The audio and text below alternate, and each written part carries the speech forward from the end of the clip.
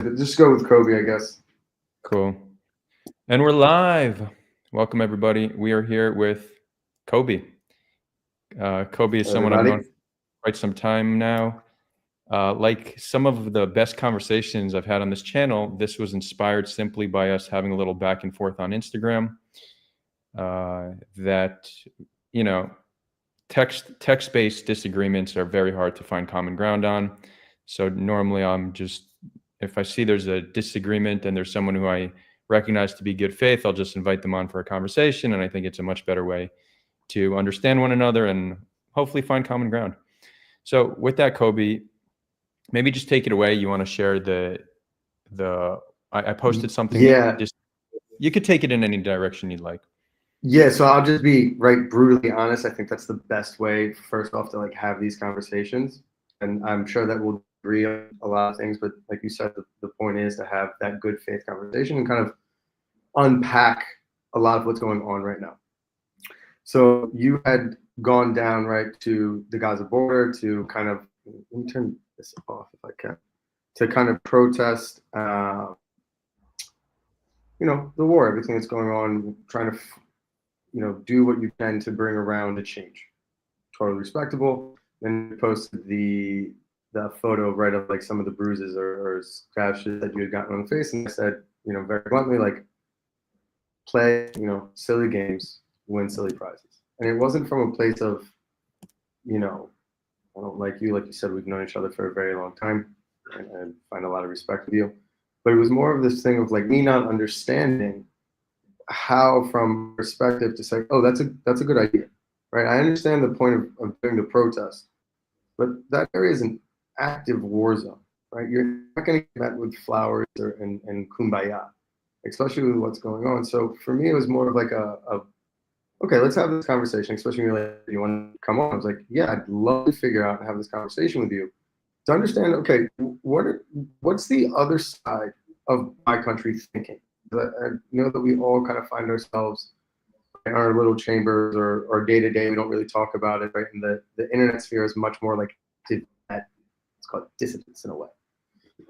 So that's how we got here, just so we're all right on the same page and we're very transparent with that. So, with that, I'd love to understand, Adar, from your side, how'd you see it? What was the whole, reason going down the border, and kind of maybe understand a little bit more from your side? Sure. Yeah. Happy to get into it. And in the meantime, I would say, wait, hold on. I do see that this didn't work on, Discord for some, the stream dropped, Llama. Did you notice that? Do you guys notice that? Okay, whatever. We're just going to simplify this. I'm just going to, Llama, I don't know what happened, but the stream's not here. Okay, you want me to do again, or yeah, try it. But do you know what happened that it dropped? No idea. Okay, whatever. We're just gonna do it this way. Cool. It's not optimal, but that's fine. Okay. So, anyways, just to fill you all in, Kobi said he wanted to understand for me what my intention going to the Gaza border and just what the thought process behind that is. So, I think that there's many forms of activism, and I think that it's good to explore all the different means of potentially effective activism that are nonviolent, right? Sure, maybe there's occasionally a time and a place for violence, and we will get into this as we get in this conversation. I think violence should always be the absolute last resort, whether as a means of resistance, protest, and dealing with our enemies. Violence should always be a last resort. So I don't endorse that form of protest, but all other forms of protest, whether it's marching on the highway in Tel Aviv, or doing commentary here on YouTube or on Twitter, or even marching towards the Gaza border, I view that as effective ways to create waves and create awareness and increase the cost of Israel's actions, right?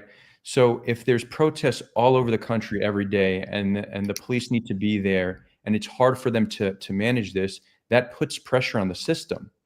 It puts pressure on the system and hopefully creates a situation where it's not sustainable to continue doing this. So when we're marching towards Gaza, we're not marching towards Gaza in order to enter Gaza. We know that's not possible, nor is it safe. Although we technically could, if they let us enter, we could enter because the whole border is IDF zone. So that area actually is not like Hamas control. But we didn't walk there thinking that we're going to enter Gaza. We walked there as an act of call it a peaceful act of resistance against what the state's doing. We knew that the cops would stop us, and we knew that that would create more awareness around our mission. Yeah, but it's a setup. At the end of the day, that's a setup, right? Like, and I understand what you're saying. You're saying, okay, well, let's. And I think like, I'm just going to punch right like to the question here. I understand the idea, right? I understand that you're trying to put pressure on a system that you deem is not worthy. Awesome. Okay. War ends tomorrow. The whole thing stops. Is that like, what do you think that deal looks like? And maybe even before like that happens, right? I don't see it as a benefit to the state right now in any way, shape, or form to put pressure on something that doesn't have a peace partner on the other side. If there was a peace partner on the other side, right? And there was actually someone that wasn't making insane requests, I'd say, okay, great, let's go. Let's take that out of the activism chart. And I agree with you 100%, right? When the whole like reform thing was happening with the government, out in the streets, protesting, like everyone else, right? So like, I don't see how these particular types of movements, allow us in any way, shape, or form to have any leverage with Hamas. Because if I'm Hamas, I look at it from the side and I go, they're doing my work for me. I don't need to do anything. If I can wait this out, their own citizens will stop the war for me. And I don't even have to give back the hostages. I'm not even at the table. I'm not even in conversation right now. People are fun. They're all about me. Because they're so focused on Israel, BB, war crimes. And half the things that we're seeing, I'm not saying that there's not starvation. I'm not saying that there's not famine. That there's war, destruction. The shit is horrendous. But do you not feel that in some way you're giving it on a silver platter and you're saying, here, you know what? Don't even worry about it. We'll take care of this for you. Because like that's how I see it. I think that's how a lot of people that are on my side, or maybe even just looking on the outside in, that's how they feel. And at some point, I don't understand how that, right, putting pressure on the government that doesn't have a peace partner on the other side, that doesn't have a rational actor on the other side, that doesn't have a good faith actor, says this is the best way to bring around change. That I have a really hard time with and understanding, right? So I think that's kind of where my miss circuit is. Right. So yeah. So happy to provide clarity there. So I don't think that there's any reason to believe that just because we're protesting, that would mean Israel would end what they're doing without actually negotiating a ceasefire and getting the hostages back. This is in addition to the negotiating process. So it's not even relevant to look at it that way, that we're handing them. I wouldn't say that, because if I'm at the negotiation table, right, and I see this, the other side doesn't have anything to negotiate with. No, well, I don't need to concede anything. But there's out. That's all I have to do. Hamas has wanted a ceasefire for the longest time. And what have they wanted? Like, let's say, they wanted a ceasefire. What do they want? I'll tell you what they want. They want to remain in power. Not even in political power. They're willing to give up their governance of Gaza. They want to maintain military power. I understand why we Israelis don't want that, but I don't see. I have to stop you for 1 second. You just said something that contradicts itself. They're willing to give up political power, not military power, right? That means that they own the monopoly on violence in the country. And that is supposed to be the army's job. So by effectively leaving Hamas in power, right, that's not something you'd ever agree to. And that's an insane position to even start from. That's my point. If we're starting from A, right, hey, you need to disarm, you need to get out, can no longer be military equipped. And then next thing you know, Pitom, you see inside the streets of Tel Aviv, Israelis, you should stop the war. So now if I'm Hamas, I'm like, you know what? Here's what I'm gonna do. I want this, this, and this. And we've seen them change the game multiple times. So No, again, wait. like So we're mixing up a few different things here. okay, let's clarify. Yeah, no. So one is about, does our protests make them change their demands in any meaningful way? I don't think so. The reason why all the negotiations failed is a very simple point. All the small details of how many prisoners, all that's been agreed upon. The one area that has not been agreed upon, and it's the reason why Israel broke the ceasefire back in March, and the reason why we haven't had a new one since, is because Israel is not agreeing to any ceasefire that will keep Hamas in power, and Hamas is not agreeing to any ceasefire that removes them So from then power. we don't have a starting point to begin with, and that's the entire point. Wait, hold on. That's Get on position one. Wait, That's on Kobe, position one. We'll get into that, right? I just want to first make Yeah. it clear that's why the negotiations fail. Us protesting, it's negligible in terms of them changing their demands. That's not why the protests are failing. It's because they want to remain in power, and Israel doesn't want them to remain in power. Now, point two is them. You say that it's not a starting point. I understand that position very well. The optimal situation for the people of Gaza, the people of Israel, and even the West Bank would be for Hamas to no longer be in power. But just because we could recognize that to be an optimal outcome doesn't mean it's feasible, and doesn't mean the cost that we would need to pay to potentially maybe achieve that is one worth paying. So I was saying already on October 10th that our chance of defeating them is going to be very low, and the cost we will need to enact on them and on ourselves in turn is going to be tremendously high. So the way I look at it is, if your chance of defeating an enemy militarily is very low and the cost in attempting is extremely high, then you don't even attempt in that way. It just doesn't make any sense to do so.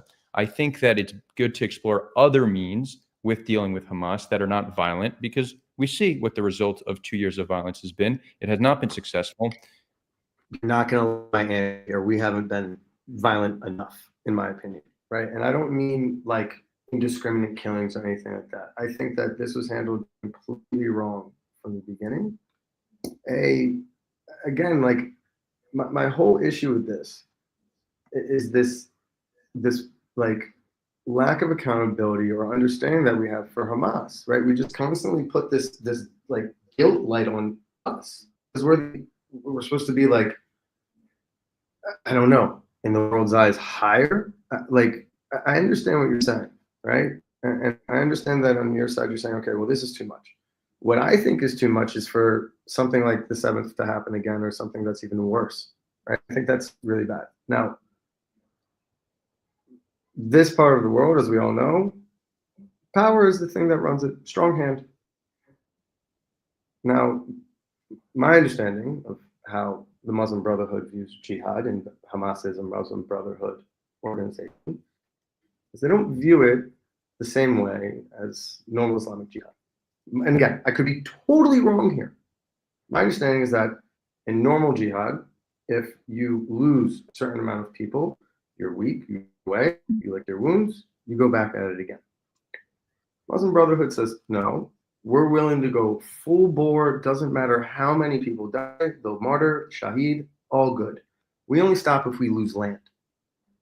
So if that's the premise in which our enemy fights from the beginning, I think that's from the beginning of the war, we should have started taking 10 kilometers of strip every single day, but not on the first day. We should have waited about 3 weeks to a month. We shouldn't have done anything. We should have told them, if you don't do this by this date, this is what's going to happen.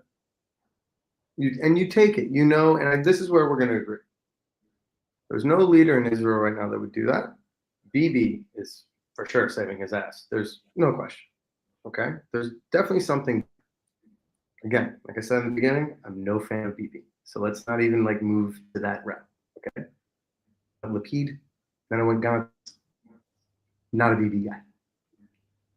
Again, my bigger point here is that if you want to negotiate like a Western country with a with a literal Islamic jihadist organization and think that they're going to respect any of your agreements or any doctrine, I think is naive. I think is fooling yourself. And I think if you actually ask them, they probably agree. Like, yeah, we know. I mean, let's not forget, like, they go on Arabic TV and they say these things. They say it openly. But yet we find ourselves here somehow trying to deny it. And that to me it's wild. I can't comprehend that. If someone is telling you that this is what they plan to do to you, and they'll do it again and again and again and then until you're gone, at what point do you say, you know what? Even if it takes a magnitude of violence that would dwarf anything we've ever seen. Isn't that the whole purpose of war? The purpose of war is not meant to be long. It's meant to be fast and literally as strong as humanly possible in the effect to end it as fast as possible. Again, I could be wrong. But I don't see how this helps. And again, I don't think the government's done a good job. They've definitely dropped the ball. But I don't think it's fair to put it all on them that the ceasefires are breaking because of this. It just doesn't make sense to me. And again, I don't think this thing makes sense to anyone.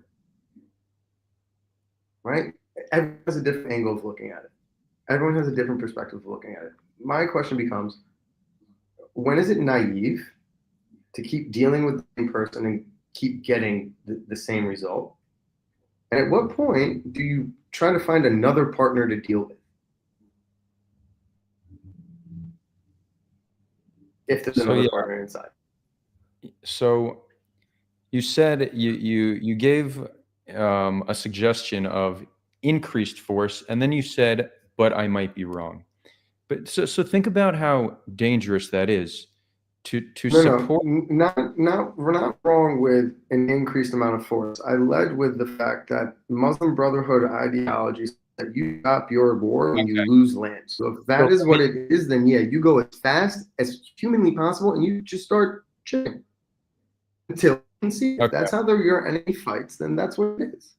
So, and I said I might be wrong with the ideology that they hold. So I don't think that there's an issue with that. There's two separate. Why are those balloons? Happy birthday!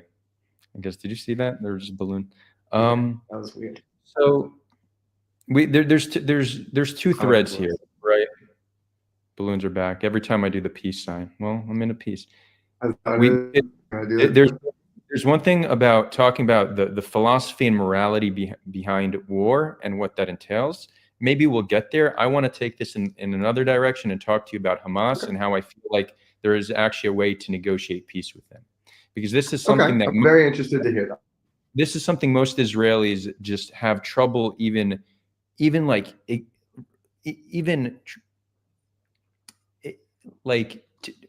putting any amount of reflection or thought to. It's just it's considered crazy to even suggest. This is the majority of specifically Hamas. Like we're not talking about someone else. We're talking not Palestinian Islamic Jihad, not Mujahideen of Palestine, Hamas. Yeah, well, they could be involved, but I see a way to negotiate peace with all of them. And I'll tell you what gives me optimism here. It's simply just looking at the history of other violent resistant groups and seeing what happened with them. And we have many, many historical examples of violent resistance groups who initially had maximalist demands, very similar to Hamas, and then through negotiation, moderated and became legitimate governments. Just to name a few. One is the IRA. Example. Yeah, the IRA. IRA is a terrible example. Hold on, I'll keep going through them.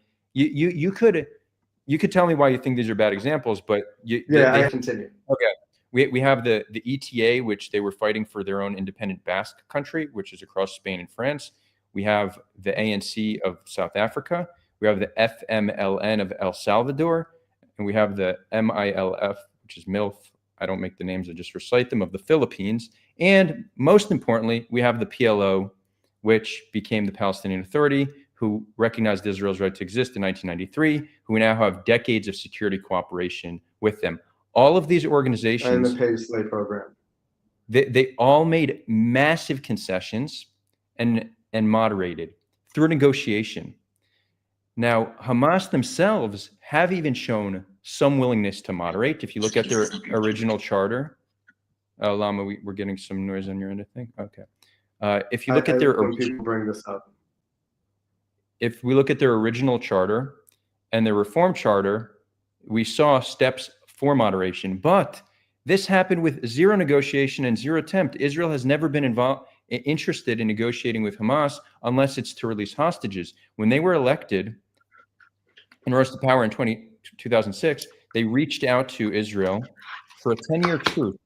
Some of their leaders said we could expand this to a 20, 40, and even 100-year truce. That was the talk. Instead of Israel sitting at the negotiating table and beginning a process and trying to get a 10-year truce, which could then be expanded to a 20-year truce.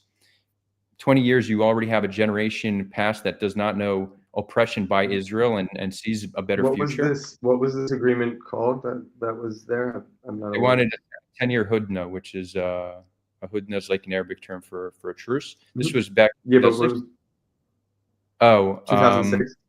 Yeah. You could type in Hamas truce when they got elected, and you'll find some stuff on it. Yeah. And this wasn't the only time they've reached out to us with this truce.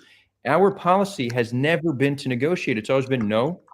We put you under a brutal siege, not just a siege that stops weapons imports, a brutal siege. Hold on. We gotta like. I'll finish, and then I'll give you as much time as you need.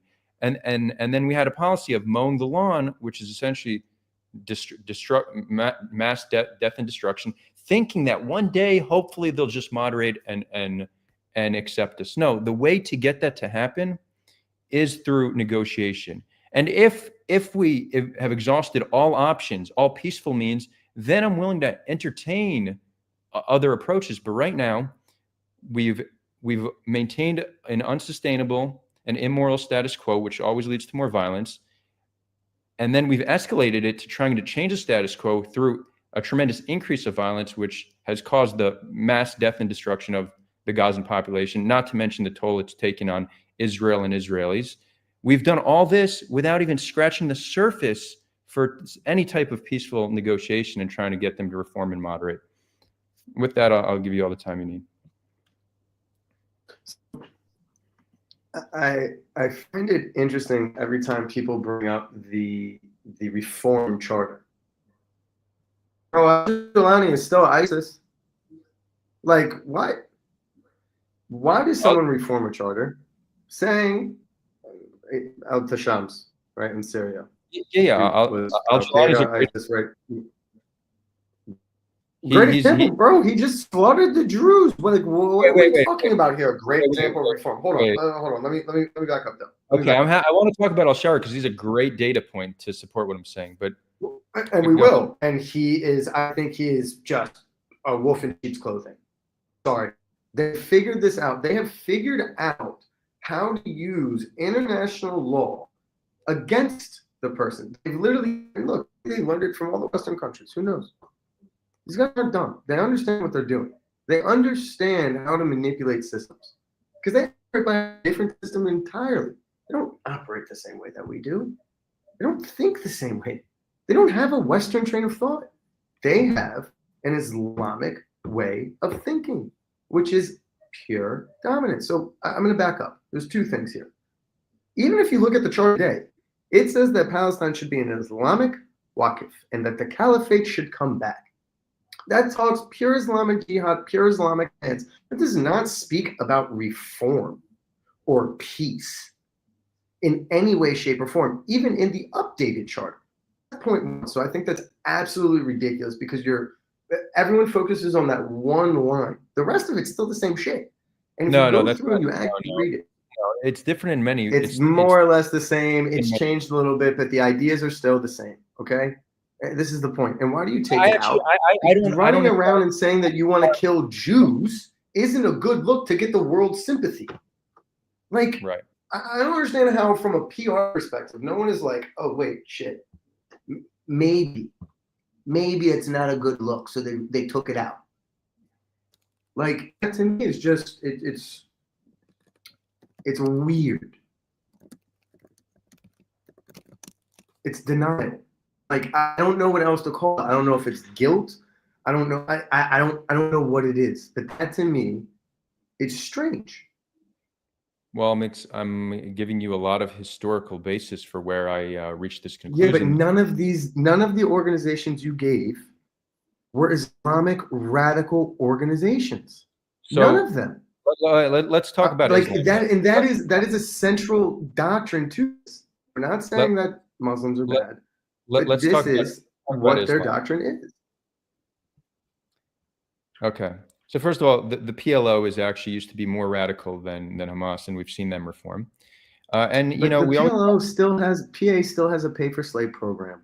Their textbooks are still inciting violence. Wait. Do you know what the pay for slave program is? And I'm not saying it's a good program, but do you know what that actually is? It's essentially I would love for you to tell everyone.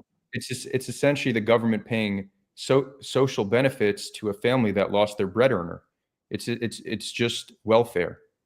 It's welfare for families. That's exactly what it is. And what did those families do specifically to get that welfare? They committed a violent act. They wound up in jail, and the more violent the act, the more money you get paid. Like, don't try to white. No. Wait. If we want to hold both sides accountable, let's hold both sides accountable. First of all, I'm not sure that the more violent it is, the more you get paid. But it's the same. For example, from what I've seen is that they broke down the report. They showed how much you get per stipend per one. Like, there drew some posts. We could fact check this, but even if you're a Palestinian and if you go to a peaceful protest and you're killed, you also get those benefits, right? It's not just for terrorists; it's for people who are killed by Israel. Now, I'm not. Wait. Hold on. I understand how it's framed. It's framed very nicely. It's a great frame. It's a perfect frame. It's not. It's if not just anything happens. It makes sense to pay. They get paid. It makes time to pay social benefits to families that don't have money. Now, I don't even think I understand that this. But that's not why they're getting paid. You just said that they're getting paid if they lost someone because Israel killed them, right? And how that sounds and how it's framed makes it seem like willy-nilly, right? They need that type of benefit because they're getting killed that often. But the flip side of that is now I'm incentivized in some weird way. Wait. So let me ask you a question: If there's a Palestinian family that loses the father, the bread earner, what should the PA do? Should they just let their family go homeless, or should they try to support them somehow? But how did he die? What was he doing beforehand? I'm not just starting because he died. Like, what did he do before? No. Give me the rest of the scenario.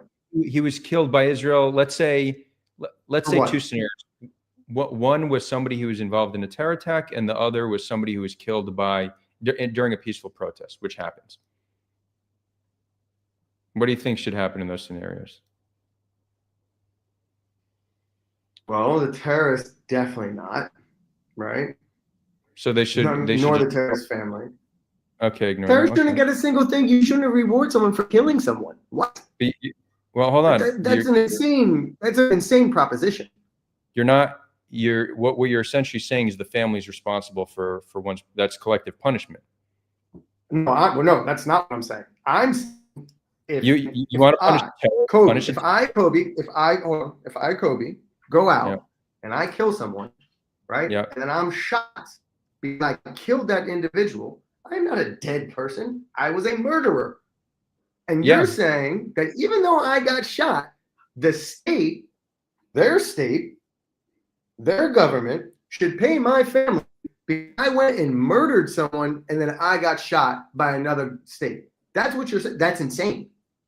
That is an insane proposition. That's essentially paying. It's essentially welfare for a family that doesn't have bread earner. I I know there's a challenge with the incentives that it might create, but that's essentially what it is. That's not what you're. No, that's not what this is. And to frame it as such is so disingenuous. Why? If we wanted to say this, if we want to say to the other example. Wait, no. Hold on. I want to stick on this example. Okay. A terrorist. You Wait, want a to stay on terrorist. this one? Okay. He's killed. Okay, he's Terrorist dead. kills someone. From what I understand from your position right now. Or he's in jail. Killed her in jail. Jail for life. Okay. The family now. Okay. 4 kids, a wife. What do you Or think? there's no such thing as consequences or accountability. How is that A, our problem, and B, why are you paying someone who murdered someone? Why are you paying for the family? Well, how is this welfare mindset that says, wait, guys, and I understand that maybe the family doesn't work. Okay, so maybe she goes and gets a job. The sons go and they start working, especially if they have 4 kids, right? These are large families. These aren't small little American families. What's the average size? How big are clans? Hundreds of people. So don't tell me, okay, that it's 4 people, it's 5 people, and that they can't figure it out. No government in the world is going to pay a terrorist's family and then say, oh, the family can't work because he's in jail for killing someone. So let's give them money. Dude, what? Yeah, I mean, Israel pays soldier families as well, even if they engage in war crimes. But this is the other side. This is number 2. This is number 2. If he's out and we did do something, right? Mm-hmm. Totally unevoked, and we killed him, the same thing happened in the States, right? If you kill someone and you are not supposed to kill that person, you can sue them, you can get money from them. So they're okay, fine. Sue us, take money from us, give it to the family. Don't pay a stipend to the family. There should be some form of accountability and not charity. That's my point. And if that's like a crazy concept, then I don't know what to tell you. Would you agree? Veteran services and don't even try to link the same thing with the IDF, because there's a veteran service, right? The same way that there is in the States, and is no way, shape the same thing at all. Most veterans have disabilities, they've lost limbs, hearing, whatever it is. Okay? They're not getting paid because they murdered someone. They're not getting paid for enacting violence. Their family isn't collecting a check, right? Because they went out and deliberately killed someone. So I think that entire argument is really just not. No, it's not sound. You don't need to like the PA's policy in this regard, but framing it, you could say, yeah, you know what? I don't think they should give any incentive whatsoever. And I would go on to say, if we want the PA to remove that incentive, Israel shouldn't destroy the homes of these families, because then you create more incentive to need to compensate them monetarily because they just lost their home. That's something that could be negotiated. I agree with that, right? We can agree there that I think that taking down homes from one terrorist, like, it's a little okay. So there are ways to negotiate that, but that's just not the same as saying for that reason the PA is not a partner for peace. The PA is corrupt. There's many problems with them, but one of the reasons we haven't had a third intifada is because of very close security cooperations between Israel and the PA. The PA actually arrests. The only reason we haven't had a third intifada is because Abbas hasn't held elections in like 20 years, because he knows that if he does, Hamas would take over. Hold on. You talk about this. Do you not think that the reason we haven't had a third intifada is because the PA actually helps Israel arrest potential terrorists? Do you know they do that? Yeah, that's definitely a thing, and the security cooperation that we have is for sure. So, but my point is that if someone that isn't a boss, and sorry, go ahead. I just want to finish this point about Islamism and jihad. So the PLO, who used to be more extreme than Hamas, they recognize the right to exist in '93, and we now have decades of security cooperation. There's still plenty of legit critique, but it's important for me to demonstrate how much we've seen them reform. Now, if we look at the rest of the Muslims, they didn't start as an Islamic organization. They started as a national movement. It was a massive difference with deep Islamist roots. Massive difference. With deep Islamist roots. But it's different in the ideology, and that's the point. Kobi, that is the entire point I brought with all of the things that you had before. Let me give you. let me just give a little rundown of our alliances in the Muslim world, because we always talk about Islam this, Islam that, and the way I see it, I think it's more than UAE, anything. Saudi Arabia, Oman, or Bahrain. I'm aware of this. Bahrain, I mean, Jordan, Egypt, Turkey. Yeah, but in all of those places, what is the organization that's illegal? The Muslim Brotherhood. The UAE has worked so hard to clean their radicals out. They understood that this is a problem. They don't even deal with them. But yet we're over here being like, we should negotiate. Let me finish. Let me just finish this point. Yeah, okay? sorry. But yeah, you listed all these countries, Turkey being our 5th largest trade partner up until a year ago. I think Al-Shara actually is a good example, because he was from Al-Nusra, which was an offshoot of Al-Qaeda, the same way Hamas. Hamas is not Muslim Brotherhood. It's an offshoot of Muslim Brotherhood. It's inspired by some of the same doctrine, you could say. But Al-Shara, we still don't know him well and what his intentions are. But I don't think there's reason to believe that he's commanding to do these horrific massacres we're seeing. That's him not having full control of his army, and it's an army filled with jihadis. So yeah, he doesn't have a stable governance. He doesn't have a military that fully listens to him. So you're seeing horrific sectarian violence that he ultimately is responsible for. But he's another example of Al-Qaeda, who had reformed, became a statesman, and is now looking to normalize ties with the West. That's just another example in a long example of terrorist turned statesman. So we could try to, we have so many historical data points of terrorists turned statesmen and terror organizations moderating and becoming legitimate governments.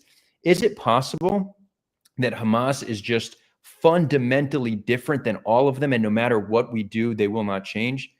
Sure, that's within the realm of possible. But to just accept that by default without attempting a different path that is not maintaining a brutal status quo and does not involve massive death and destruction. No, again, is criminal. It's criminal to engage in violence. It's not. Hold on. Let's back up. Let's back up, right? I agree with you. I agree with you in the fact that if that was the case, it would be criminal. Okay? Like, and I'm going to go back and look at the truce in the 2006 thing, but let's focus on Al-Shara real quick, right? Guy goes from Al-Qaeda to ISIS, commands an entire battalion in ISIS. Al-Nusra, but no, not ISIS. Oh, ISIS in Iraq. ISIS, right. Daesh, Kafara, yeah. Daesh. He went from Al-Qaeda to ISIS, commanded a battalion in ISIS, literally slaughtered people. And you're over here like, oh yeah, somehow he reformed. He's a great example. Yo, the man just went through and slaughtered not only the Al-Wadis, and if you think that he had no hand in that, that's insane. Why? If you command a division of ISIS fighters, the most brutal human being we know in the past 20th century to walk this planet. And we've already established that force and violence, right, scares people, makes people, okay? Mm-hmm. You want me to believe that after helping literally take over all of Syria, that he can't control his people? Convenient. But he could do all that. He could command all those forces to do that. But now he can't control people.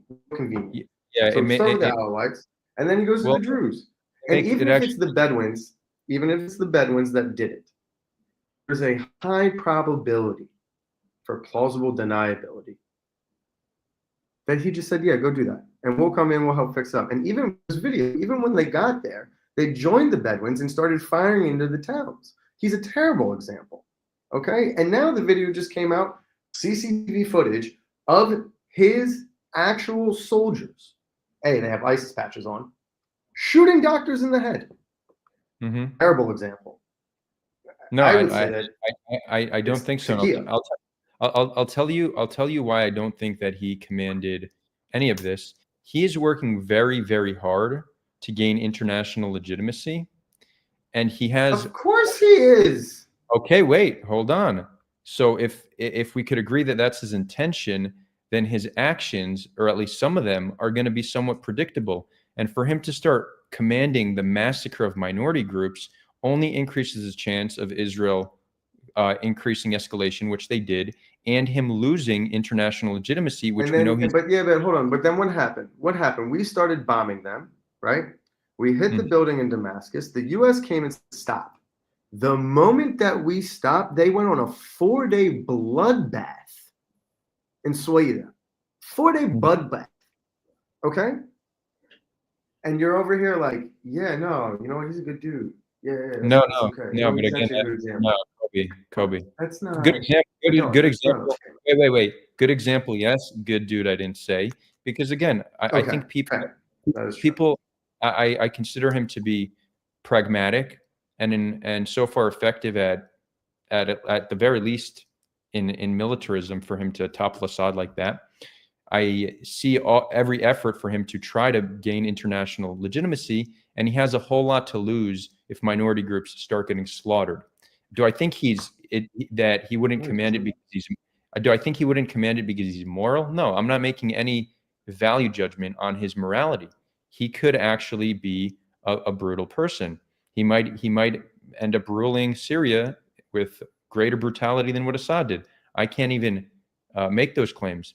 But people, even bad people, fact that you're not even willing to entertain as his baseline, given his background, I think is problematic. Because he hasn't done anything to prove that he's not. Wait, but I am entertaining this. I'm saying I could see that as possible, but I also understand that people reform and make concessions in order to maintain power, in order to gain recognition, in order to gain legitimacy. If we're in a situation where al-Shara stabilizes Syria, gains international legitimacy, and then he decides to wage war on Israel, that's the end. Then he lost. He'll get destroyed. So if his incentive is to be a successful state... Not if he believes that he'll win. Not if he believes that he wins. Let's say that his 10-year or 20-year plan is exactly that. And he thinks that he'll win. Most of our neighbors at this point have understood that it's better to normalize ties with us and engage in peace with us. It's much harder. Yeah, most of our neighbors have done that. It's much harder. Our neighbor is Lebanon, Syria, Jordan, and Egypt, and Gaza and the West Bank. We have with 2 of them, and both of them are cold peace at best. Security, great. Economic, great. Government to government, awesome.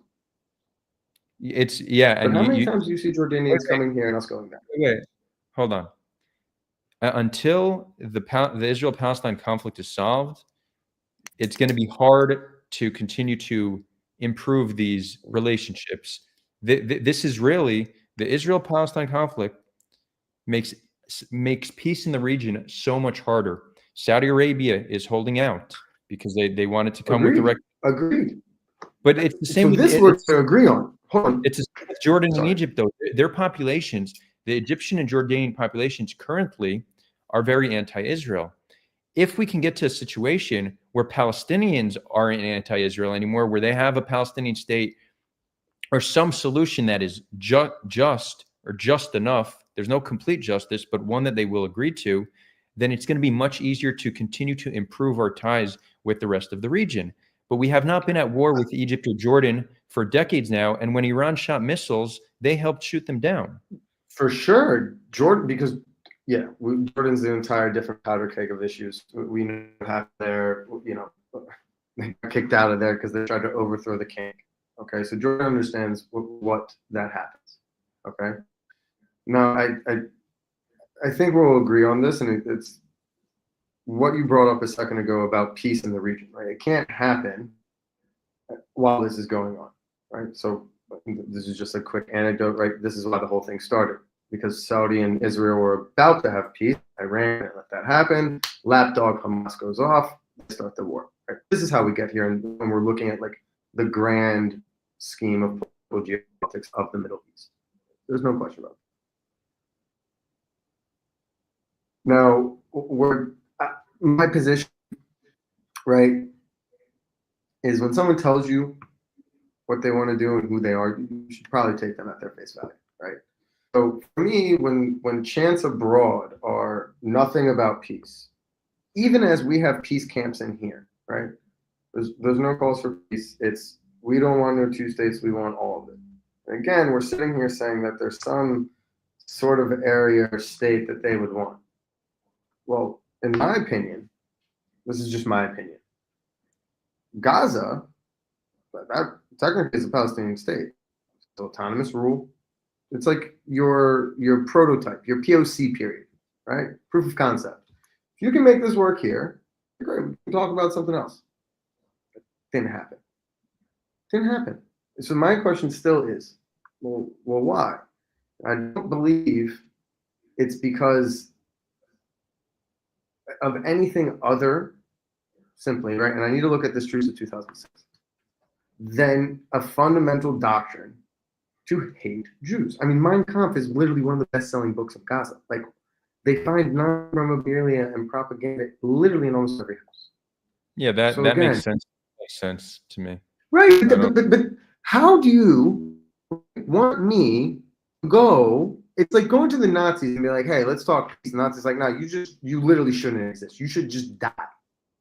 No, but really, like, let's just have a conversation. They're like, no, you don't get it. You just don't get it. You should die. We just don't like you. You got to go. And you're like, no, but let's just talk. The truth is, we could look at. Yeah. Okay. We didn't. This wasn't a proof of concept in Gaza. Okay, a proof of concept would have been. First of all, I think a unilateral withdrawal without negotiation was a mistake. I think it should have come with the peace agreement.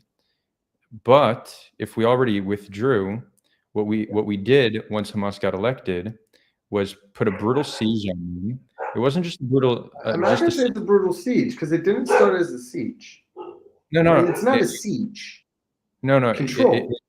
No, wait, hold on. It wasn't just stopping imports of weapons. It was stopping all sorts of imports for daily life, and it stopped for many years 100% of exports. We destroyed their economy and many local businesses that relied on exports. So yeah, this was a siege. That's an act of aggression. So they reached out. Question, real quick. Did we not have flat? What's the word I'm looking for? When you grow like greenhouses. Like flowers, like we were exporting millions of dollars worth of flowers to Europe from Gaza, is my understanding. And what I understand is that they went in and they burned it all because it was from Jews. We left them all of the infrastructure and they burned it all. They ripped it up. They started taking pipes out of the ground. So like at some point, again, when you're like, that's what you're all doing?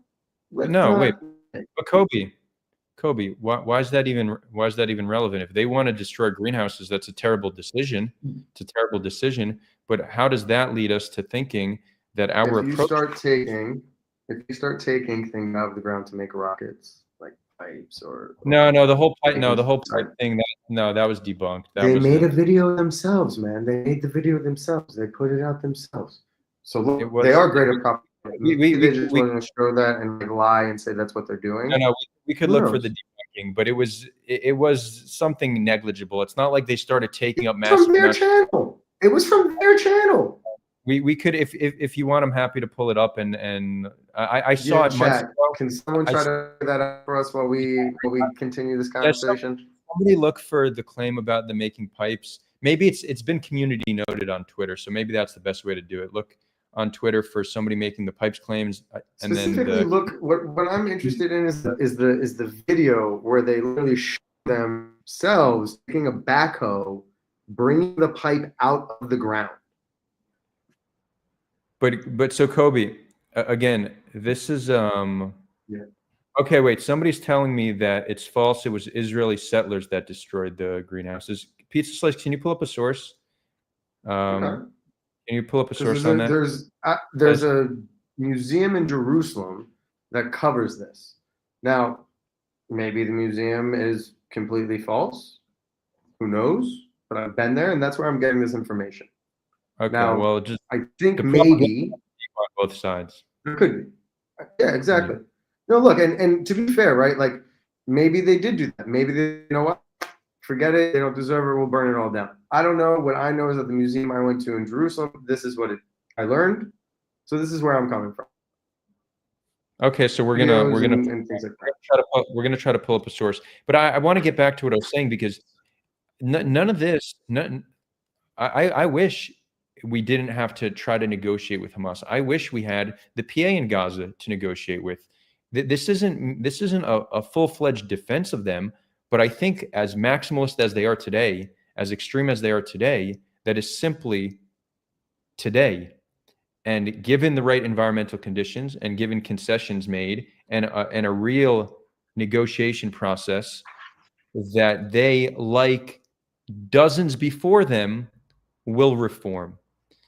So we didn't, I just want to finish the whole POC. So this wasn't a proof of concept. Here's a Palestinian state. No, it was a brutal siege.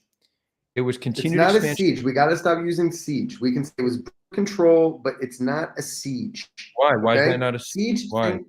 Because there's if it's a true siege, right? And you said it was for years. It's a siege.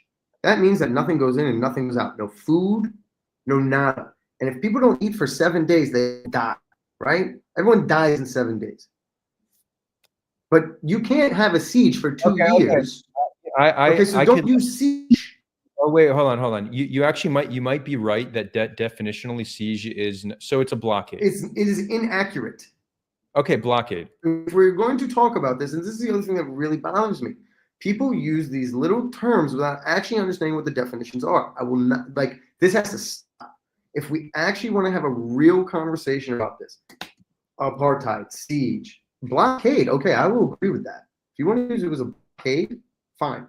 No, so I'm looking it up. So they're saying historically a siege is exactly what you said, nothing entering, but in modern context, it doesn't necessarily need to be everything. It could also just be maintaining control. So siege and blockade are used interchangeably. But here's the way I look at language.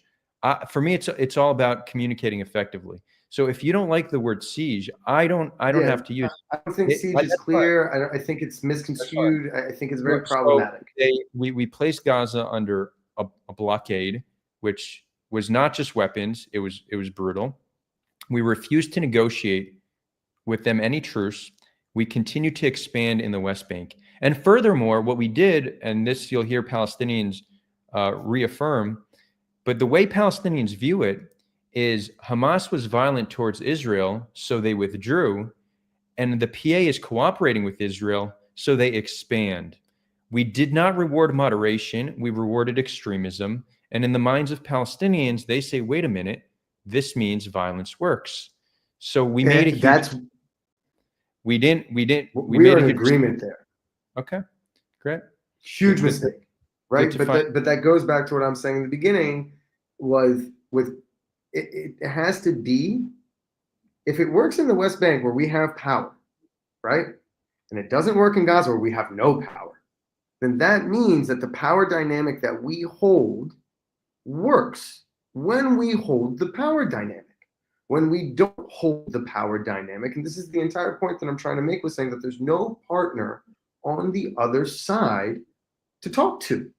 Yeah, I don't think we could say that with any degree of confidence if we haven't tried.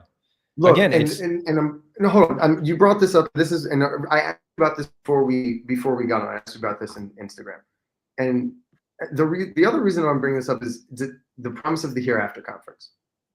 Does anyone in chat know what this is on either side? I'd be very curious what they say. What they say to what? Does anyone know what the promise of the Hereafter Conference is? Oh yeah, I remember reading it back in the day. It was it was a conference they did in 2021, sponsored by Hamas. Started in 2014. They've held it annually until 2022. Okay, so it was something like, if they conquer all of Israel, or not if, I guess they frame it as when, right? That's it was the plan. What they did, they had it drawn out. They broke down every single apartment. Who was supposed to get what family in the diaspora, what families in Gaza. How to prevent Jewish brain drain is a main topic.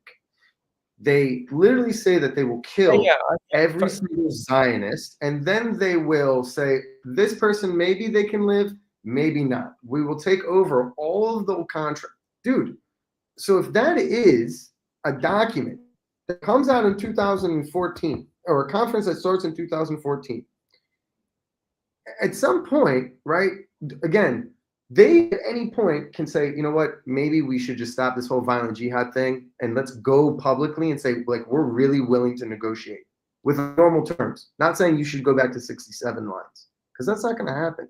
So if you already start at a non-negotiable, right, like going back to 67 lines, then you don't actually have a negotiation to begin with. But if I come out and I say, well, I agree, I want to do this, I want to do that, we've never gone into what the actual points are in those negotiations or what they agreed to. And if we go into it, no sane person, especially in Israel, is going to go, you know, it actually sounds like a really good idea. Right? That's ultimately the impasse of the issue. You give, and I understand why, but you give way too much weight to what a terror organization says when there's no active negotiations and when they don't see any feasible way to achieve their goals through peaceful means, aside from essentially just surrendering. And as much their goal is to kill Jews.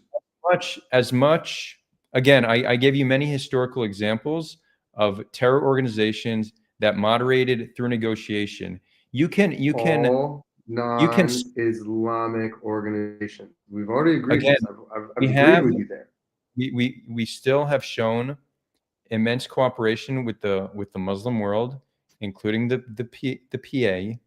So if you want to make the case that there's absolutely no way to negotiate with Hamas, and you need to understand what the cost is. To say that we cannot negotiate with them leaves us with two other options: maintaining an immoral and unsustainable status quo, or massive death and destruction. So you're by default based on an assumption of their Islamic Here's option belief. 3. Give me back the 50 people that you're holding right now, and this all stops. That's not true. It all stops. The whole What do you thing mean? stops. That's not You true. give though. me back the 50. Dude, we have to be at least realistic here. Wait, okay? that's not. But that's not. Hey, that's not. But here's the thing.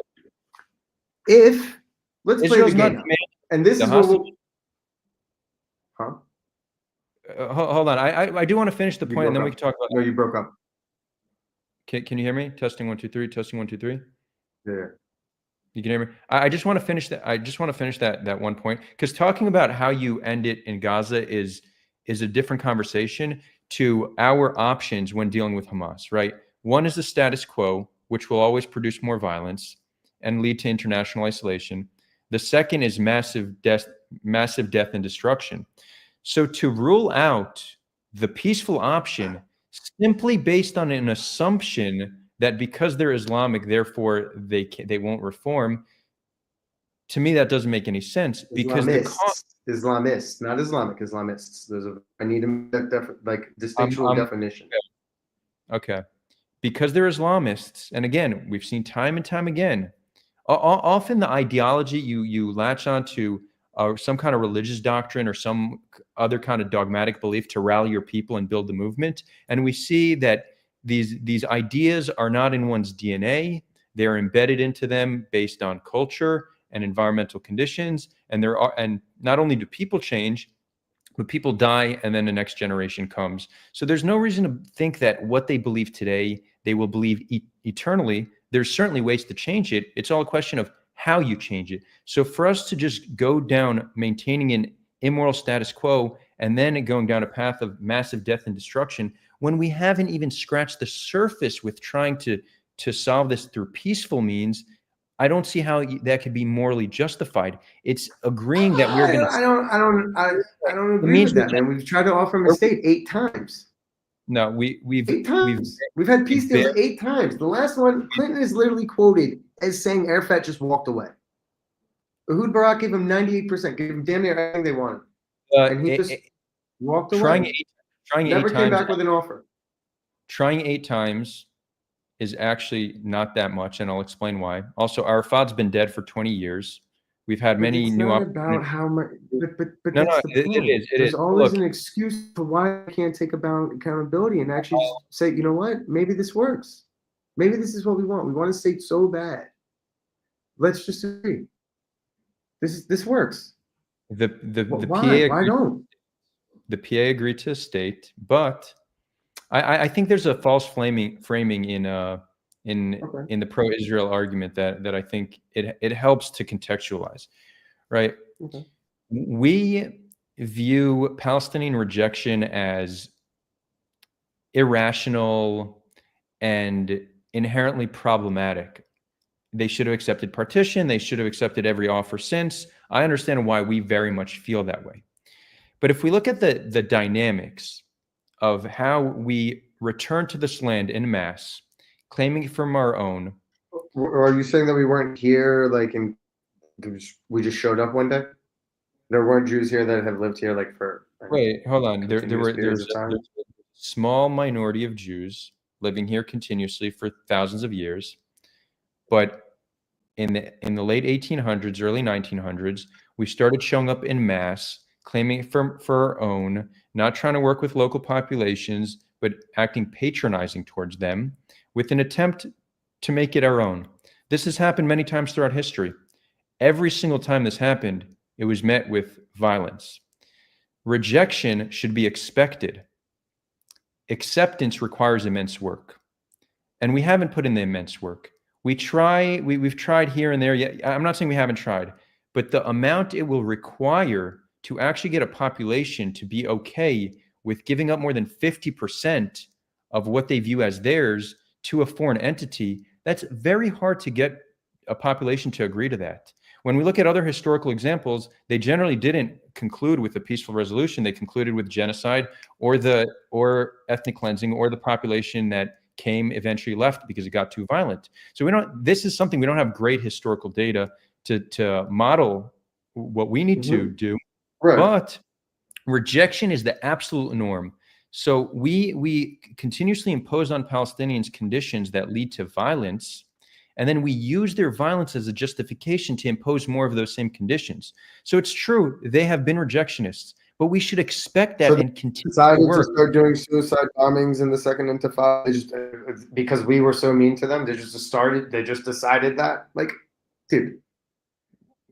No, right? I mean, the rationale is that allows me to ask that type of question. Suicide bombings was Hamas trying to derail a peace process with the PLO. And they were successful in many regards. Right. Yeah. And why did they try to derail that peace process? Why, so if we already know that Hamas tries to derail the peace process that we had with the PLO, right? Mm-hmm. Yeah. How do you think that now they're even willing to do peace? Again, we've already established that they have a conference that's designed and broken down how to take over the country once they kill everyone. And you're like, yeah, no, there's still a way that we can talk to them in peace. Yeah, I think that there's a Palestinian camp that is inside that we can talk to. Okay? I fully believe that. I don't think that everyone there is Hamas. I don't think that everyone there is terrible. I don't believe that. That can't be. Okay? Our now, I think, right? Because ultimately, look, at the end of the day, I don't want my friends going to war and dying. I don't want their mothers going to funerals. And I don't want people in Gaza that have nothing to do with shit dying because the people that they have there that are running the area are terrible humans. You just can't tell me that these people are good when they leave their people above ground to die and they have tunnels underneath. Okay, that just doesn't equate with me. That said, we have to find someone else to talk to in there. There has to be. We can't just keep going back to Hamas and being like, hey, talk to us. Let's see if it changes. Look, there's 30 other Palestinian jihadi groups inside, maybe even more at this point. There's got to be someone else. Well, currently Hamas are the ones in power, but what we could do, and I think should control the monopoly on violence. Correct. What we could do and should do is sign a permanent ceasefire. First of all, I think there could be a Hail Mary to try to get peace deal, a permanent peace deal. Fuck a ceasefire. No more ceasefires. No more ceasefires. Peace Okay, you know what? or nothing. I support this, but it would require Israel to do something that I don't think they would do. Israel should say, we are willing to do a prisoner exchange. We are willing to even keep Hamas in power. We will recognize a Palestinian state, but Hamas will need to recognize a Jewish state and commit that there's no violence and there will be international agreements, and the Arab League will help ensure it. Right? There's a way to do that, but that will require For sure. our leadership to actually recognize a Palestinian state. What we're asking them now is step down. We're not gonna agree to actually change the status quo. Step down, and then maybe in the future something good might come of it. It's not a good enough deal for them. So I think what we should work with. It's a good enough deal for us either. Yeah. As people. So here's what I here's what I think we should do. We should work with what we have. Hamas is willing to move to being just military and not governance, and that the PA can be governance. I would be more okay with them being governance than military. Military is what I have a problem with, and I think but again, we've been trying this for years, and we're not really close to defeating them militarily. It's just the story we just keep saying, and this was predictable at the very beginning. So I'm really trying to be pragmatic and move forward with what I think is actually feasible. We could have them move to military. We could put the PA in power. Hopefully, this creates a unification between a more moderate Palestinian faction and a more militant one. And we work to get this 10-year truce, if not an actual peace agreement. The idea that Palestinians, even Hamas in Gaza, are going to be so quick to want to do this to their population again, it's not likely. Will they want to in a decade or in half a decade? It's possible, but that's the work we need to put in now to give them massive incentive to not do this. But what we were doing was maintaining a status quo, not giving them any path to, not giving them any peaceful path to achieve their goals.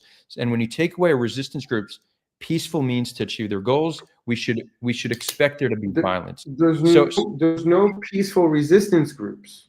That's why, and also this whole thing of using resistance, we always forget the first part of this resistance. It's the Islamic resistance. It's not just resistance. Again, even in their name, it is the Islamic resistance.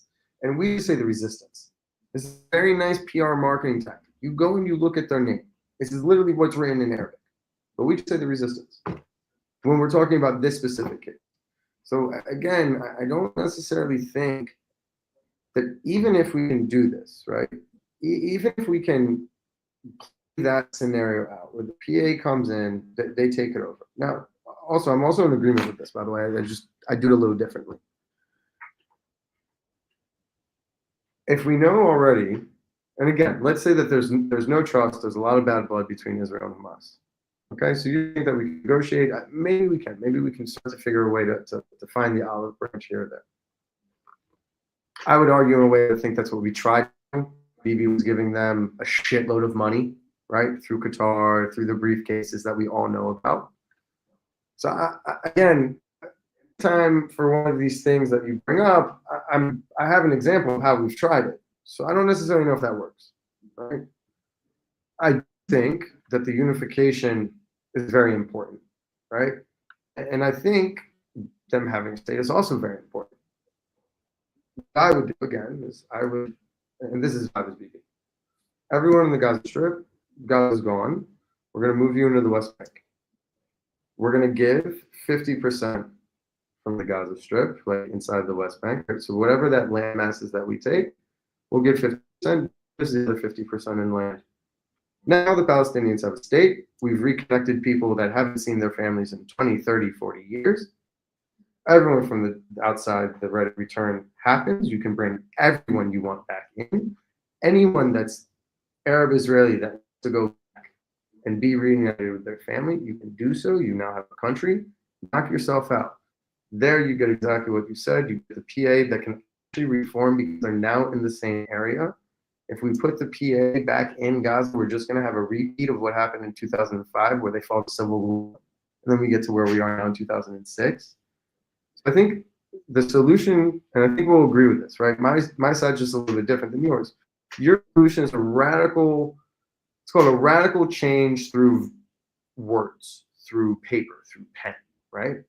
Mine's the same thing, just in a very different way. I'm saying, look, let's partition this. This isn't going to work if we actually care about the Palestinians and we really want them to be a nation and a people.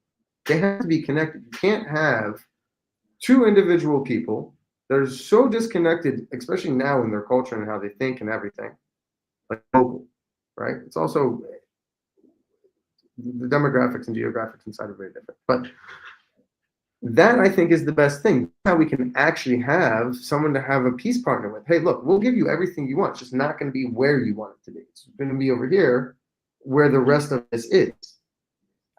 I don't think that that's a terrible idea.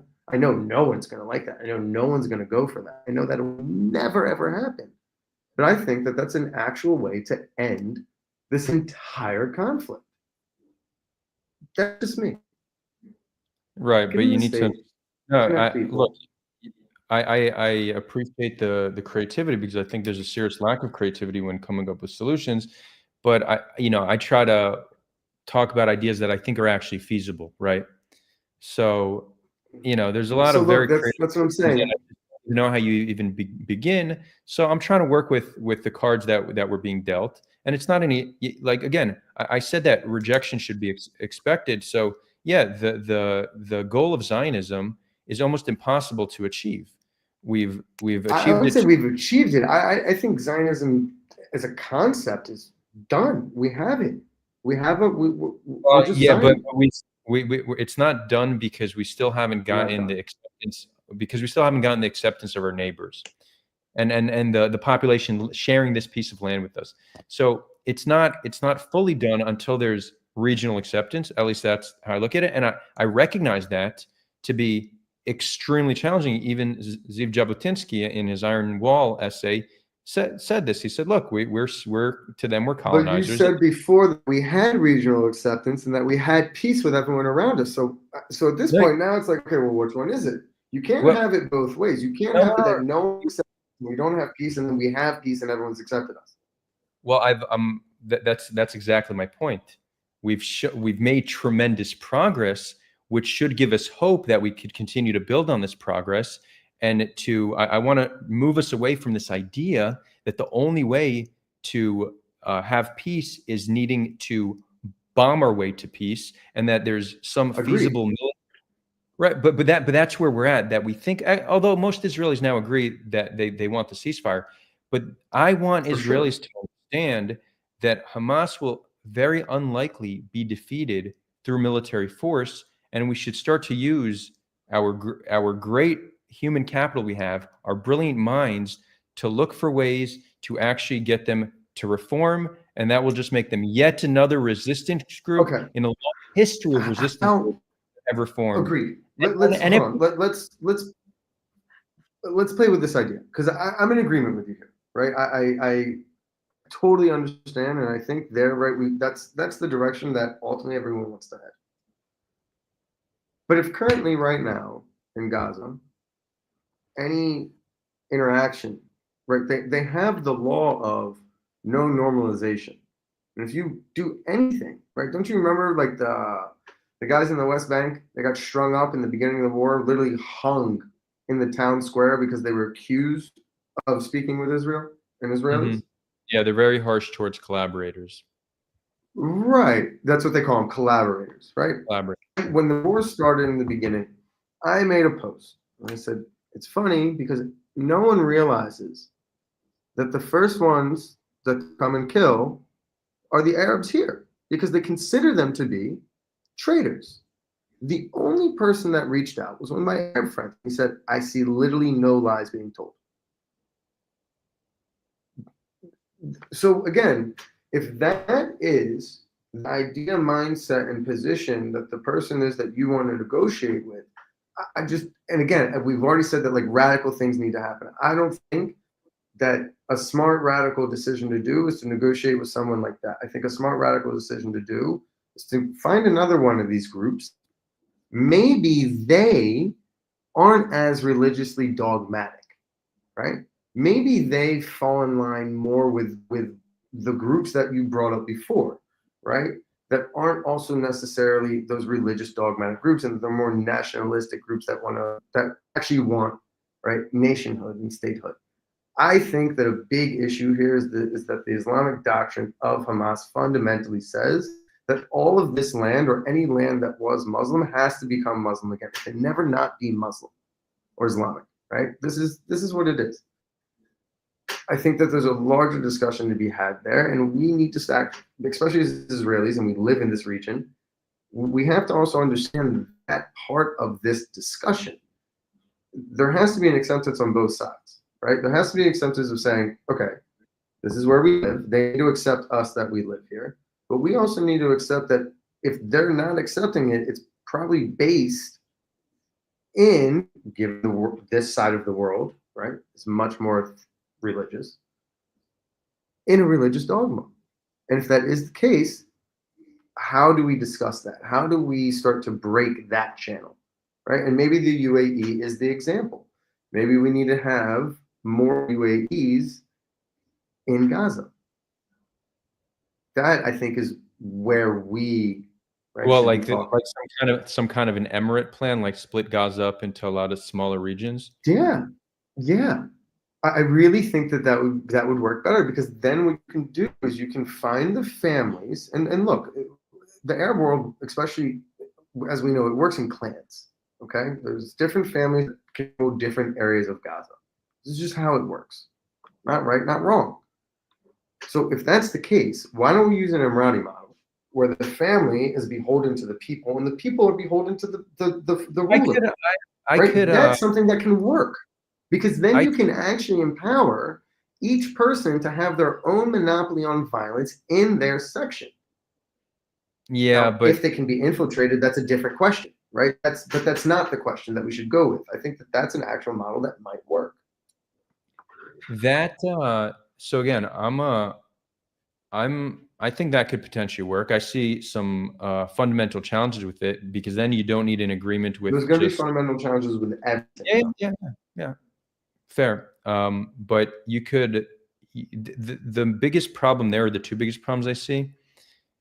And I'm not saying for this reason I outright reject it. Any approach that doesn't require either maintaining the status quo as it is or massive death and destruction is one that I'm willing to entertain. This is exactly why I'm protesting what Israel is doing. We're taking the path of death and destruction. So I would want you to find me. I'm happy to entertain this. I want you to. I have a very serious question. And this isn't even like related to the war in Gaza specifically. This is related to an idea, and this could actually be used for either side, right? I think it's just more of like the overall understanding of it.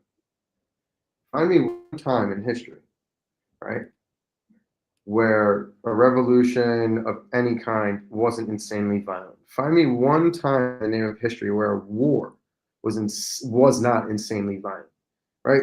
Like they don't exist because they're not real. They're not based in reality, because war is shit, revolutions are bloody and violent, and we romanticize them. So if I'm arguing on my side, well, that's my revolution, and I see it as romantic, and the 7th was great, and right, for them it's their French Revolution, and because we're on the other side of it, we're like, what the hell, right? But also from our side, right, 48 is our revolution of like, hey, we're standing up to the British, this is what we're doing, this is how it's happening, and they see us their Nakba. So there's the reason why I'm bringing this up is because I don't think there's a way that any resolution comes without that violence, sadly. I don't have an example in history that I know of that it doesn't. Like every single person you brought up, right? All these groups, they all use violence to get where they want it.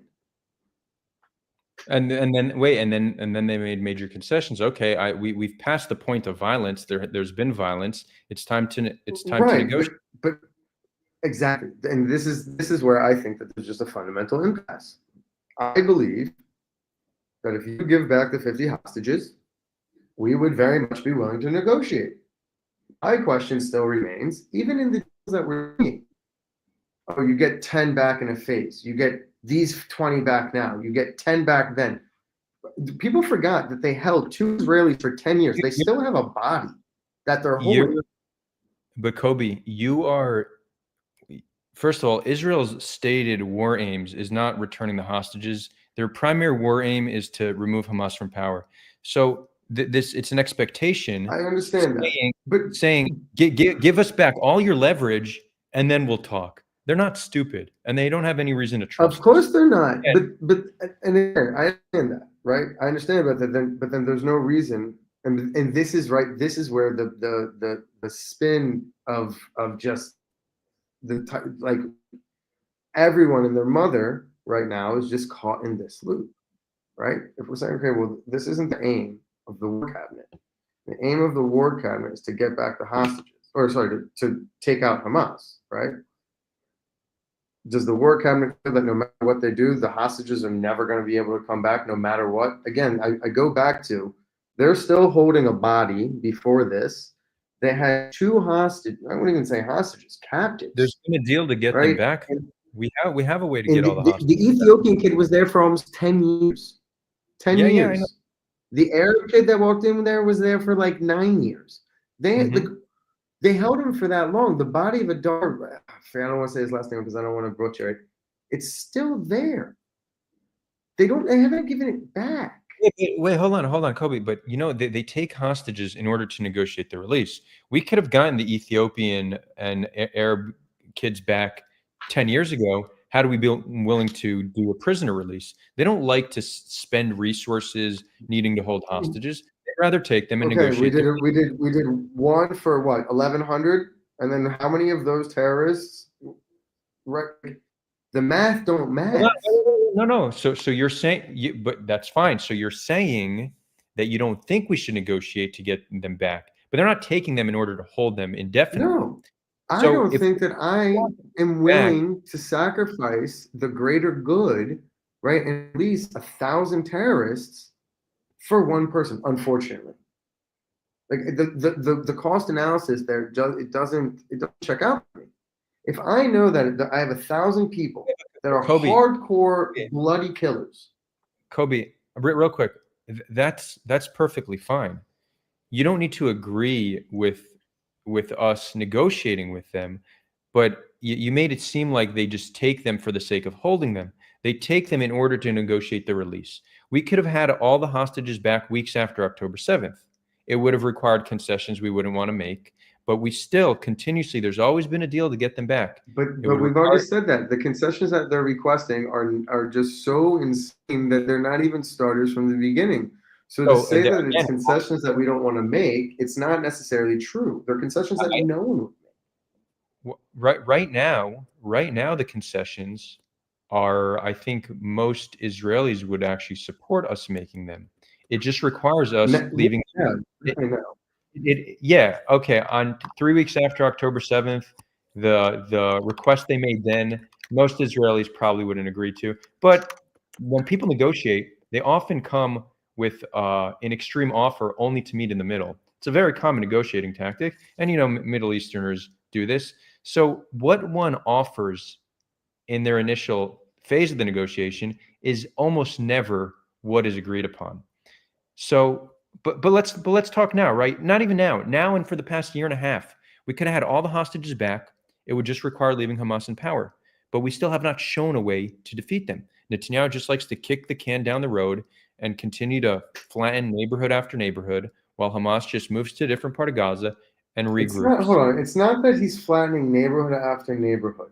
Okay? If you have an enemy that booby traps every single house, I'm not going in. They don't booby trap the house. They don't. You can go and listen to the podcast.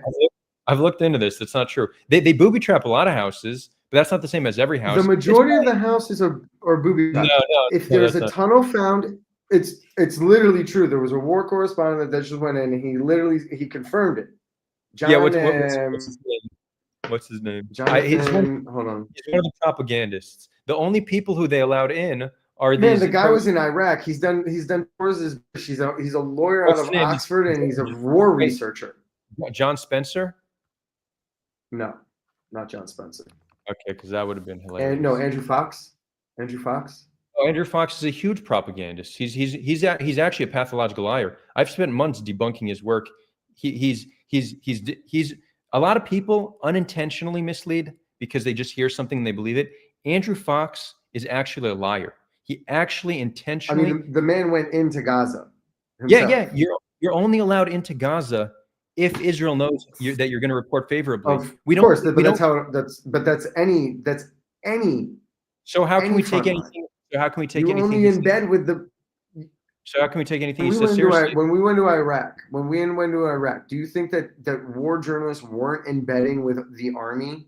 They weren't just going out willy-nilly. You don't just go out willy-nilly in a war zone. You embed with the army. It's standard practice. Generally, you have international journalists in Hold there. on, we're smearing the dude's character. I don't know him. You don't know him. So let's just pull with what I understand from what he said. Wait, hold on. Let me show you how. Let me show you. Let me tell you something about Andrew Fox. Hold on. I want to focus on the house. I want to focus on houses real quick, right? Because we're going to agree on this. Nothing he says regarding Gaza should be taken seriously because he's a pathological liar when it comes to Gaza. Deal. Fair. I'll take your word for it. I'll take your word for that. Still, point stands. If you find a tunnel, you find weapons, if it is booby trapped, right, you're going to destroy the house. This is just what's going to happen. If you fire from the house is going to get destroyed. This is what's going to happen. So you store weapons, the house is going to get destroyed. This is what happens. This is also within the law of war, mind you, okay? The moment you start storing munitions or rockets or anything, you turn a civilian position into an area of war, it loses its protection. Full stop. Okay? This is international law. War. Kobi, I don't know if you want to get into international law because Israel's violating That's what it. No, hold on. That's what the rules of war state. Civilian structures are to be protected. Full stop. However, if those civilian structures use, hold, store munitions, weapons, anything, communications that can be used in warfare, it loses its protected status. Correct. That's it. Done. Mm-hmm. Okay, great. This is what we're establishing as fact. We've already established that it's not, and it is hit. Great. We'll call it a war crime. I'm in agreement. Okay? And this is what makes it so complicated. What I would argue, because if you do see the images, there's certain parts that, yeah, it is completely destroyed. Then if you look at other parts, it's not completely destroyed. And those areas are still standing next to completely destroyed areas. My question then becomes, well, why are those buildings still standing, right? But everything around it is destroyed. So my first thing, knowing that what I know about laws of war, would say, all of these buildings most likely had booby traps, weapons, or were used in some way towards a war effort. Because that's the only reason that those buildings that are right next to this is still standing, because these buildings obviously were not used as such. That's the only logical conclusion that one can get to. Unless, right, and this is the beauty of it. This is the beauty of it. Because if I put a tunnel or weapons or a rocket launcher or anything in any single civilian spot, it's so hard for you and the rest of the world and everyone else that's watching this. This is the most filmed conflict in the history of the world, right? You see that and you're like, oh my God, these civilians. If I'm, let's bank on. That's my number one strategy. No one's ever going to know that I had shot rockets from here. They're just going to see this apartment building's now gone. Now, again, are there some that are probably hit that shouldn't have been hit 100%? I'm not saying that they haven't been. Okay, this is how you take areas over. This is what you do in a war. This is just. All right, so let me. again, I've heard this. I've heard this argument, but it's fundamentally flawed for a few reasons, and I'm happy to get into it. Are there houses that are booby trapped? For sure. Is the best way to deal with a booby trapped house demolishing it? Yes, but our systematic destruction of Gazan infrastructure goes way beyond what we have shown any evidence of utilization or militarization of. So first of all, we know that Israel has a policy that the IDF are staying in homes of Palestinians, and then when they leave the home, they destroy it. The reason they destroy the home is just in case they left equipment there, they don't want Hamas to find it, so they destroy it. So we see how little regard they actually have for civilian infrastructure. No, so the house can't be used on them when they continue to circle back. Hold on. No. This is I'm telling you from reports from soldiers. They said we burn it down so they can't. So just in case we leave something. But in now we're saying others that say we don't stay in the same place twice. We constantly move. But I've never heard them be like, oh yeah, we Oh yeah, no. We don't stay in the same place twice. We leave. No. This is documented as a policy. Destruction of homes once they're stayed in. Okay. In addition to potential booby traps and knowing that we destroy homes for this reason, you could also see a rationale for Israel to say, well, the flatter Gaza is, the less vantage point Hamas has at shooting us. But wait, hold on. But you were talking about what causes something to lose protective status. An assumption that perhaps, maybe that building might be used does not cause a building to lose protective status. That's but not it's military. Not a maybe it was or it was not. As again, this is what I'm saying. Wait. If you're operating like Israel, you're saying we want to send, and Israel's been very risk averse. That's why we're seeing, when all is said and done, it's going to be the highest civilian to combatant ratio in the 21st century. 1 of 1 to 1. It's not 1 to 1, and we could get into that. I've been analyzing this for months. That's why Fox is a liar, because it's not. It's one. That's not even from Andrew Fox. From Andrew Fox. Bro, normal war to death ratio is 10 to 1. It's not. 10 to 1. It's not. We could fact check. Kobi, out of everything we've spoken, I'm fact checking right now. No. Kobi, out of everything we've spoken, a lot of this was different ways of looking at things, different approaches to conflict resolution. Here we're talking about fact, and I'm so well researched on this. Okay, the average civilian to combatant ratio, urban warfare for the past few decades is between 1.5 to 1 to 2 to 1. The 9 to 1 claim was pushed out by Andrew Fox and John Spencer. There's no basis to it, none whatsoever, and that's why you're not going to be able to find me. How many people died in Raqqa? Where? In Raqqa, in Syria. In Syria, it was about 1.5 to 1. A lot of soldiers died in Syria. Iraq was around 3 to 1, 4 to 1, 4 to 5 to 1 if you include indirect deaths, which normally that's not how you calculate civilian to combatant ratio. The civilian to combatant ratio is going to be the highest in the 21st century by significant margins. And I'm not just saying this. This is the one thing that I actually haven't found anybody willing to come debate on, because it's a matter of fact. I've never even heard anyone have this position yet. Yeah, I know. So I consider myself a failure that I haven't been able to convince enough people. But I've put out quite a few analyses on this. They're rock solid. I've challenged dozens of people to come publicly defend 1 to 1 here on this stream. It's the only topic nobody's ever been willing to come debate, because it's not defensible. It's not. We could. It might 3 to 1. What's 3 to 1? It says in Afghanistan, the estimated ratio is 3 to 1. Okay, so maybe it's not as high as it was. I need to look into a little bit more. I'm happy to put this aside. I could also show you charts I've made, analysis. We can take this one. We can take this one offline, because I don't have enough. I don't know enough about this particular area. Right. My shallow level research has said that. Yeah, I understand. Wars normally have a very much higher civilian casualty rate. If you do the numbers from what you see out of here, right? Hamas is saying what, 60,000 at this point? No, they were Right? Something like that. 30,000 October 7th, and now they're around the same with recruitments. We don't know how many militants we've killed, but Okay, so then, we'll put the but again, ratios. so you can't make a claim that says I am 100% wholeheartedly certain that this will be the highest one yet, but we don't know how many combatants we've killed, and we know that their counting is flawed. Hold on.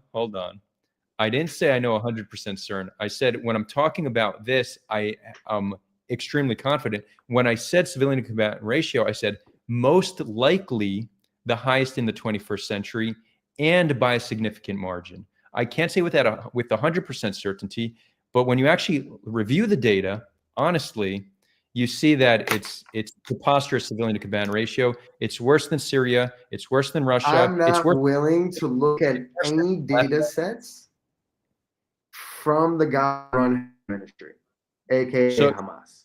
No, so then there's a fundamental misunderstanding of this. Again, Andrew Fox and John Spencer helped propagate these lies. That data is actually some of the best wartime data in existence, and I'll tell you why. It's multiple times.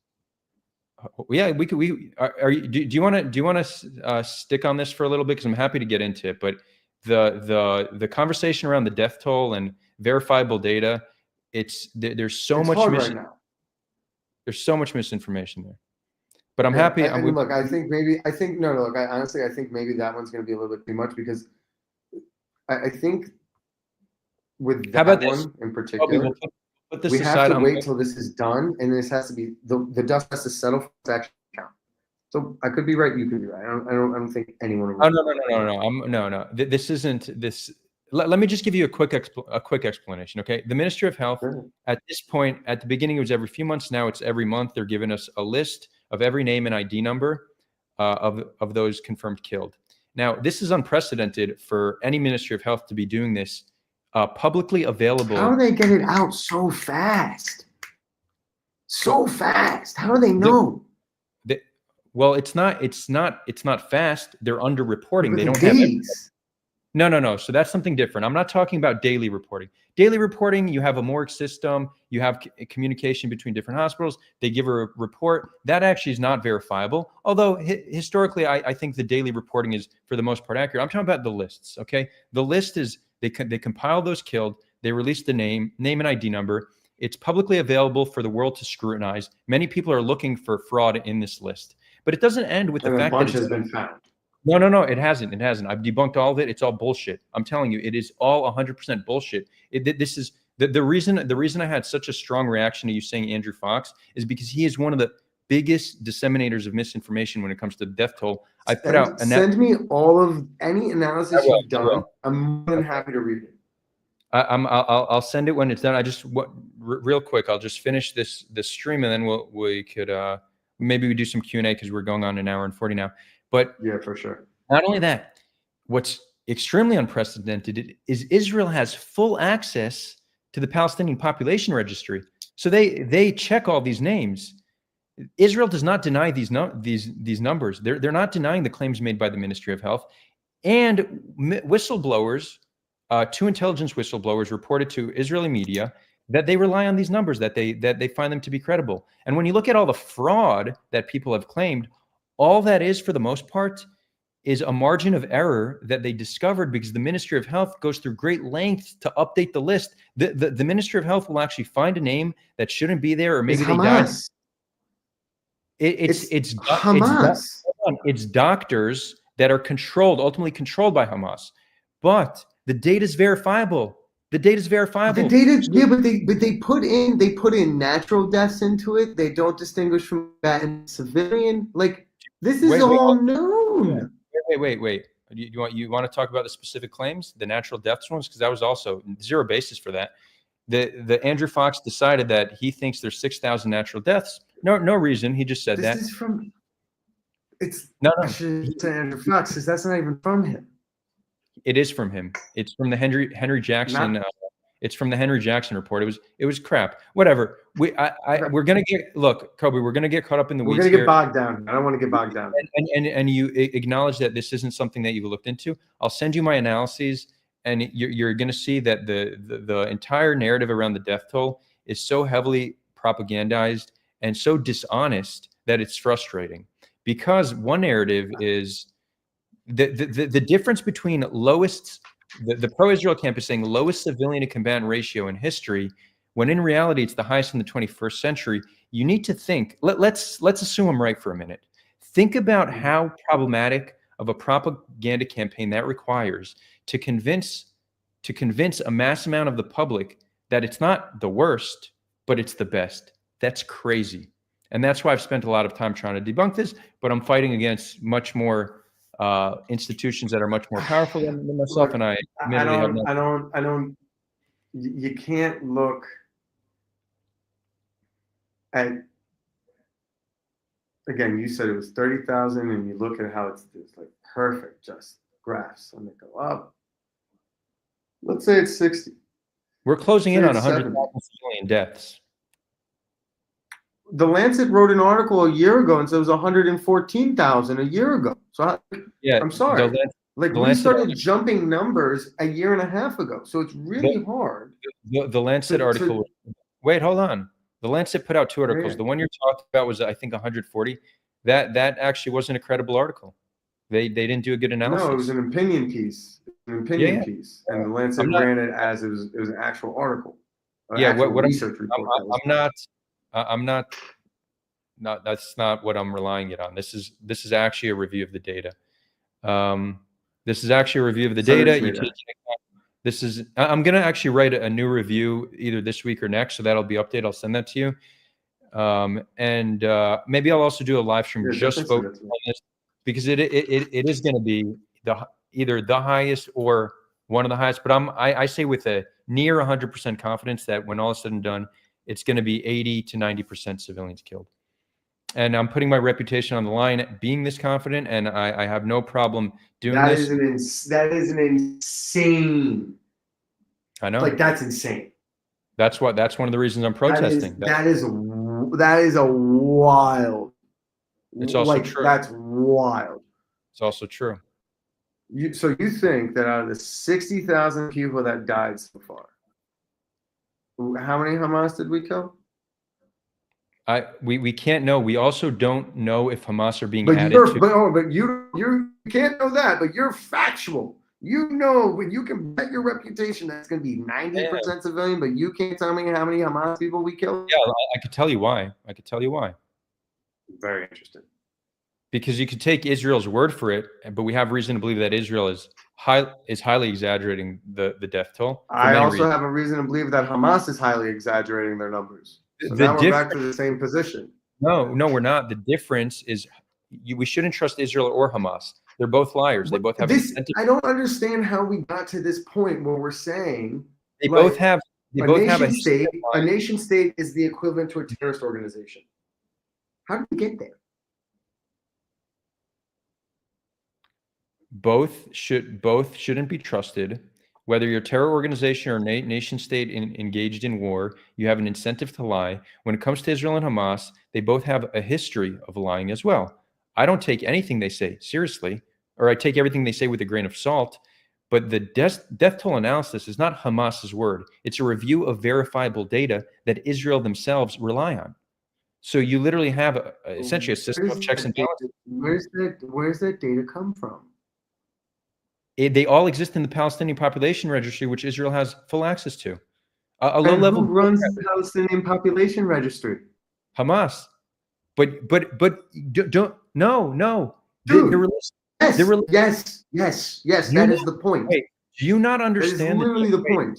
Do you not understand the difference between a government or entity making a claim with no evidence and an entity making a claim with verifiable data that's open for public review that their enemy themselves acknowledges legit? Those are not equal things. These aren't equal things. So yeah, the civilian death ratio is going to be 80 to 90%, and it's horrific. It makes me sad that What's the fighting age? The fighting age? The fighting age? Yeah, what's the fighting age? You could put it all the way down to 13 if you want. Mm-hmm. It makes no difference. How does that not make a difference? You want to know why? I would love to know how a 13-year-old child soldier who has a gun in his hand is counted as a civilian. Yes, I would love to know that. So first of all, if you're under 18 and you're engaged in militant activity, that shouldn't be considered a civilian death. We're in agreement there, right? 100%. What we're not seeing all too much evidence in terms of videos and photo evidence, and even many reports from Israel on significant usage of child soldiers. But that's not even the most important data point. When we look at the demographics of those killed based on names and ID numbers, if you look at ages 13 to 17, there's only around 2,000 more boys than girls. So there's only an excess of around 2,000 boys. But then when you review the data, you actually see males of all ages are being killed at a higher rate. So even that 2,000 excess cannot all be attributed to combatants. Males are being killed at a higher rate. How does that not make sense? Males are the ones that fight. Wait, hold on. But wait, therefore, your males are your fighters. And if I take the gun away from the male and I wear this, I look like a civilian. Yep. What? Yeah. So now I'm counted as a civilian, but I was actually a combatant. I'm like, pop, pop, pop. No, Kobi, you're not listening. Look, I'll break it down. I'll break it down. Males of all ages are being killed at a higher rate. As young as 1-year-old boys are dying at a higher rate than 1-year-old girls. Actually, I think I don't have the data on that one, so let's continue with the point. No. Okay. When you look at all the ages from 0 to 80, okay? If you look at excess male deaths outside of combatant age, let's say under 13, but we don't know who the combatants are. They don't designate the combatant to not combatant in their list. Kobi. So you can't even use that point. No, that's not relevant. Listen, I'm going to explain. It's actually a pretty simple data analysis. It's not all too hard to do. Okay. Males of non-combatant ages are being killed at a higher rate than females. This is consistent in all violent war, unless it's a war or genocide that specifically targets females. So this is consistent with what we're seeing elsewhere. The reason for this is a few. Males are more likely to take risks, like leave their home to get food, water, and aid. Males are more likely to work in dangerous positions like first responders, and they're much more likely to be confused for being combatants, especially civilian males of military age. So we see excess male deaths. So you want to talk about all these child soldiers, there's only 2,000 more boys ages 13 to 17 than girls, and some amount of those. I just asked what the fighting age was, so we could set a baseline we're considering a civilian. And again, it's not the baseline. It's very relevant. We could start it at 13, but the number of child soldiers is actually negligible in the big picture when you look at the data by looking at the difference between males and females and understanding excess. But whatever, I'll send you the analyses. I'll also for those watching.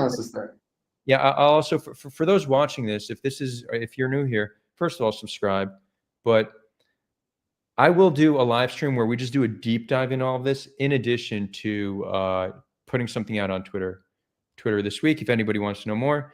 But I pay attention when we were talking earlier, and I said I might be wrong that there's like peaceful negotiation might not work, and then we could exhaust other options. That's me acknowledging that I might be wrong. When it comes to this isn't like an opinion trying to speculate based on historical examples. This is just a review of the data, and that's where my extreme high degree of confidence comes from. But I think the data is flawed at the source. And the same way you think that the data is flawed at the source from the IDF side, I think it is incredibly flawed at the source, given that we've already seen revisions happen from their own ministry themselves. Revisions make sense. It's essentially them making corrections on a reasonable margin of error. You can't correct that it's all women and correct it to all men. That didn't happen. That's my issue. That didn't happen. Hold on, we're getting lost in the numbers weeds, and the number weeds is going to be a very it's a deep thing. No, but also changing men to women or vice versa. That's not what happened. That never happened in any of the revisions. These are just propaganda claims that we hear people make.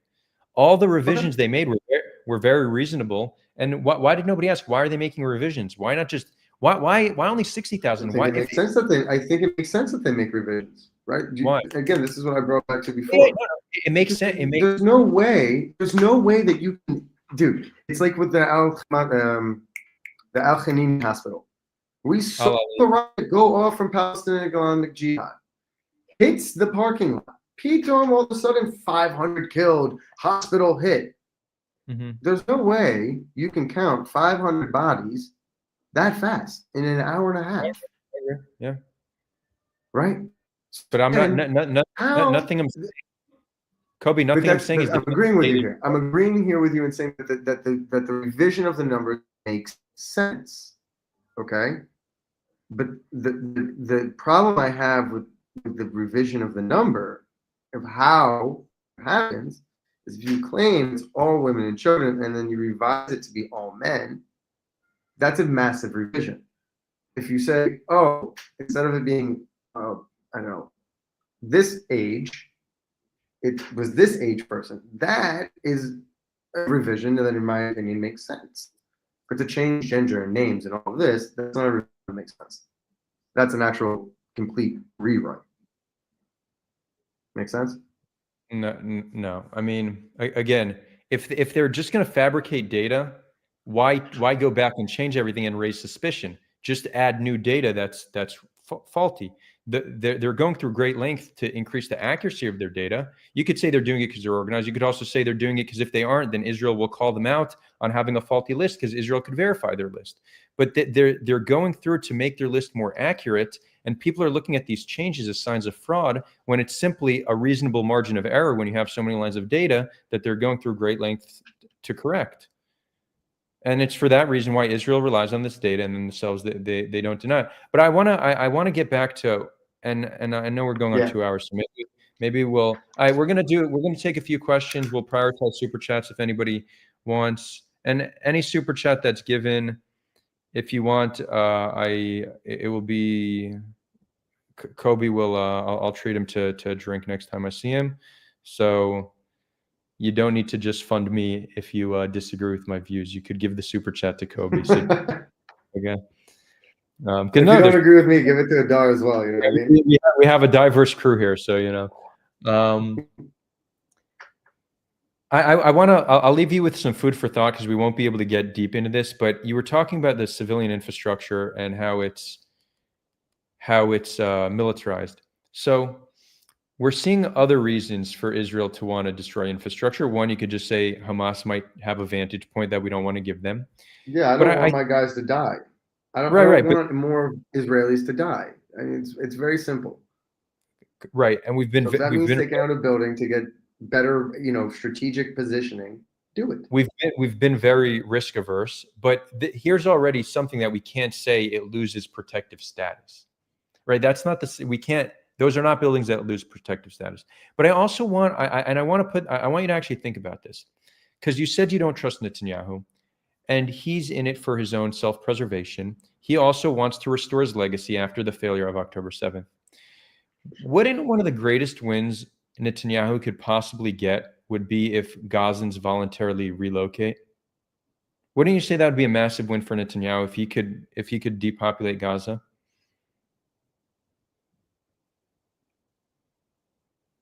Yeah, but it's still not going to save them. Maybe not. Still but won't you save could. them. You could. I'm not sure, because even now polling numbers are not all too bad. Won't save them. That's fair.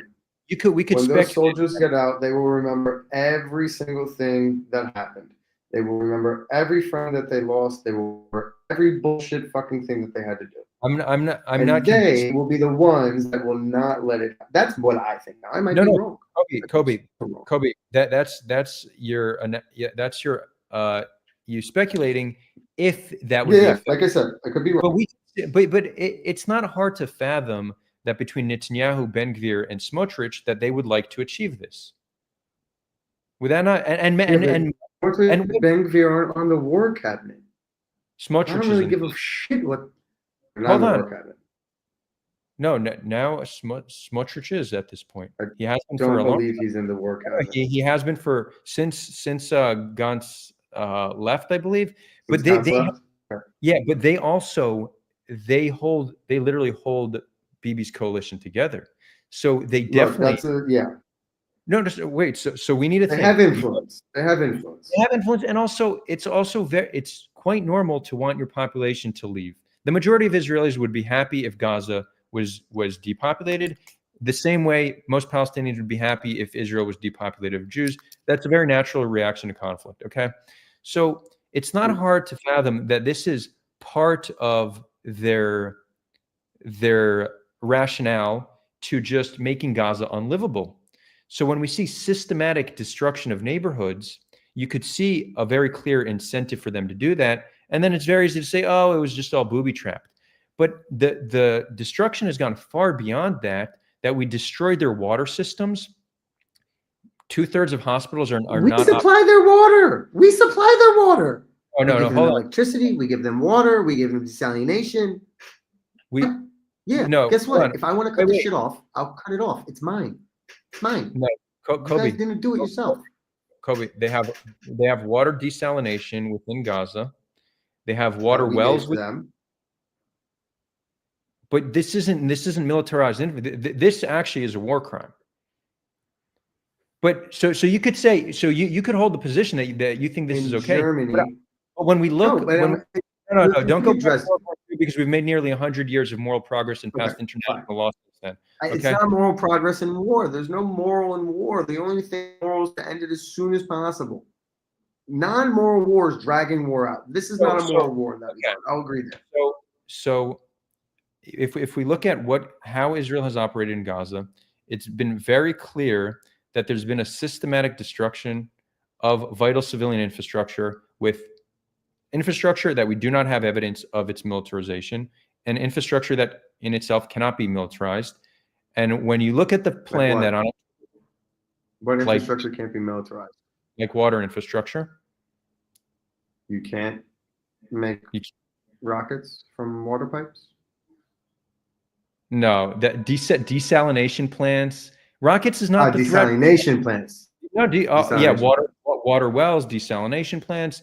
Over 90% of cropland. When you said infrastructure, I thought like piping and things like that. Also, like overall. there's no rockets are being. What do you have? One rocket a month? That's not a military goal, right? Yeah. But when we look at how they're engaging, it's not hard to understand that Israel, as maybe not a plan A, because they don't think that you need countries to agree, you need the international community to be okay with this. But yeah, as a plan B, or as a hope that they could achieve this, you could see them wanting to ethnically cleanse Gaza. And the way cleansing, it is, if you don't allow them to return, that's by default ethnic cleansing. They can return. When have we ever let displaced Palestinians return?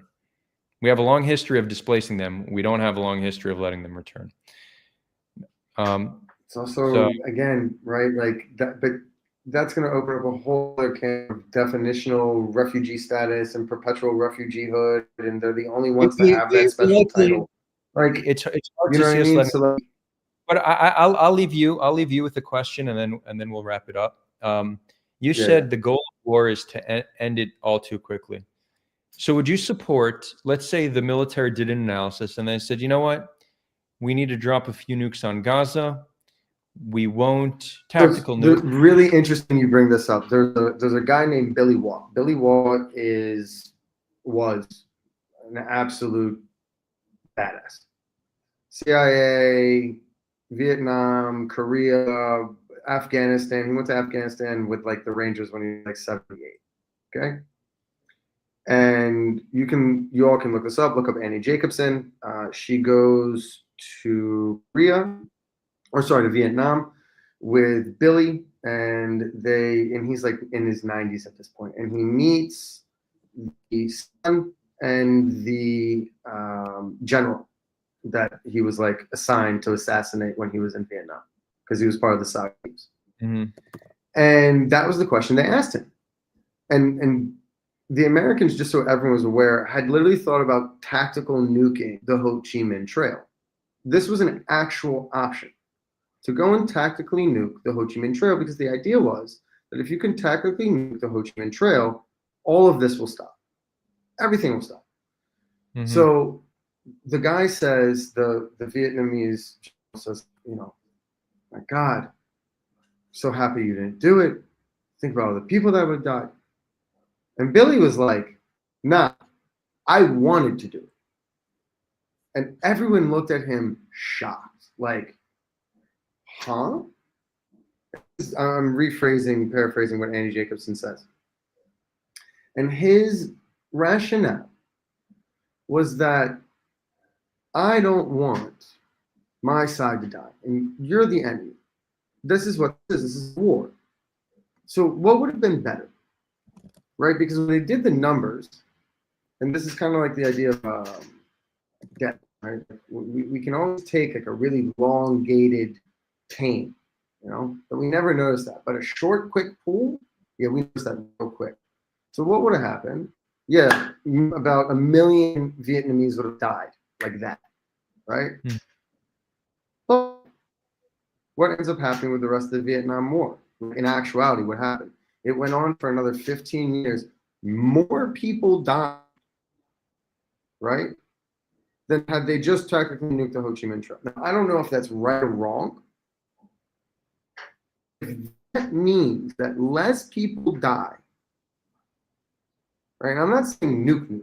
Right? I don't think that you should nuke someone. I don't think that nuke should exist. I think they're just a stupid man-made weapon that we should have never made. Okay? But if it means that in the short term, 500,000 die, versus the long term where 10 million die over a 10-year period or a 20-year period, if I had a crystal ball, yeah, I'm going to go with option A. That's me. You can call me inhumane. You can call me an animal. Whatever you want to call me, that's fine.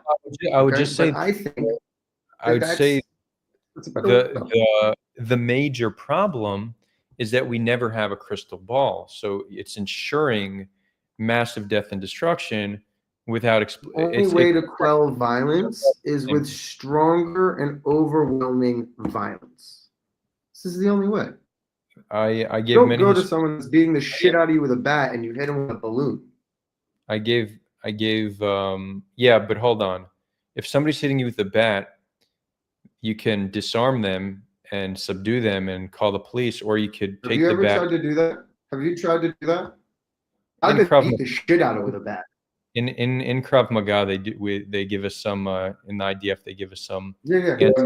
I've taken those classes. I'm talking about an actual metal bat coming at you. It's not so easy to take it away. I recognize that. It's all about the analogy. Just work with me on the analogy. Okay.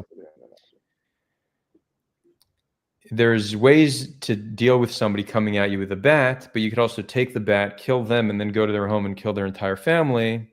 Right? Different approaches to take. Stretch. That's who goes that side. Who, like, I don't even think, like, in my head, that's not even a logical next. I agree. It shows an intention to murder an entire family, but if we're really at 80 to 90% of those killed being civilians, and Hamas is still comfortably in power, that's killing a whole lot of uninvolved people, and you still haven't dealt with your problem. I don't think that it's 80 to 90%. I think honestly, if we were really serious about dealing with Hamas, I agree with you on this. We wouldn't really be worried about Gaza anymore. We'd do what we did to Khomeini. We would go into Qatar and we'd see you. Every leader sitting abroad, bye.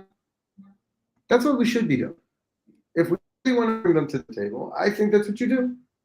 These people are making the decisions outside, and I don't think it's fair that the citizens of Gaza suffer for the leaders' mistakes. So there we're going to agree, right? Maybe that's another creative solution that we get to. But I still don't believe that 90% are going to be civilian.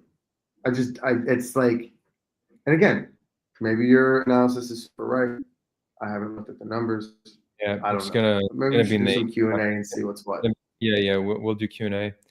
I'll leave it with one thought, though, because the reason we passed international law after World War II is that we understood that militaries don't have any incentive to care for the civilians of their enemy. And there's often a trade-off, taking a risk for your own soldiers or putting that risk on the civilians. Mhm. So the point of international law was to really align these incentives and create a situation where one warring party needs to care about the civilians on the other side. A world I in think which that's a mistake. Okay, so a world in which that doesn't happen is a very dangerous world to live in, not just if you're a civilian in Gaza, but also if you're a Jew living in Israel. Our, not only just our survival as a people, but our survival as a species, our chance of survival as a species decreases significantly if we cannot create an international system that protects civilians from And we mass can't. And we can't. destruction. We can't. This idea that the international laws of war were made by European countries that were literally fighting with each other in Europe, and strictly in Europe alone. I think that the idea of international laws of war are in and of themselves supremacist and narcissistic to the utmost degree, because it only focuses on Europe and European thinking.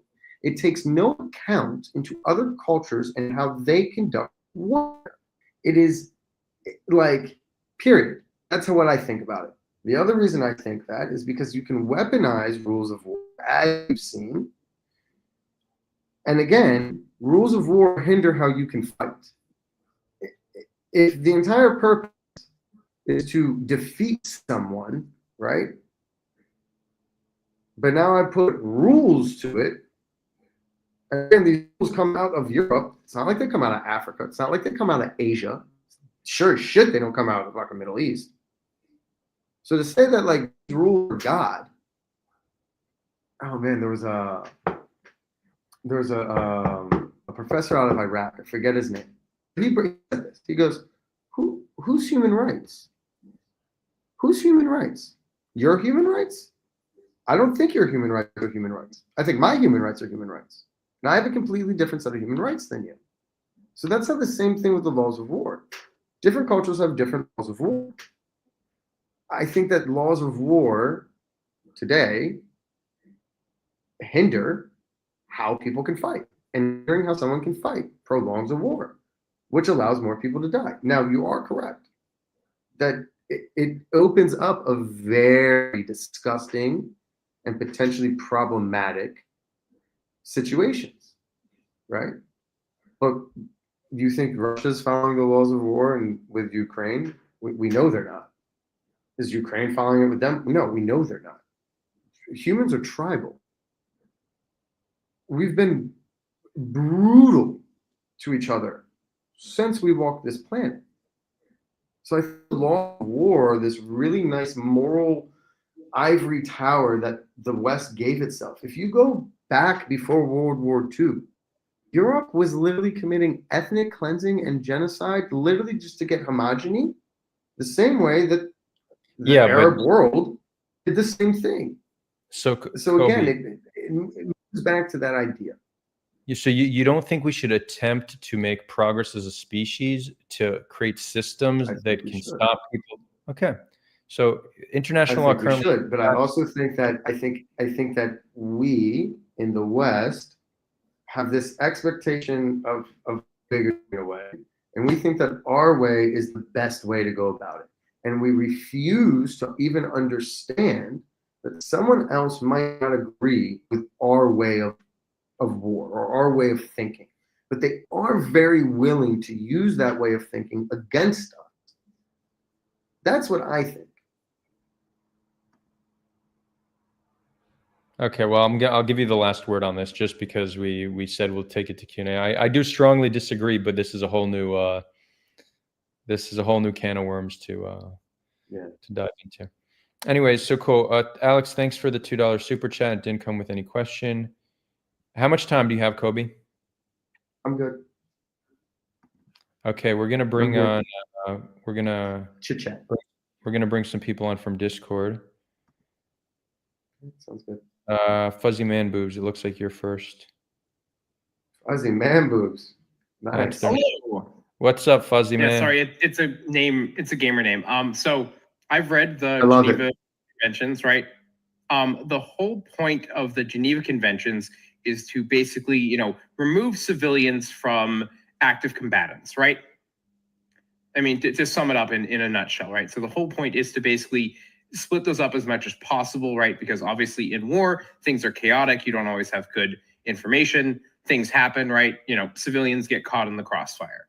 That's just inevitable. But the goal of the Geneva Conventions is to mitigate that, right? Would you agree? Yeah, for sure. And so I think that the challenge with Gaza is that the Hamas and also just terrorists in general are incentivized to use their own civilians as cover. And so I think the complex challenge of this unique conflict, I mean, it's not just this conflict, but it's been more occurring since total wars kind of died off, right? Because that's what World War I and World War II were. 100%. Yeah, for sure. Different. And so the challenge. Oh, I lost you. Adar, you muted. No, I can't hear. Am I good? The challenge is. I'm muted. Okay, right, continue. Yeah, so the challenging point here is that you have a 6-year-old, right? That is clearly a civilian. Then if the 6-year-old picks up an AK-47 or some other type of weapon and, starts firing, right? Is that still a civilian or is that suddenly a military combatant? So I said this in the very beginning, right when the war started. I said, I feel terrible. I cried. I feel terrible for all of my friends that are going to potentially maybe have to do that because that is the scenario. So, I know that's a really hard, moral conundrum. No, I understand. Those bullets kill, right? Those bullets kill. That child, whether they know what they're doing or not, and if we're taking the scenario where it is a 6-year-old and they pick up the gun and they're shooting it, you're going to tell the bullet to stop? No, that's not how this works. So, Yeah, I'm fully aware of that. I'm just saying that it is. You know what I mean? It's a weird question to ask because the flip side of that is if you don't eliminate the threat, you're dead. So you don't even get to think about that question.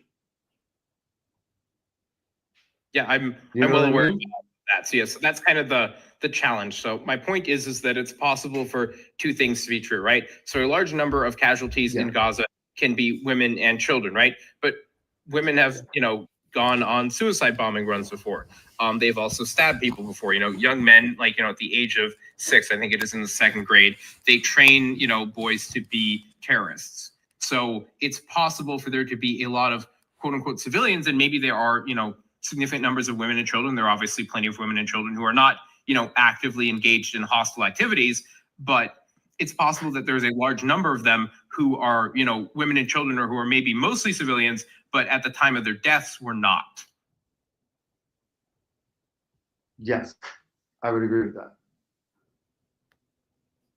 So I think that's just something that missed out. Now, as in regards to the actual percentages of civilians to combatants, I think that's difficult to determine with any high degree of precision. But I think that overall the number of civilians is greater than the number of active combatants. But I don't think that there's a giant discrepancy there. So to say that 90% of people killed there are civilians, I think is inaccurate. There's also a lot of people who are journalists or who have cover jobs, and obviously there are some journalists who might actually be journalists, but there are also plenty, and we have telemetry data, other random metadata from things on social media that proves that a lot of these people who were supposed to be non-combatant civilians were embedded with Hamas before October 7th or on the morning of October 7th. That doesn't play at all into how you reach the 80 to 90% number. 80 to 90% is very easily defensible. It doesn't require a major stretch. You simply look at the available data and you look at the excess male deaths and you begin to get estimates doing that. You could even I think it's 80 to 90%, you could say with very high confidence. The fact that more media and institutions aren't saying this is really a failure on parts of the institution. But the data paints a very clear picture. The only way it's not in that range, there's two, is if somehow there's massive fraud in the casualty list that no one has picked up on, not even Israel, or that Israel is greatly underestimating the amount of combatants they've killed. There's no other way that you're that you get there. And so, your Whatever. first point is what I think it is. I think that these lists are so fraudulent that it's just beyond fraud. You're claiming fraud for a list that is Also, let me publicly available for scrutiny, let's- and no one's found fraud. There But the hasn't been. source is Hamas. Can I say something about Hamas's figures? Okay, so Hamas says that it is the number of deaths that have occurred in Gaza. It does not say because of Israeli action. I mean, obviously Gaza's population is a bit younger, right? But there are still people who die of natural causes, of genetic conditions, or just of old age, or various other things. Gaza has a very high rate of genetic conditions, right? So when they say 50, 60,000 people died, right? It's difficult to discern. I mean, obviously, more than half of those casualties are going to be a result of the war. However, they don't discern, okay, how many of these were Hamas killing their own people, right? Because Yahya Sinwar got the nickname by the Palestinians as the Butcher of Khan Yunis, or the Butcher of 12, for what he did, to prominent Palestinian leaders for various things. Mention what he did in Israeli prisons, where he would just shoot dissidents in their heads in Israeli prisons. All this also, through looking at the data, we could see that there's not significant addition of natural deaths. And it's because natural deaths, I'll tell you why. Natural deaths occur primarily in elderly and very young being 0, 1, and 2-year-olds. So if they were adding a significant number of natural deaths, we would see unusual spikes in those ages in the data. We don't see any unusual spikes. Additionally, we do know that there's indirect deaths, those who are dying from the collapse of the healthcare system, from malnutrition, disease, hypothermia. We've lost a few children, and we've actually, through open source data, we find their names. Most of them are not on the list. And why should that be included inside of that list? Well, it's not. A, it's not. B, generally, when you calculate war casualties, you include indirect deaths. And if you don't want to include indirect deaths, then you need to revise the Holocaust number, because that includes like around 1 million. Right. There's around 1 million. I understand why you would include indirect deaths. But we destroy all your food and water. Well, exactly. But I mean, just one more point. Also, indirect deaths, like natural deaths, are going to be overwhelmingly very young and very old. There's no unnatural spikes in those ages. So we actually know that the Ministry of Health data is an undercount of the actual number of people killed, because also not everybody's reported. People are buried under rubble. People are missing. You cannot account for every single person while the healthcare system has collapsed, while Gaza has been destroyed. So indirect deaths are not being fully counted. And by fully, I mean a very small number of them are probably in there. But we know the majority aren't, and we know a lot of people aren't accounted for. So in terms of total numbers, Ministry of Health is giving us an undercount. We also found through open source research that some of the removals, they removed names of people we discovered were killed in airstrikes. So we know that they're undercounting. And when you want to get to the ratio, then you need to start looking into excess male deaths and trying to create a baseline, taking into account civilian males and at what rate they're dying more than civilian females. But again, this is all. I'll put out a new analysis in a few days so y'all can see this. But it's not. It doesn't require some leap of faith or some hyperbole. It's just very honest review of the data. I don't see, and it's for this reason why this is the only topic nobody's willing to come debate. People say, "Yeah, I'm willing. Let me just do the research." They do the research and then they disappear. It's very obvious. It's very obvious what's happening here. When you actually look at the data, it paints a very clear picture. It really does. But if you are only looking at what you would consider excessive male deaths, right, which might be, things like from World War I and World War II, those are great examples. But in the Russia-Ukraine conflict, the average age of death of, the Russians is approaching 50. For the Ukrainians, it's already significantly into the 40s. So you're assuming that just, that it's okay. It's just, young military age males, when the reality of conflict is that oftentimes it is a broad spectrum of ranges. So you can't just look for a spike in a certain age demographic and go, okay, there isn't a spike here that's significantly higher than the rest of it. Therefore, most of these people are not, combatants. I don't think that that's a responsible way to look at it. If we look at ages 50 to 80 and look at ages 13 to 7, and you take the fighting ages 13 to like 60, 65. And no. You can't say 50 to 80. 50-year-olds fight. Hold on. No. The idea, we have video footage. That's simply not true. Can you say that? Why got video footage of a dude hopping with a cane coming through the fence? Video footage of guys on the 7th of October that look like they're 55 years old, 60 years old, holding guns. You could have some number of combatants in these age ranges, but at that point it's negligible. It's not like there's significant usage of 50-plus-year-old combatants, and there's not significant usage of even combatants 16 and under. I'm being charitable by saying let's go 13 plus. Yeah, I don't need 16 and under. I don't. But if we look 13 and under, and even 60 plus, you still have a major excess male deaths. Males in all violent conflict, unless ones where women are specifically targeted, die at a higher rate. This is consistent, and we know. Of course they would. Even if they're civilians. Do you know that in Syria? Wait, do you know in Syria? In Syria, 70 to 80% of the civilians killed were men. Yeah. Why?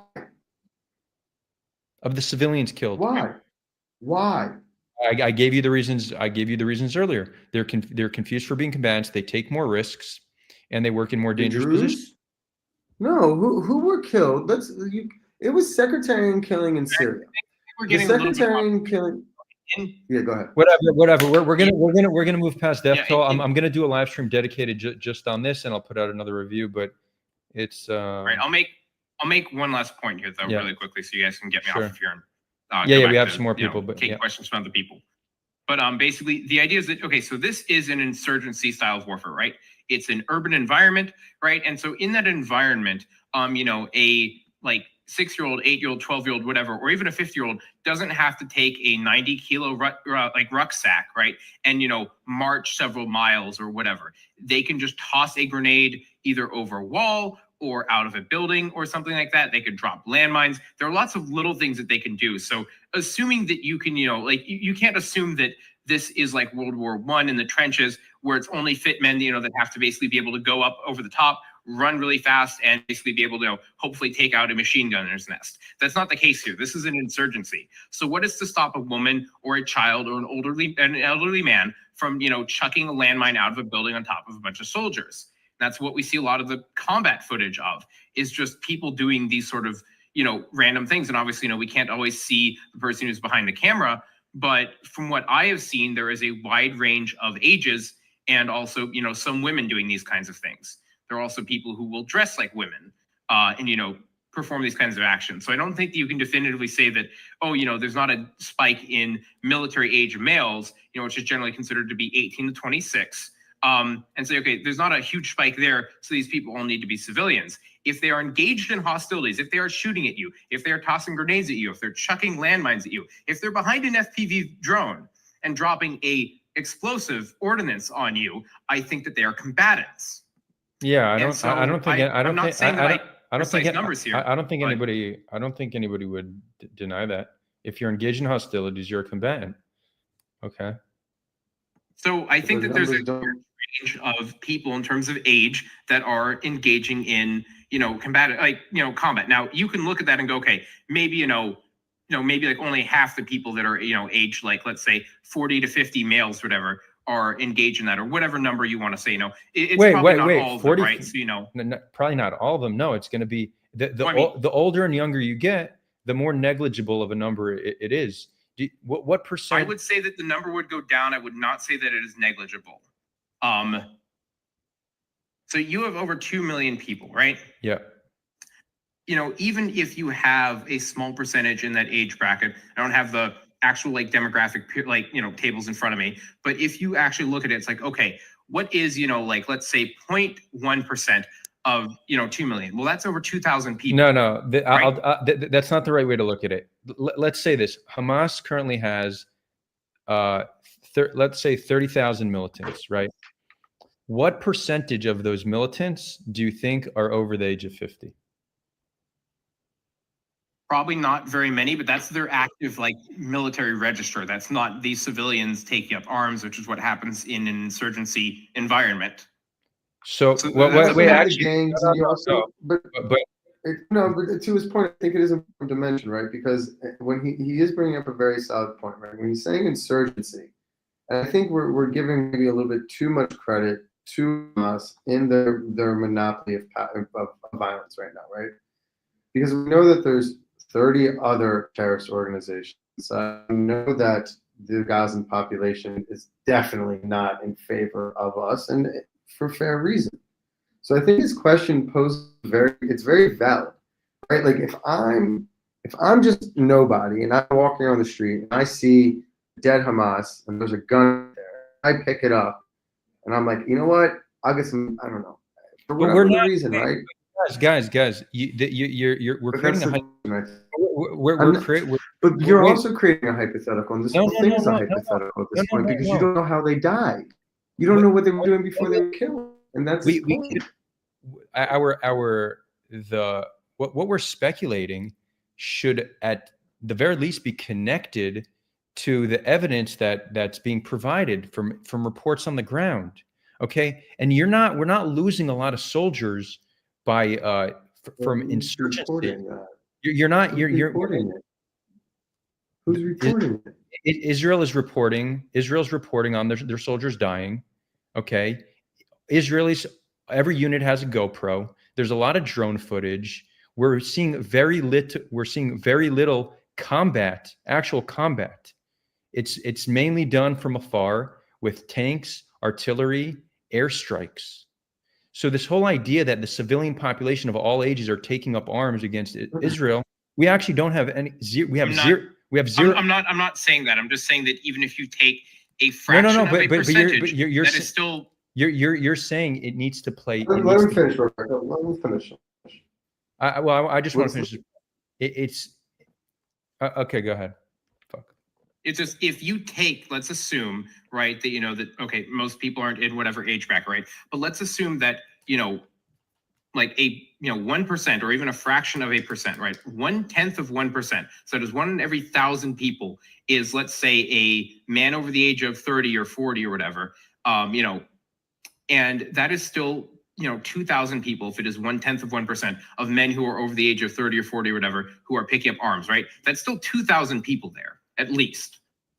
So statistically speaking, even if it is a smaller number, even if it is a very small number, that's still 2,000 people out of however many casualties, which is, not a drastic change, but it is still statistically significant. So if you do that for every 2,000 older men took up arms against Israelis and killed zero people, and we have no evidence of this happening. I'm not speculating on how many people they killed or what effectiveness they had. No. I'm just saying, but you're making a claim. You're saying there's thousands of older men running around with guns that are being killed, yet we have zero evidence that this is happening.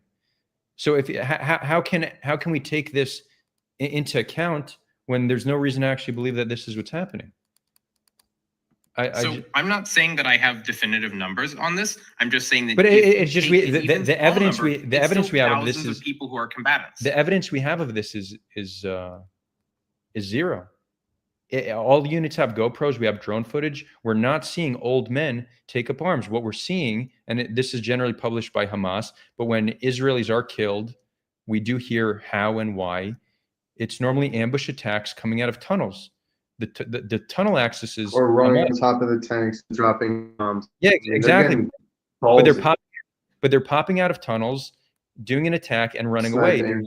There's very little engagement in actual combat. It's these surprise attacks, and they're running away. That's why with all the GoPro footage, we have close to none of the IDF actually killing militants. The militants that have been killed overwhelmingly have been through airstrikes.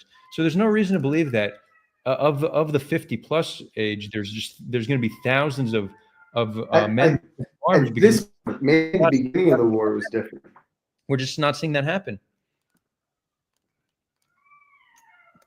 Anyways, I just think, okay, I don't know if it's like thousands or whatever, but I'm just saying, though, it's not statistically like insignificant when you do this for every age group. There are a number of, so for example, someone put on a, like a burqa or whatever, and basically went and tried to chuck a grenade into a Merkava a couple weeks ago. Now, fortunately, it didn't actually end up damaging the tank. No one was injured, but we still don't know who, did that. And so I'm just saying, though, that even if you assume that it's a very small percentage of elderly people or of women or of children, it's still a number that is significant. So that is the end of my point. I don't. Then there's a separate thing, which is more of a security thing that the cybersecurity community is talking about, which is, do you go after people who are aiding in, cyber warfare as combatants? And that's a whole another can of worms. But okay. I'd be interested. Anyways, I'm done. You should let someone else talk. Yeah, thanks for hopping on, and welcome to Discord. I see you just joined. But I'd be interested in you. I'd be interested in understanding the numbers of how that's significant, because the second it's significant, we have evidence of these people engaging. We're just going to get bogged down in the numbers right here, because you really just went, like, you've done an analysis on them, and I think we should stay away from numbers, because at this point, I'm happy. We have to let the fog of war settle. You guys should before just we can actually understand what's what. We're gonna Fuzzy Man Boobs. Thanks for joining. Yep. You're welcome back anytime. Pizza Slice, we're bringing you on. Slice of pizza. What's up, Hello, Pizza? Can you hear me? Yep, loud and clear. Yeah, so I just wanted to ask, I just wanted to discuss a little bit more about the settlements and the potential peace prospects of how the two-state solutions could look like. So I think that the settlements are just a land grab. And, Wait, Pizza. I don't want to cut you off, yeah. but I want to save this for Q&A pertaining to my conversation with Kobi now. So if it's more a general point about settlements and two-state solution, I'd rather wait till after Kobi hops off, and then maybe we'll do another 20 or 30 minutes after that. Because I just joined very early in the live stream, and you guys were talking about that, so I thought that was part of the discussion. I'm more than happy to hear what the question is. Go ahead. Yeah, you go. Okay, If I don't want to answer, I'll know that I don't want to answer. Yeah, continue, Pizza. All you. Sure. Yeah. So I just think that the settlements are land grab, and I don't think that you can do a military occupation for security reasons, but military occupation is supposed to be number one for security reasons, and number two is supposed to be temporary, right? If you're sending in settlements, if you're sending in civilians into an area that's supposed to be under military occupation, you're basically not saying that's for security, right? Why would you put your civilians there? It doesn't make sense. And also, it shows that your intentions are not temporary; it's permanent. And I don't think that.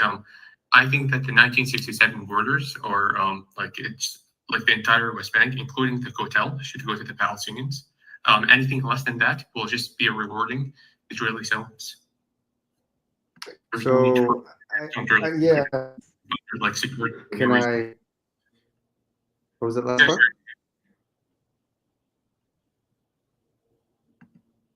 Say the last part again for me, Pizza. Oh, I'm just saying, there's no reason why they should exist, first of all, under international law, other than a land grab, and therefore, I don't think that, the 1967 borders should change to conform to the illegal settlements. I think that the Palestinians should get, the West Bank. Okay, so for sure, from 1948 until 1967, who ruled the West Bank?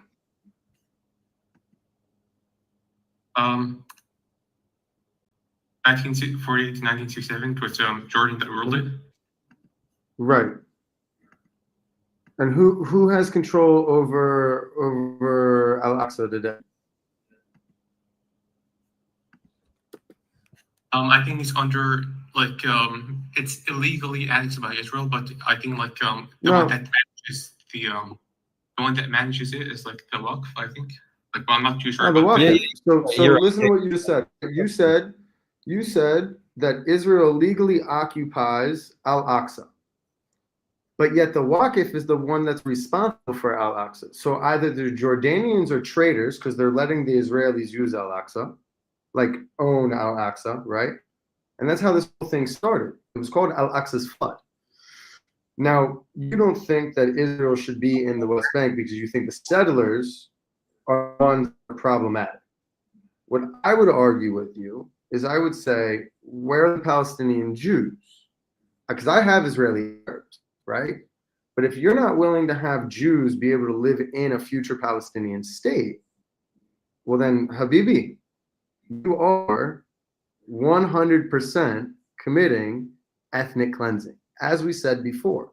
So if you don't think that a future Palestinian state should have Jews in it because they're deemed as settlers, right?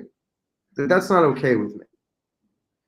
What I would propose, and my question is this: if the Jews, actually, let me just ask you this: would Jews be allowed to be in a future Palestinian state? That would be up for the Palestinians to decide. Like, they're. No, that's not my question for you. No. You don't get to run that way. You're running. Don't run. You just gave me your opinion of what you think should happen and how you don't think Israel should exist in the West Bank and that we should go back to 67. And then when I ask you, what do you think? You say, oh no, that's for the Palestinians to decide. So you either need to sit on your morals and sit on your opinion, or don't ask those types of questions. So I'm asking you again. I have no problem answering. From your side, from a future Palestinian state, do you think that Jews should be there? Okay, so from like, if the Palestinians said, "Hey, all illegal settlers need to go," that's a completely reasonable. Like, I'm fine with That's that. not, you call Jews settlers. I'm saying Jews. I'm not calling them settlers because they would be settlers at that point. They would be citizens of Are you asking him his opinion if he would like to, if he thinks an ideal situation would be Palestine with the Jewish population? Yes. Is that what you're wondering? So I'm asking him because he said that he doesn't believe that Israel should have 67. So from 67, so that question then becomes, well, 67 lines weren't good because you attacked then. So why would I believe that going back to 67 lines would be good for me? That Jerusalem, the holy city of the Jews, should go back into Palestinians attacked from 67, or we saw the threat from Jordanians. The Arab League attacked in 67. Well, they threatened to Right? attack, and then we took it. So it's not that. Okay, fine. They amassed an army on the If I border can with just tanks and intervene for a aircraft. second. Yeah. Wait, hold on. If I can just intervene for a second. So even if we assume that, like, I'm not like, you can do. Where are you from, by the way? Can I ask where you're from? Sorry. Where are you from? Don't worry about it. But listen, I'm not No, saying. I want to know where you're from. I want to know where you're from because it matters. He doesn't need to respond though. He doesn't need to tell you. But it matters. It very much matters. Listen, If he's from a Muslim country, he has a very different viewpoint I'm based on his religion of what is or is not allowed to be. Kobe, This is exactly what the point was in the beginning. it doesn't really matter. We're just talking about It does. ideas. I understand that what we're talking about. But Okay. I'm asking so I can understand the cultural aspects that he is thinking from. The question that he asked and the way that he said it was not a question. He said, you shouldn't exist here. Then I asked, Listen. Wait. Real quick, Kobe, finish the sentence and then we'll give it over to Pizza. yeah, because I really want to know what this is, because for me, what I hear is you shouldn't be in this area at all, even though Hebron, the Tomb of the Patriarchs, which are all Jewish prophets, that's in Hebron, right? So Jewish prophets in this land, but Jews shouldn't be there. The Kotel, Jerusalem, shouldn't be Jewish. What I hear is mad that Jews have their areas. So my question still becomes, If 67 was so good, why did we feel the need to attack so that we weren't attacked? I can respond now. Yeah, Pete's all Please. you. Okay, so you wanted to know my identity to just figure out how I think, like No, I what want to my know goals- your. I want to know your nationality, not your identity. Your nationality. Yeah, I mean, yeah, it's not mutually exclusive, but like these two like are like way together. But anyways, what you have to know is that my prescriptions come from international law. Okay, that's all you gotta know. So No, you're not international law is your nationality. Kapala alecha. What's your Wait. nationality, dude? Kobe. you said you want to know. This who isn't I- a hard question. I don't appreciate that No, he's running from it. He does not need to answer that question. He doesn't need to answer that question. I recognize you're curious. You want to know. He could stay anonymous. He doesn't need to share it. If he's making an argument from a place of international law or any argument, your one's identity doesn't matter. It really doesn't. It's It not could from be. a place of international law. It's from a place of literal like. I think my Continue. What's the rest of the question? How about let him. Yeah, respond. Pizza. Go ahead. Sure. So if a country like attacks another country, like a military occupation is justified, right? Like I'm not saying like a military occupation in no way is justified. I'm saying that annexation is not justified at all. There's no place in international law where it justifies it. The way that Israel justifies like its annexations is through settlements, right? Like, and as I said earlier, with settlements, you're basically it contradicts military occupation in the sense that a military occupation is supposed to be for the purpose of security and supposed to be temporary, right? It's not supposed to deal with domestic affairs of the country that you're occupying too much. But with settlements, you're basically saying like, hey, this is actually not about security because you're sending in your civilians in the military occupied area. It's about land grabs, it's about annexations. So I just don't think that and I'm using international law because what else do we use? Do we use Jewish values? Do we use Jewish laws of war? Do we use the Talmud? We have Do to we use. use Islamic values? Do we use Islamic values? Because if I want to use Islamic values, then I can just take over the whole land. Like, come on, you don't ever do that again. Don't Kobe, say Jewish values. I see what you did. That's not okay. No, Kobe. It's not okay. No, that's sly. That's very deceptive. That's really deceptive. Why is that sly? Because We have it does. No. we have Because what it does. population who think Jewish Because what law it does is it totally. No, I hate the Jewish law thing. The Jewish nation state law that just recently came in. That wasn't here before. Also, hold on. What I don't appreciate about that is when you say, oh, we go by Jewish values, you're not Jewish, number one. And also your perception of a Jew is a Zionist. So you think that automatically, because I'm hearing how you're talking, settler. What's a settlement? Settlement's a community. Are there hilltop views that are problematic? For sure. But again, well, the wait, West Kobe. Bank, Wait, hold on, because you didn't let him finish, but you're saying what are settlements? Settlements, according to international law, which is the basis of his argument, are illegal according to international law. There's a consensus on that. But Pizza, finish your statement. We'll let Kobe respond, and then we're going to bring Justin on. My statement is very quick. I don't think. I think that according to international law, the settlements should like any proposal or like peace plan that is less than the 1967 borders. It's a reward for illegal settlements. It's a reward for Jewish extremists, and I don't think that the world should stand for it. I think that the world, like as the Europeans are doing right now, as Canada is doing, as I hope that America will also do once Trump is out of office, will recognize the Palestinian state, including the hotel in the 1967 borders. That's it. That's my statement. so you want to take my shit? Bro, we're going to be fighting for this forever. That's never happening. You're already, see, this is what I said in the beginning. You start already from a non-negotiation. You want me to go back to 67 where it's, instead of being 8 miles and 45 minutes side to side, it turns to 15 minutes so that you guys can start shooting rockets from the Hebron Hills into Tel Aviv. No, and no again. I'm not suicidal. I'm not suicidal. You're Palestinian. I know it. I can already hear how you're talking about it, bro. There's no way in hell that we are going back to 67. And for you to think that, oh, this is what should happen. Pizza, I'm sorry. You're not living in reality, man. You're not in reality. we're going to let him finish, and then Pizza, all you now. And we just won't do interruptions, but we'll try to keep monologues to around 90 seconds max. Sure. Okay, so you said that like they shouldn't take all of the Palestinians shouldn't have all of the West Bank, that the Israelis should have some of the West Bank. But the parts of the West Bank that you are proposing that the Israelis keep are the ones where the settlements are, right? The settlements that have nothing to do with military occupation, something that, by the way, I'm not opposed about. Like, I never said that like you should never have a military occupation. Like, the military occupation is supposed to be temporary until the the region that you're occupying. And so is refugee status. You're not supposed to carry refugee status in the next country you go to, but here we are. That has nothing to do with what we're talking about. We can talk about refugees in it, like, but that's moving the goalpost. That's what you're doing. You're attacking my identity. You're moving the goalpost. These are your debate arguments. No, I'm not, bro. You did that in the beginning. Your entire argument is to attack my identity. You're attacking.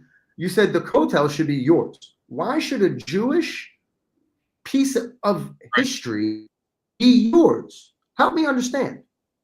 And I'm moving the goalposts? I can flip that because we can flip that logic to the Palestinian side as well. Why should Jaffa, which is like a Palestinian city, should belong to the Israelis, right? But we're not looking at it. Bro, how many Palestinians live in Jaffa right now? Person's perspective. A bunch. Yeah, but it's still not a Palestinian city. You could because it's not inside of a Palestinian state. Kobi, you could argue that us giving back Jerusalem is a non-starter, and you're not even willing to entertain that. But No Jew is. But I think there's creative solutions. I think it could be a shared city. But to We say tried that they said no. if you It don't, was supposed to be an international city. if at first you don't succeed, try again. I explained why rejection should be expected. It's going to take a lot of work for acceptance to happen, but people can still reach that conclusion based on whatever worldview they have. I don't know if you should see it as an attack on your identity, because it's a city that's important to Jews, Muslims, and Christians. It should probably be a city that's shared by all of them. But anyways, Pizza, you want to give? Yeah, I just find it very funny that he's proposing that Israel annexes the parts of the West Bank that include the settlements that have absolutely nothing to do with a military occupation, that deals contrary with a military occupation. He justifies these annexations under they have to do something with security, that because Palestinians will use those areas to launch rockets or something. I think that's is a very contradictory set of beliefs to have. I don't think so. I think that, again, my whole thing is that I think that all of the West Bank, I think that everyone from Gaza should be moved in. I think that Jordan and Israel should give 50% of the, whatever that mass is of Gaza that's taken, that 50, I should have to give 50% of whatever is happening in the West Bank, right? The major settlements, they stay. We're not going to do another Gaza. That's not happening again, okay? Jordan will give the 50%, and probably more. I mean, Jordan was a part of the original mandate of Palestine. So again, for you to say, but British mandate of Palestine. But that's what this is. That's what this is. That's a British construct. That's not literally what this is. It's not a British construct. Look, the entire Middle East is a British and French construct. Okay? I mean, a lot of the borders are, but to talk about British mandate of Palestine as if that means anything beyond just the lines that England drew. But if you're advocating for the British lines, if you're advocating for the British mandate of Palestine, you're just advocating for a one-state solution. No, I'm not advocating for the British mandate of Palestine. What I'm advocating for is countries that are part of the British mandate of Palestine have to concede land to make an actual Palestinian state in the West Bank. Now, the fact that you don't want that and you want to go and take Jerusalem and go all the way back to 67 is telling enough.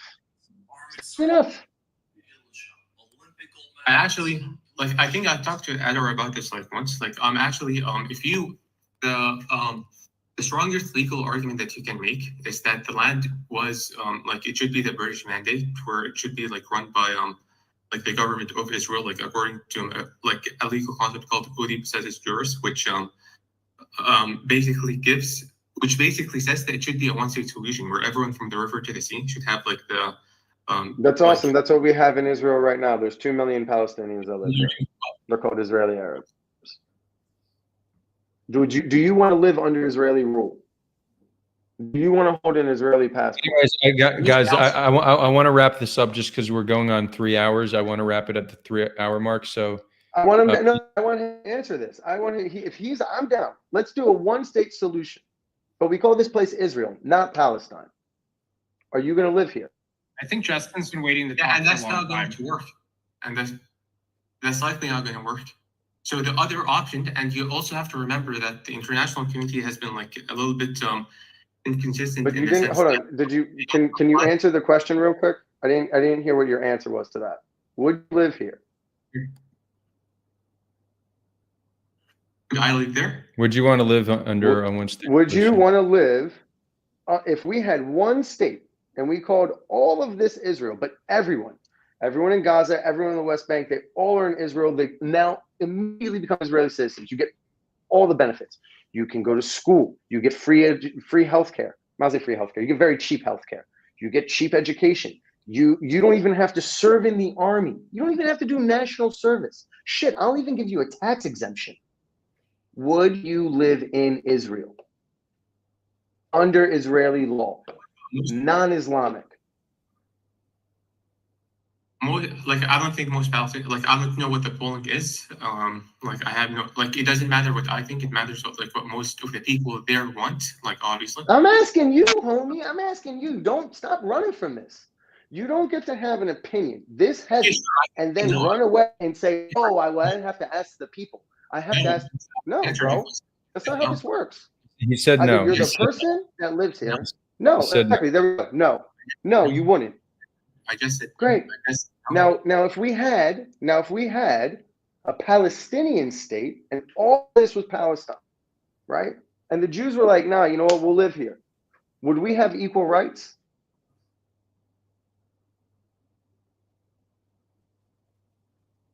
probably. What was that? He said probably. No. Probably, is a bullshit answer. That's why you said probably. You know damn well the answer is For no. certain, how can it be 100% like for certainty that like I can tell you, like is it 100% certain that like if there was a one-state solution where it was under Israel that the Palestinians would have equal rights, wouldn't they do the same? Yeah, thing because that they they're currently have it. They currently have it, dude. Okay, They all right. currently have it. Yeah, wait. We don't even You know. have Israeli Arabs that hold full Alright. rights. There was an Israeli Pizza, Arab that put away a Jewish prime minister. I'm sorry. I proved my Pizza. point. Pizza. I proved my point. We're gonna wrap this up. I'll bring Justin on in a minute. But no, Kobi, you didn't prove your point. I'm sorry. Bro, Ch- I'm sorry. He said that if No, this country was Jewish, he doesn't want to live underneath of it. He said that, and he wouldn't even answer the question that if Jews lived in a Palestinian country, would they have the same and equal rights? He started to hit me with a hypothetical question. No, answer the question. Don't run from it. We already found out that if Jews are in control, you don't want to live here. Kobi. So that means that you're already not willing to even come to a table and say, "Hey, you know what? Maybe this works." He started off by saying that he doesn't believe that Israel should have the Kotel, that Israel needs to go back to 67. So it doesn't seem, this is the entire thing that I said in the beginning. There is no good faith when having this conversation. Because when the truth comes out, he still hasn't answered. Is he willing to have Kobi, Jews have equal rights in his state? And he had to say was, well, hypothetically, no, yes or no, Kobi. possibly, maybe, no, yes or no, bro. The Kobi. fact that you specify or maybe. All right, Kobi, I muted you. You're literally you're talking over everybody. You're interrogating him. I've literally been trying to get a word in for 5 minutes, and you're just going off. We're gonna keep our cool here, okay? It's just not the vibe. When you ask him if he says, will Jews have equal rights? You wanted him to say no. That's what you believe. No. He said probably, but probably is a perfectly legitimate. No one can know for sure. So the fact that you're attacking him for saying probably is an okay answer, but I want to get to a more important point. You said right now we give equal citizenship to all Palestinian citizens of Israel / Israeli Arabs, depending on how they identify. How they identify. No, you know most of them identify as Palestinian. Yeah, no, I said depending upon how they identify. I Okay, agree with okay. you. Some are Israeli Arabs, some identify as Yeah, Palestinian. and- It depends upon where you go. Yeah. Okay. So it took us until the 60s. They lived under martial law. They had curfew in their towns. It took us a long time until we gave them For sure. the right to vote and just 100%. being part of society. But we're there now, right? And Progress is made. we've done great work. We've done great work. There's still the nation state law is a problem. There's still discrimination, but in terms of integrating them into society, immense progress has been done. But under one state, you're going to have around 50% of the population being Palestinian. We're going to not view that the same way as having 20%. That's going to give us a demographic fear. So I don't even think you could say with a high degree of confidence that if we have one state, that all Palestinians will have equal rights the way those living here do, because it's a very different demographic. So I don't disagree. I don't disagree with that. I think it would stay democratic at that point. I think it would change its fabric entirely. Again, this is why I asked him. Yeah, would you live under a state that's totally Jewish? And he said no. Yeah, I could understand that. Okay. Great. So again, I mean, those who have lived in a Jewish state, like most Palestinian citizens of Israel, are generally okay with their citizenship, and a lot of them are either happy or they don't want to move elsewhere. They wouldn't want to move to Palestine. They like living where they're living, but they do have a lot of desire to change the system. A point that for sure, and that's okay. Another point you mentioned that I wanted to touch on, and then we'll bring Justin on. But you said that we have 20% Palestinians, so why can't we have Jews living in the West Bank? So I think in an ideal situation, Jews should be able to live in the West Bank. Jews should be able to live in their ancestral homeland. If the West Bank is Palestine, they would just need to abide by Palestinian law. But 100%. Right now, we can't view settlement expansion as equivalent to the fact that we have a Palestinian population within Israel. The Palestinian population within Israel, these are people who have lived here for generations, that after decades of martial 48, you have the 67s for sure. Okay. Even before. So it makes sense. We get why they're here. It makes sense why they're here. Yeah. But for a population, the Palestinian population, who still has not forgiven us for us coming in mass with massive populations, claiming land for our own, to think that we now took the West Bank, so we're going to continue more of the same policy that created this original grievance, as if that's something legitimate and doesn't only continue to fan the flames of extremism. Put international law aside. It's just, if we want a partner for peace, the last thing we should do is start incentivizing our citizens to move into the West Bank. So agreed. Okay. Agreed. Right? I'll tell you my issue when we have these conversations. The mixing of Gaza and West Bank. We spent the entire conversation talking about Gaza and Hamas. And we touched briefly on the PLP. It wasn't the focus. And then all of a sudden, we start talking about the West Bank. Is something going on in the West Bank? Yeah, for sure. Are we ever going to go back to 67? Absolutely not. And to even start there is it's ridiculous. Now, I think it's telling of a culture and a society, regardless of how much distrust there is, that says, no, I would never even do that. I would never think about that. And what I was trying to understand was, why would you never want to live under the Jews? Aside from, put away the war, because I really think it's the war. I think it's something else. Palestinian experience. Wholeheartedly. Palestinian experience with the Jews for the past 100 years has been one of conflict. I don't think we should have any expectation of them to have anything but unfavorable views I towards it. think that Islamic doctrine does not allow for what they perceive the Islamic lands, as you heard, he thinks the Kotel should belong to them, right? Which is humiliation. Let's just call that what that is. As such, their doctrine says that they can't live under non-Islamic rule. That's what I think that comes down to. I don't think that has anything to do with, and I'm sure maybe it has a little bit to do with the nationalistic thing. No, it But definitely again, does. It definitely does, because we have Palestinian Christian demographic that have engaged in I terror. think that's what I'm saying. I think it's very meshed. Well, Right? sometimes, I think it's very meshed. we look to Islam as the scapegoat the same way Europeans looked at as Jews at the scapegoat. If all Palestinians were Christian, If that was the case, if all Palestinians were Christian, you'd still have violent resistance against us, because they're acting like all other people who were in similar situations. I would agree with you, actually.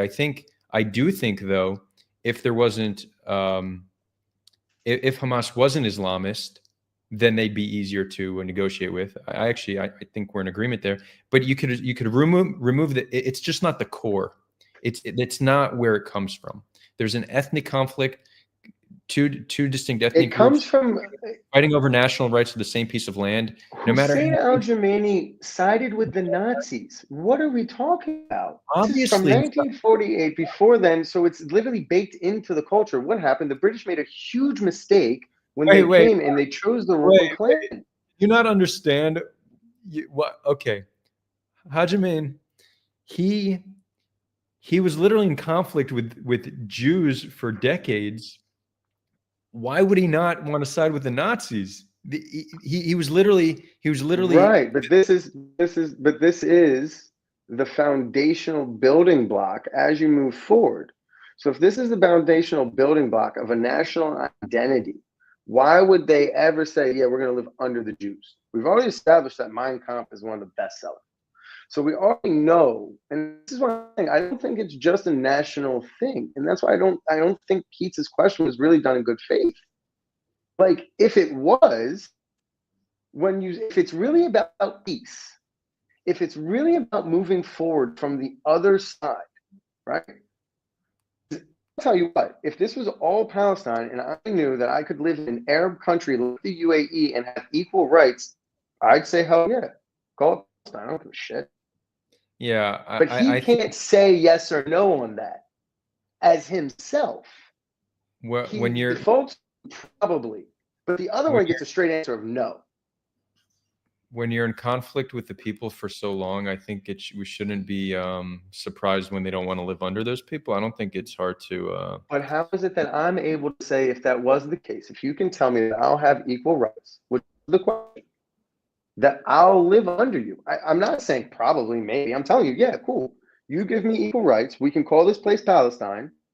I actually think you're an outlier. I don't think most Jews would feel comfortable with that. Like, I don't think you're representative. I don't think they would feel comfortable with that. I'm telling you the hypothetical scenario. If you tell me, like, let's say that we lose this war, right? Everything, we turn to the world's pariah state. Everyone hates us. The passport, we turn into a Rhodesia. We don't exist anymore. Okay? And they come in and they're like, hey, you know what? We're going to call this Palestine now. Now we have a chance. We're actually going to implement the return of the promise of the hereafter. You know what? We got a plan for it. Let's do it.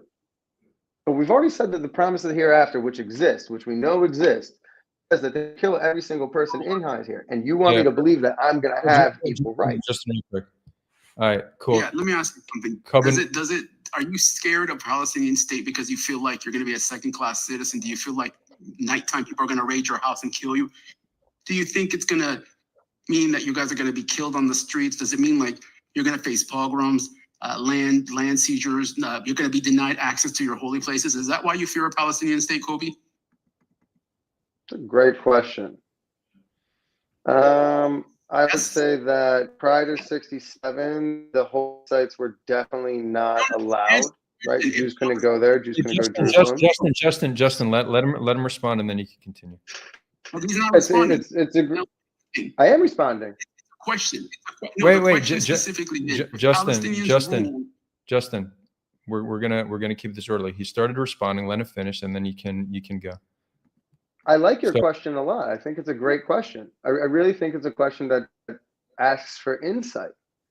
And I would say that a part of it, yeah, for sure, right? Like having woken up on the 7th and saw what happened, mind you, every one of those kibbutzim, they were all peaceniks. Like they would go into Gaza, bring the people into Israel and take them to hospitals, okay? These are the people that you killed. So now you're stuck with people like me. That said, okay, yeah, you had the 1834 Hebron massacres. You had the Sfat programs. Like, and this is all before the state. This is all before Zionism was an idea in the world. So yeah, like, excuse me if I think that's what's going to happen, because that's what history has shown before. But what I'm saying is, do you not see that everything that you fear Israel does already? Now, the problem Are you serious right now? Are you serious right now?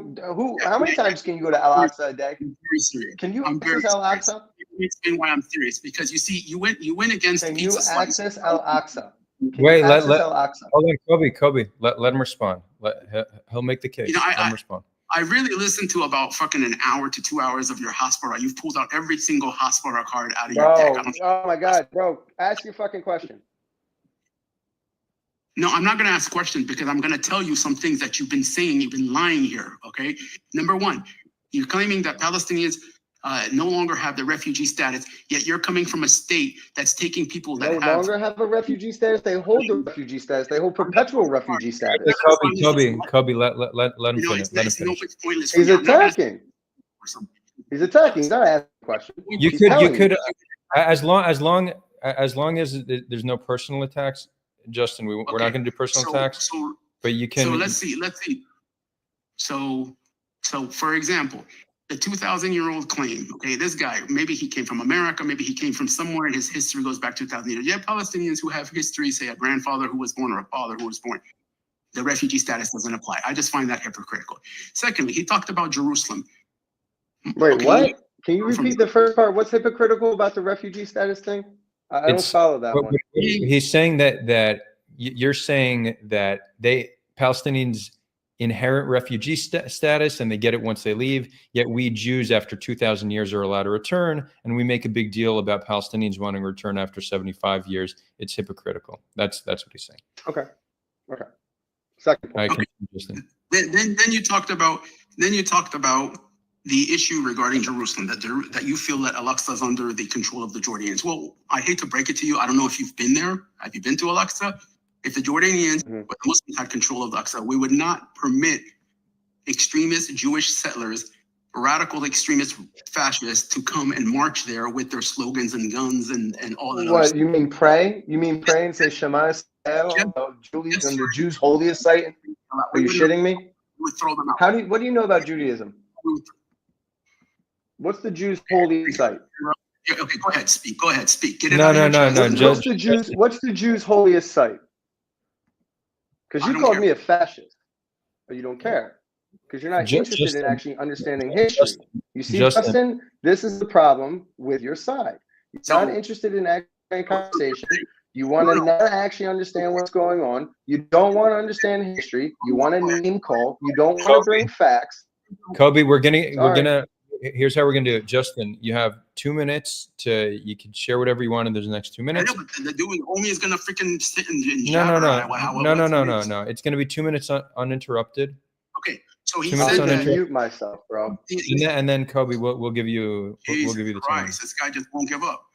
All right, but Justin, Justin, you got to understand that when you say like this guy won't give up or all the Hasbara, that's a personal attack, so it makes it harder to actually get your point across. So okay, he talked about Jerusalem, that the Masjid al-Aqsa is under the control of the Jordanian Kaf.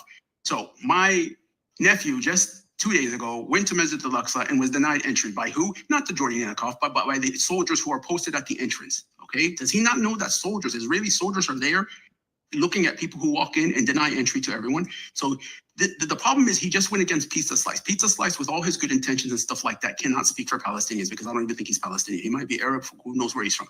But the point is that ask a Palestinian.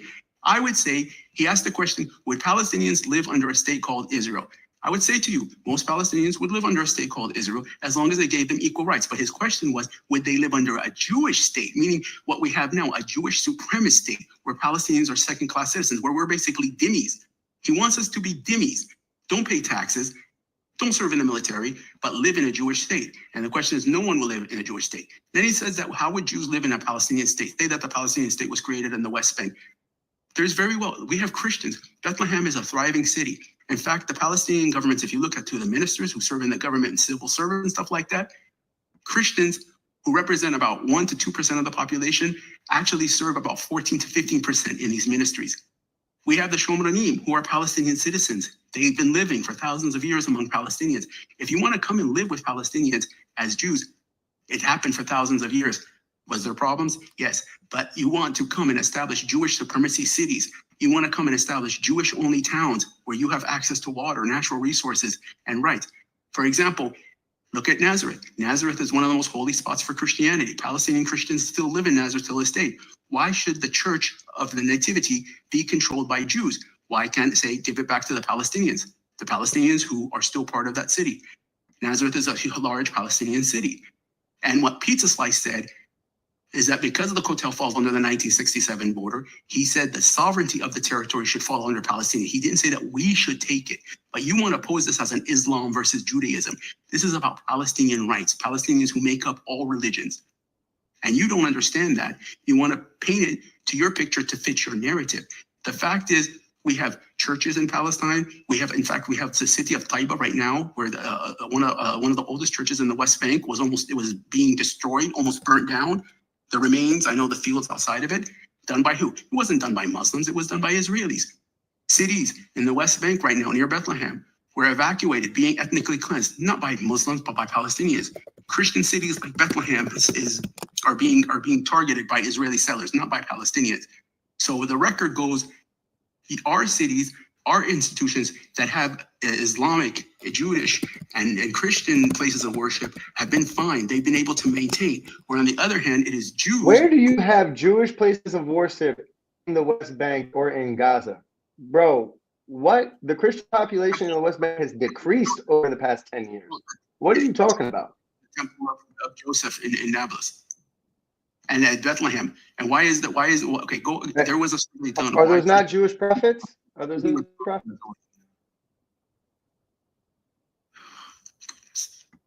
Anyways, so your whole. yeah. So Justin, 30 more seconds. Wrap up your point, and then Kobe will give it over to you.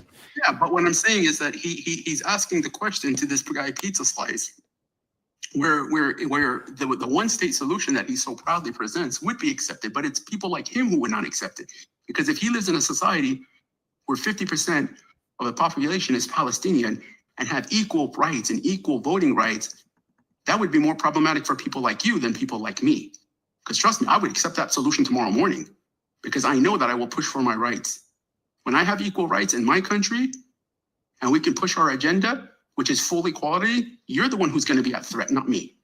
So yeah, I support that. And okay, but hold on. Why would I be at threat? Why would I be at threat if you're going to put pure equality? Why would I be a threat? Because Jewish supremacy would be done. It would be finished. No. Why would I be a threat?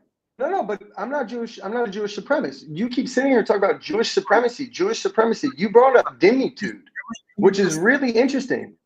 Hold on. Everything you stand for, your positions are Jewish supremacy pure. I'm not a Jewish supremacist. I don't believe that you should be able to kill me, and you're pissed about that. You're mad. No, I don't want to kill you. Yeah. I don't know where you see. Okay, so again, let me ask you. Hold on. Let me ask you. You brought up dimitude, which is an Islamic concept, right? Not a Jewish concept. That only exists in Islam. But yet you want to take the idea of dimitude and say that I'm doing that to you. No, darling. Are you living in Israel or do you live in the West Bank? If you live in the West Bank and you want to have your own country, you have your own laws. You have your own shit that governs you. I don't want anything to do with you. Now, if you want to live here, right, and you want to play the whole demographic game, well, let's say that we've stayed with the normal way of democracies and how it works in the Western world. If y'all decided that democratically it was a good idea to come and, I don't know, let's say wipe out all the settlers, and you considered me to be a settler, would that be okay with you? No, I never said it would be okay. Okay, right? So I just told you right now. I said, if a Jew wants to come in Hebron or in Ramallah, I don't have a problem with that. right. So He wants to live as a resident legally under the sovereignty of whoever is in control of those cities, fairly and equally, we don't have a problem. But if you're going to come to me, listen, the problem with you, I don't. So if Israel takes all that over, right? Israel takes all that over, it gives you the same rights, and everything. Are you okay with that? Absolutely, 100%. Okay, great. Same voting rights, same everything, right? So then you're an outlier because most people aren't. Tomorrow. No, that's not true. Right. I don't think. Great. So come in, bro. Look, so then we're in agreement. Look, Justin, we're actually not that far aligned, far misaligned.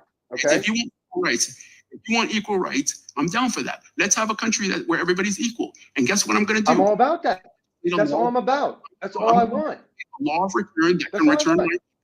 Just like Jews can come back, Palestinians can come back. That's fine. Well, cool. So then, all right. So look, Wait, we're Kobi, in the so same camp. You would support. We're in the same camp. You would support one state from the river to the sea with. What the hell? You want to come back and you don't want to kill me and you don't want to take my shit and you want to, and we all want to live here in Kumbaya? Yeah, bro. Knock yourself out. We're calling it Israel, though.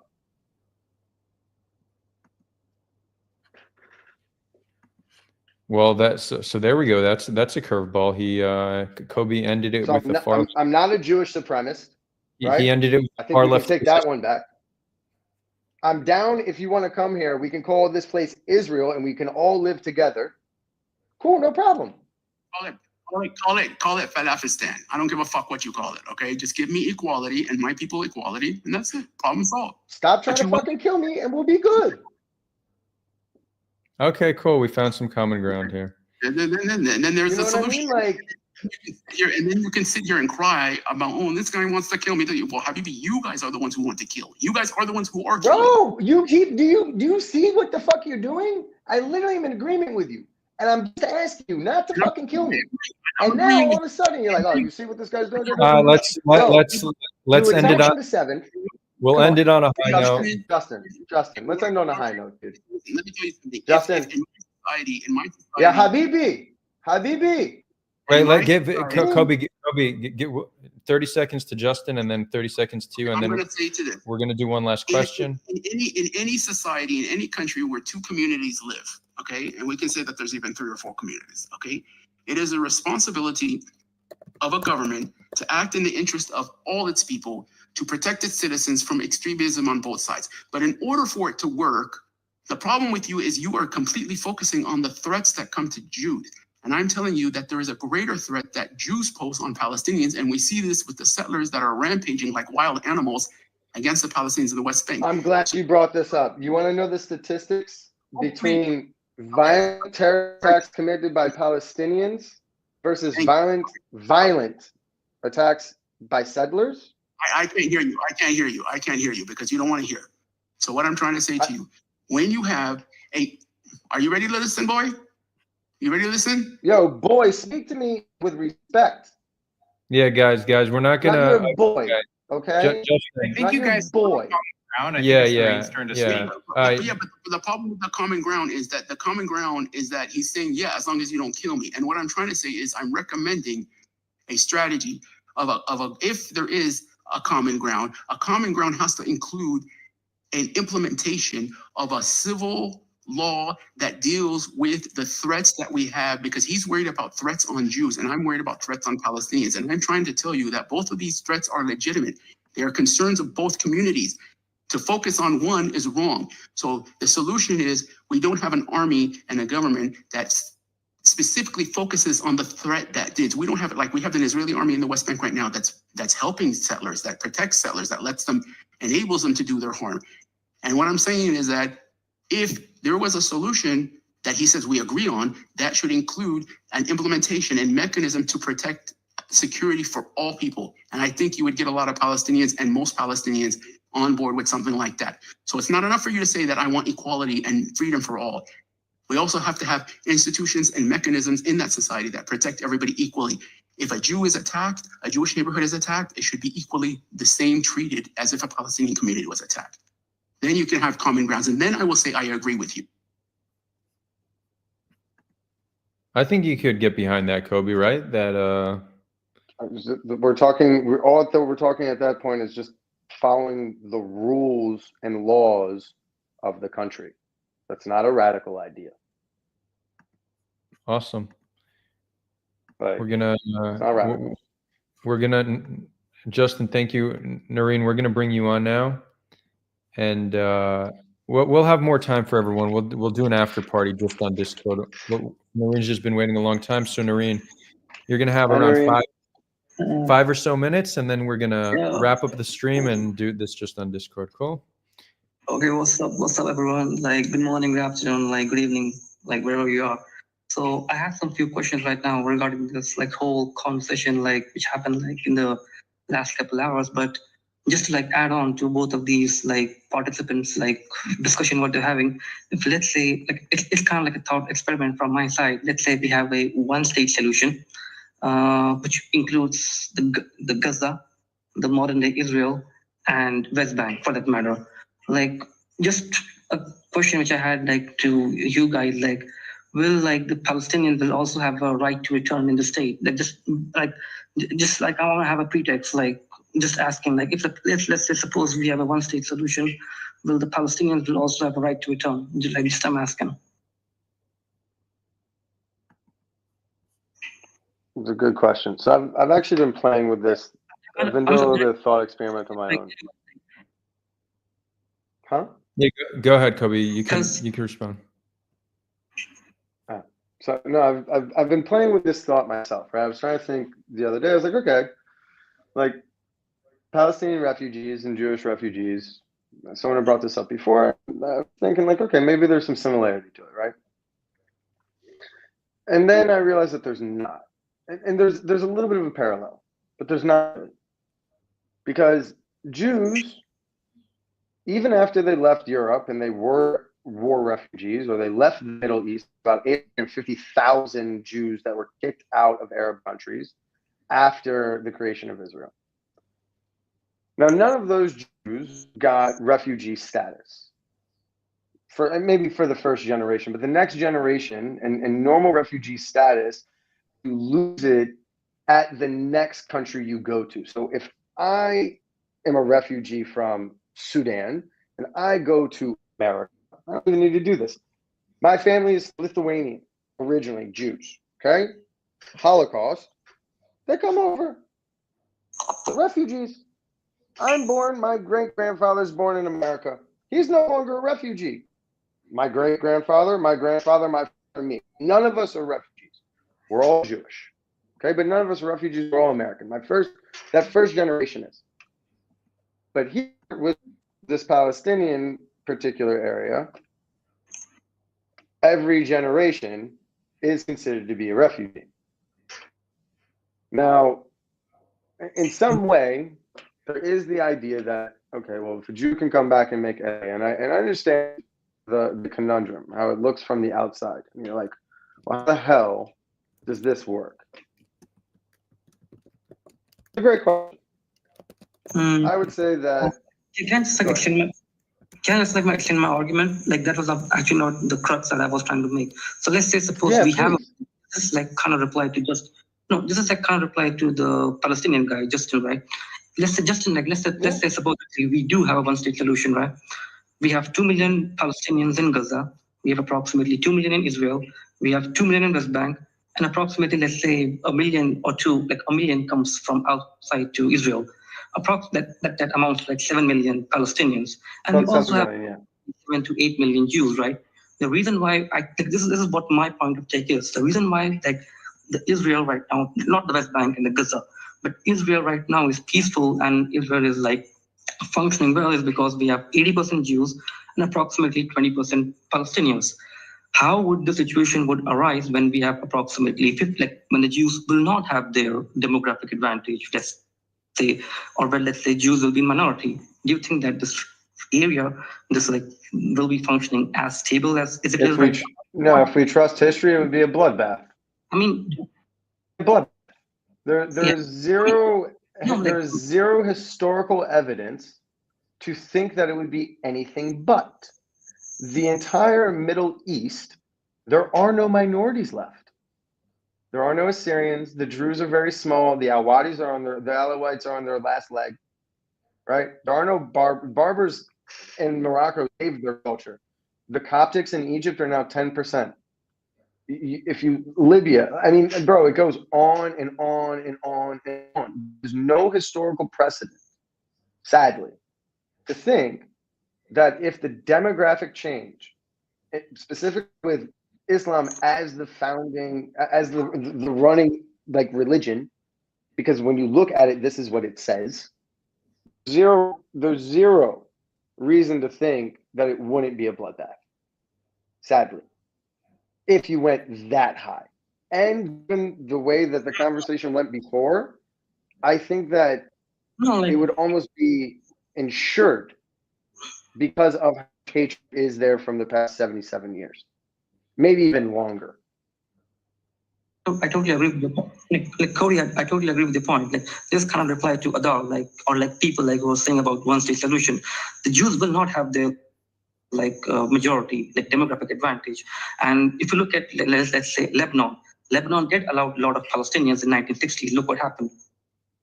They got a civil war. 15, 20 years, approximately like that. So many massacres after massacres after massacres.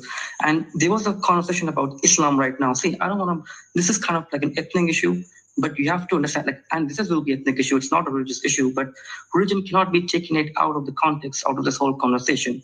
Like, I don't want to make this like kind of like, I don't want to sound like a xenophobic or Islamophobic, but I do agree with Cody that whenever like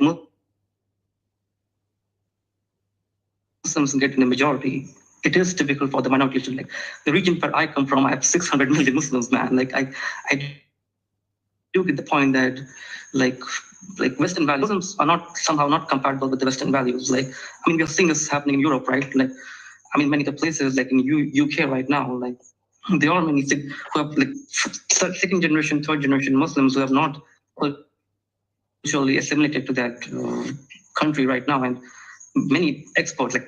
This is kind of the like rape gangs, the grooming gangs, which can happen.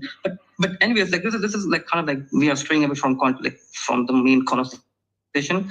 You're just like kind of like my opinions on how things like agreeing with Cody, like his views on Islam or like this one-state solution he had. But this is what my main question is. What Adar? My main question was directed towards Adar right now, like. I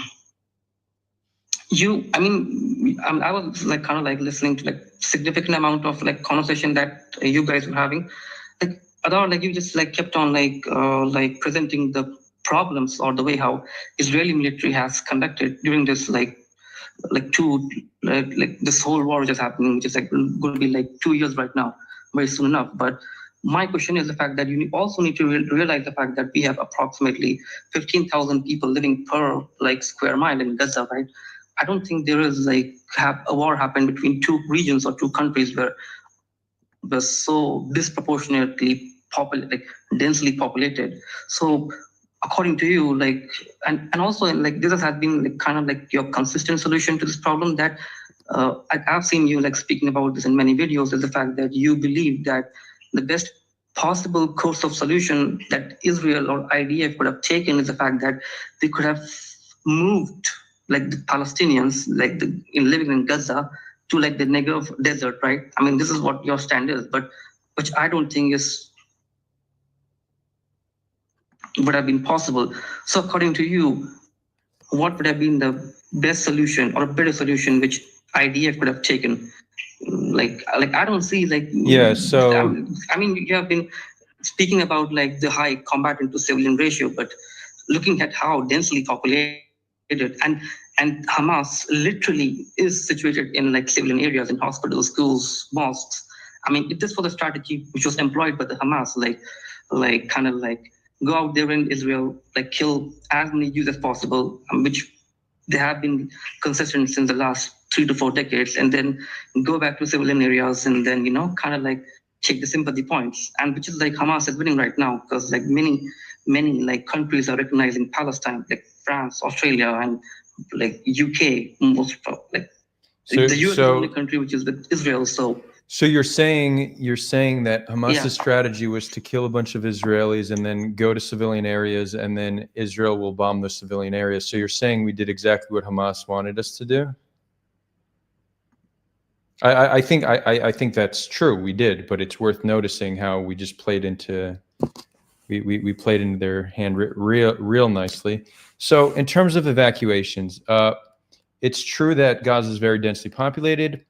This is a consideration Israel needs to take. If Israel cannot do proper evacuations, then they just can't engage with so much brute force. You can't be leveling buildings with full families inside just to maybe kill one militant. That's a preposterous level of proportionality, which we haven't seen in another conflict in the 21st century. Now, in terms of evacuations, you said you don't think it's possible to do massive evacuations into the Negev, but you didn't say why. It's definitely possible. I think we don't want to do it. That's why we didn't do it, but I don't see what makes that impossible. But we could also work with the international community and find a temporary resettlement if it would have come with a guarantee that they could return. And if that didn't work, then you do the Negev. And if that didn't work, then you need to completely change your tactics.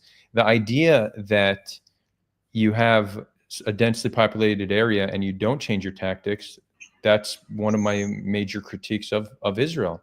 It's almost like as if they're engaging in a place that had proper evacuations when they didn't. But I don't think it's as simple. I think a lot of the narrative around Hamas utilizing civilian infrastructure is also propagandized. It's not. It happens not nearly to the extent that it's being claimed it happens, for a few reasons we can know this. One, all infrastructure is going to be safer underground than it is above ground. It's just going to be harder to hit. So they actually have a very clear incentive to put as much infrastructure in tunnels. Second, if they're actually launching attacks from places that have civilian populations, there's a cost they pay in terms of civilians turning on them. Civilians don't want attacks being taken place from where their families residing. So there's a societal consequence, but also there's just a serious lack of evidence. We spoke about this earlier. Every unit has a GoPro. You have a lot of drone footage. There's massive incentive for Israel to produce constant photo and video evidence of all the civilian infrastructure being heavily militarized. It just doesn't exist. We don't see it. So the utilization of civilian infrastructure, as far as we know, it's that there's tunnel exits coming out from civilian buildings scattered all throughout Gaza. And I think the IDF doesn't know where they are. So we're just part of the rationale to leveling full neighborhoods is, okay, we don't know where the tunnels are, so we'll just flatten everything. But it's most buildings there do not have tunnel exits, right? It's some, we just don't know what amount and where they are. And second is we know that there's utilization of civilian infrastructure from areas that are evacuated. There hasn't been a documented attack launched from a hospital. There just hasn't been. What? Yeah. You have Yes, there was. When? Dude, in the very beginning of the war, they were firing RPGs out of the hospital. True. There's not a single documented report of that. You could look it up. What do you mean? Look it up. There's literal video of it. Bring it up. I've researched this extensively. It absolutely does not exist. It absolutely does not exist. There's no reported attacks. Even the IDF today is not saying that there's been attacks from hospitals. There haven't been. We haven't seen militarization of hospitals. We know that there's been a deliberate. We have. No, we haven't. Hold on. If your entire source of truth is Israel said so, can I ask a really interesting question about the hospitals in Gaza real quick? I'm interested in evidence. So show me evidence aside from Israel said so. Yeah. No. I have a question about the hospitals. Mhm. Gaza is how long? I don't know. 11 kilometers, right? Something like that. Mhm. Top to bottom. It's pretty small, right? You know how many hospitals they have? 32. 36. They did. 36. 30. Thank you. Even better. 36. So 36 hospitals. Mhm. I'm from Baltimore originally. I have Johns Hopkins, GBMC, UMD, and one other. I have 4 for a Yeah. city of about 1.5 million, 2 million. Right. Why do they have 36 hospitals for 2.2 million people? So a lot of It's the strange, hospitals, right? well, you need to understand what that means. So If it's I not use a hospital as a military base no, Kobe. and I use international law against it, Kobe. I've now created an installation from No. which, if it gets hit, the tunnels underneath the hospitals. There was a So- data so- center underneath the UNRWA. Like, the entire there's that. the entire basis of your argument comes from a misunderstanding of why there's 36 hospitals in Gaza. Second, it's very simple. Provide evidence of militarization of hospitals. I reviewed all the evidence, so I'm happy to go into it. But the reason why Gaza has so many hospitals is a lot of them are very small hospitals. They're more like what we would 13/11/23 terrorist fires RPG from Al Quds Hospital. Yeah. Send me the actual evidence of this. I know exactly what you're talking about. It's you see a militant shooting a rocket at a tank from the street that's adjacent to the hospital. Yeah. Imagine if Hamas. Okay, show me the evidence. I know exactly the video you're talking about. Imagine if Hamas is now. Imagine Hamas is now encroaching on Ichilov Hospital. The IDF surrounds it, shooting at Hamas. There's a video of that. It's like, you see, Israel is utilizing a hospital for military purposes. They have every right to defend a hospital from being taken over. I'm more interested in evidence, right? Video evidence, photo evidence. You have one RPG shot from the street in the vicinity of a hospital. That's not this overwhelming evidence of militarization of hospitals, and it's not an attack launched from a hospital. But the reason why we have 36 hospitals is a lot of them are just small medical facilities. People will donate, like Saudi families, Qatari families. They'll donate. They'll build a hospital in their name in Gaza. So it's not a massive hospital like Johns Hopkins. They have the amount of beds that they have. That's how you do it. You look at the amount of beds that a hospital has, and how many beds. A report came out showing they currently have 50% of the beds that they had on October 6th. There's about 16 and 19 hospitals left. 12 actually. Makes sense for about the. No, 12 are operational, but they've set up field hospitals in their place and stuff like that. But it's not just beds. They lack equipment. They don't have anesthesia. They don't have clean water in many instances. You have an increase. We have a record number of sick and injured, and a drastic intentional. But that doesn't talk to me about why there's so many hospitals pre-October 7th. I literally just agree with everything that you're saying right now. I explained these are medical facilities that they call hospitals. But if you want to tell me that they're militarized, let's talk about the evidence that exists. Okay, let's talk about it.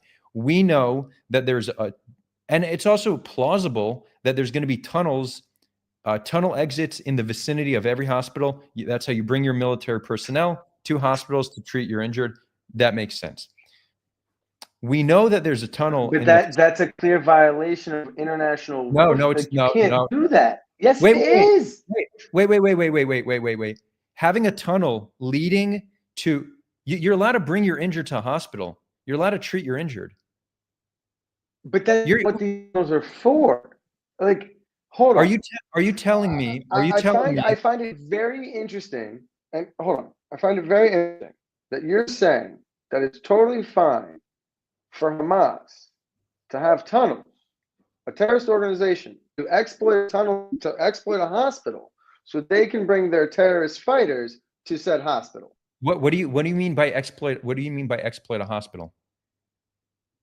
Well, if I move my terrorist fighters, who are terrorists, to a hospital to get treated, Yes, a hospital doesn't lose protective status if you're treating militants. Could you imagine? Wait, would it be legitimate if we blew up a hospital in Israel because it was treating IDF soldiers? That's preposterous to think about it. What people do That's is fair. That is we- fair. That is fair. No, That's fair. no, right. But here's the thing: we all try to create the rules of war to that we can do no wrong, and we're enemy. Everything they do is wrong. So all hospitals have tunnels in the vicinity of them. It makes tactical sense that they're going to do that, and also there's just tunnels everywhere. But that's not the same as it being militarized. Now we did see that there's.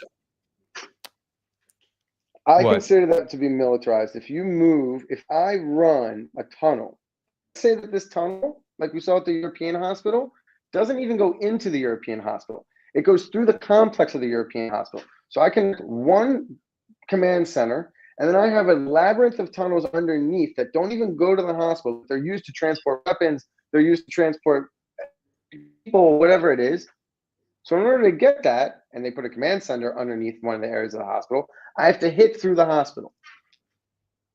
Exploitation of the hospital. No. So what you're saying, wait. What you're saying, if you build military infrastructure underneath the hospital, I would agree with you that that's militarization. So when we look at That's what we're talking about. well, I'm not convinced. And let's actually talk about the evidence. Okay. Let's talk about the evidence. There's really only been two pieces of evidence, and it's hard to know exactly what it means for a reason that I'm about to explain. Al-Shifa, Israel produced a video of them walking through tunnels that was in the vicinity of Al-Shifa. We don't know where it is relative to Al-Shifa because they don't give us an unedited video. The video cuts. So we don't know if there was anything under Al-Shifa or if it's simply in the vicinity of Al-Shifa. Is this Israel's way of deceiving the public, or are they just incompetent in providing? Don't even talk about Al-Shifa. Talk about the European hospital. I'm going to get to that. Mohammed Sinwar. I'm going to get to That that was in next. front of the entrance. I'm gonna get to that next. If we're talking about evidence, let's talk about the prior evidence. This Let's happened talk before. about it. Okay. Second is European hospital, where again Israel produced a video that was edited, so we don't know if that tunnel goes underneath the hospital or if it's in the vicinity. Now I will say that if that's where Sinwar was killed, then that is still close enough that you could say that that's definitely a gray area. But we don't know that was under the hospital. Israel did not provide a single. Yes, we do. Yes, we did. There's a little video with literally. It's edited. What do you the video's mean based on what? The video's Yeah, edited. but the tunnel system isn't edited. You go in and you put a drone in and you run the drone up and down the tunnel system. It's not like you change where the fucking tunnel is. No. But What? if the That's hold insane. Hold on, It's Kobi. insane. It's insane. Kobi, listen. If the video is edited, you don't actually know where the tunnel is in reference to the hospital. You don't. Which video did you see? Because the one I saw is from a drone that literally goes to the front. You see the entrance. It then pivots left and goes into the tunnel. No. So watch it again. Watch it again, bro. Watch it again. Gladly. Send it to me. Send it to me. I'll gladly watch it again. There's a very clear edit. There's a very clear edit. And again, the reason I know this is because I looked very carefully.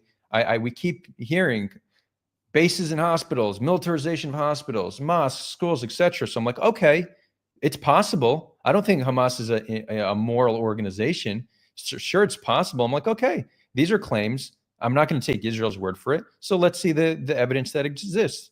And the evidence for mass militarization of civilian infrastructure certainly does not match the claims being made by Israel, and they don't match the destruction that we've caused to this infrastructure. So just to finish this point, because it did take a while, but Noreen, so densely populated area is definitely a problem, but that's Israel's problem to need to deal with.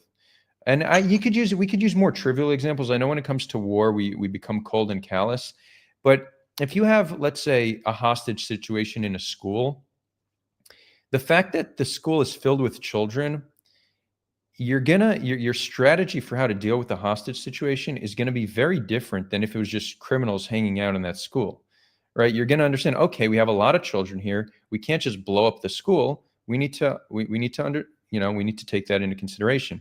So I don't see it as a legitimate excuse to say, yeah, it's densely populated, so that's why you have this level of civilian to combatant ratio. I just don't think that absolves you of responsibility. And international law agrees with this, but I'm making a moral argument. But the problem is like, what, according to you, could have been like the best solution which Israel could have taken? Like So- that's what my question was. Well, like, so if we're talking strictly military solution, because I know that whenever I bring up a non-military solution, which I think is important to talk about, but people, it's too late. It's already 11:30. So we're going to talk just military solution. Okay. So if you're convinced that there's no way to do it non-militarily, which again I think is a mistake, then you need to do proper evacuations. If you don't want to, I know we don't want to evacuate people into Israel, but there's a lot of room in the Negev. 2/3 of Gaza are women, children, and elderly. So at the very least, you have a relatively safe majority population that you can bring in Israel, and then you can do background checks on the rest. You could also work with the international community to allow for proper evacuations. That's one. Two, just the level of proportionality.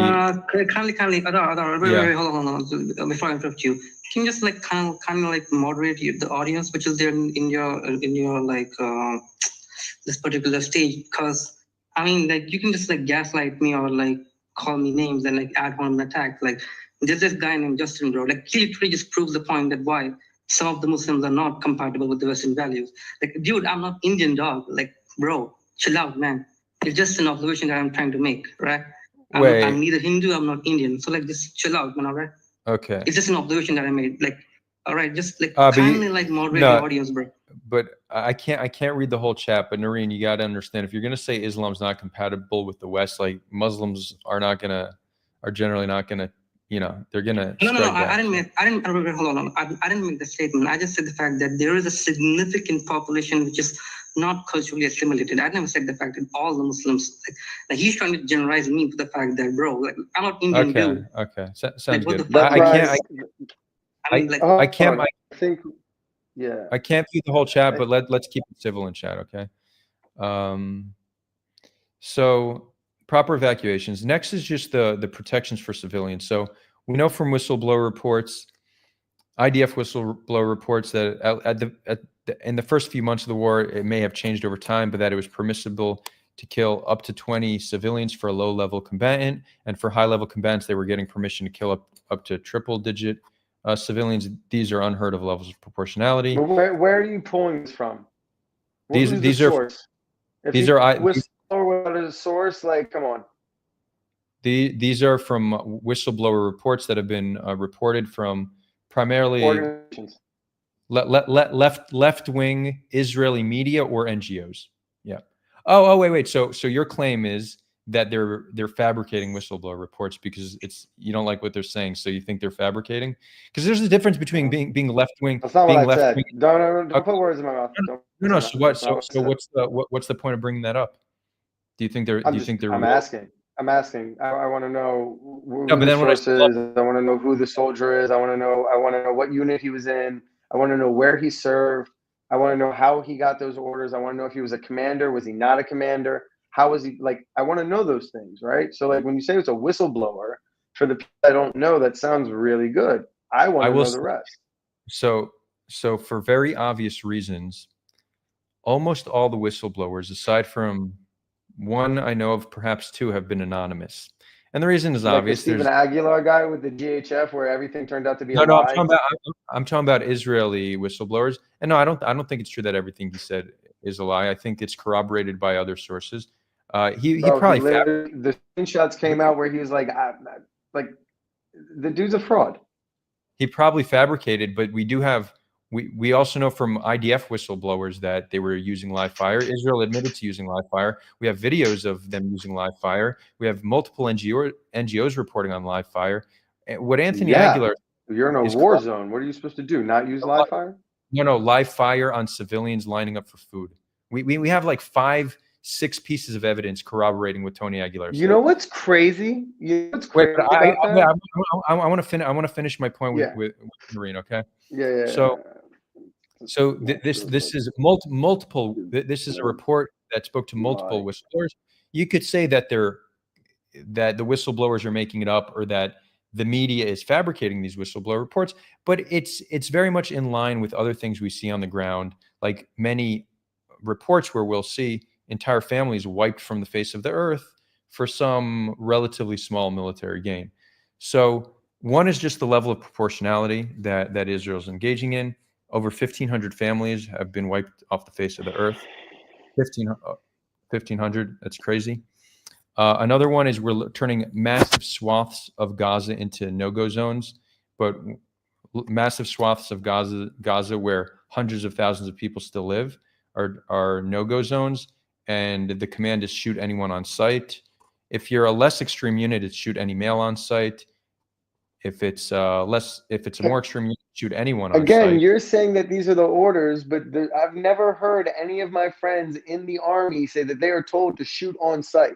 Like, that's insane. I have not talked to one soldier that has told me, yo, our orders right now are to shoot on sight. Where the fuck are you getting this from? I'm not going to let it slide because that's insane. That's just a straight lie. Hold on. Wait. I don't want to interrupt you, but can you just wind up my question? Wait, hold on. Yeah, wind up your question, but I'm going to pull up a video of a commander telling this to his unit before sending them into Gaza. And this is also corroborated, A, by video evidence, B, by multiple IDF whistleblowers have claimed this to be the case. So this isn't even something that could be contested at this point. I mean, again, there's so much evidence backing up this claim. Shoot on sight in the no-go zones. We know this is happening. Don't even get me started with the human shields reports. In a no-go zone. In a no-go zone. A no-go zone is we're literally talking like places where hundreds of thousands of people still live are no-go zones, and you shoot anyone on sight. Yeah, that's amounts to a war crime. So that's something that's a choice. Just these lowering these protections for civilians. Next is the systematic dismantling of their healthcare system. The next is not letting restricting aid coming in. Next is the destruction of their water system, systematic destruction of homes and cropland.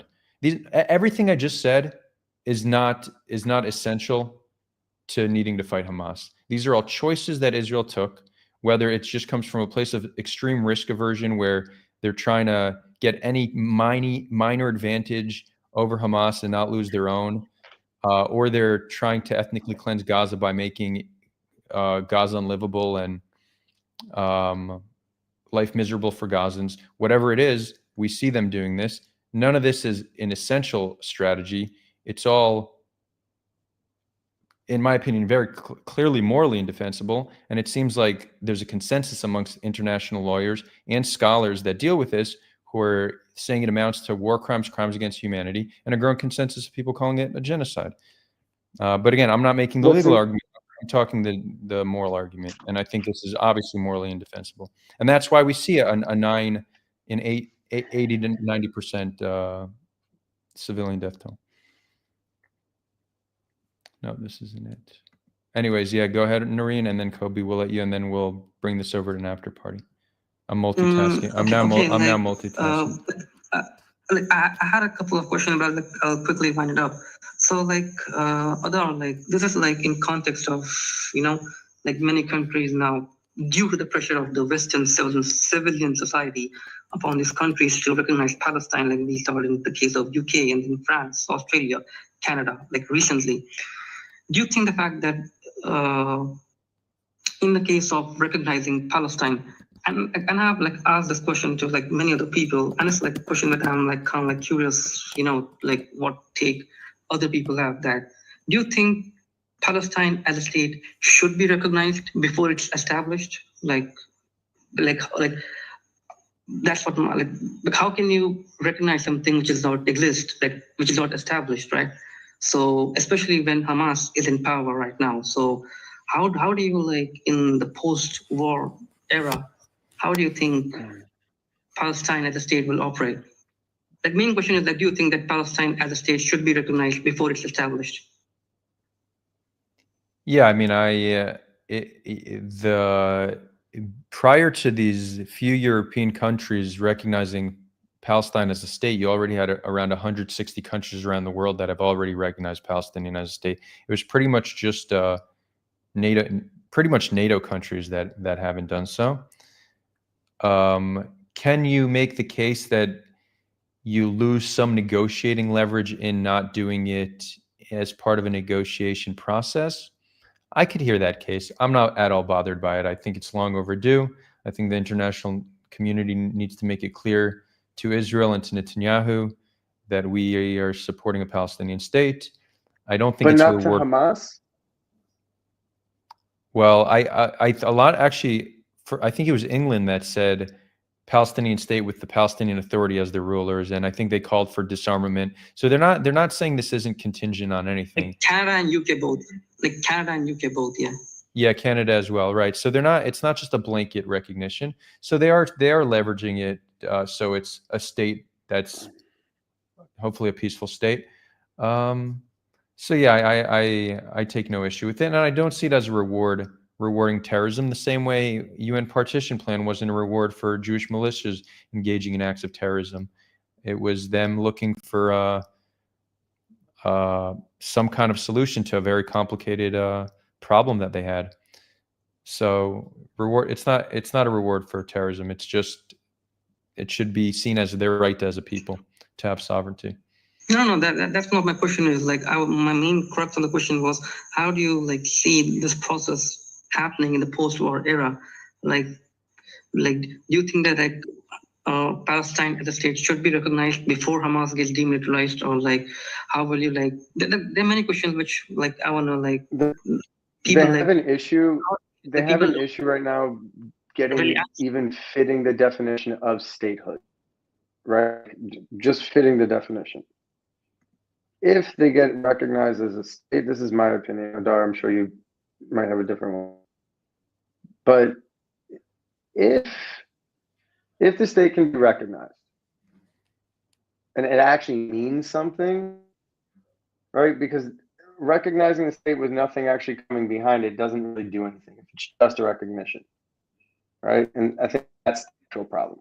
If it needs to be done, then maybe, right, like we said in the beginning, you find a different partner to work with that isn't Hamas, that maybe isn't the PA, to be sure that they can get the state that they want.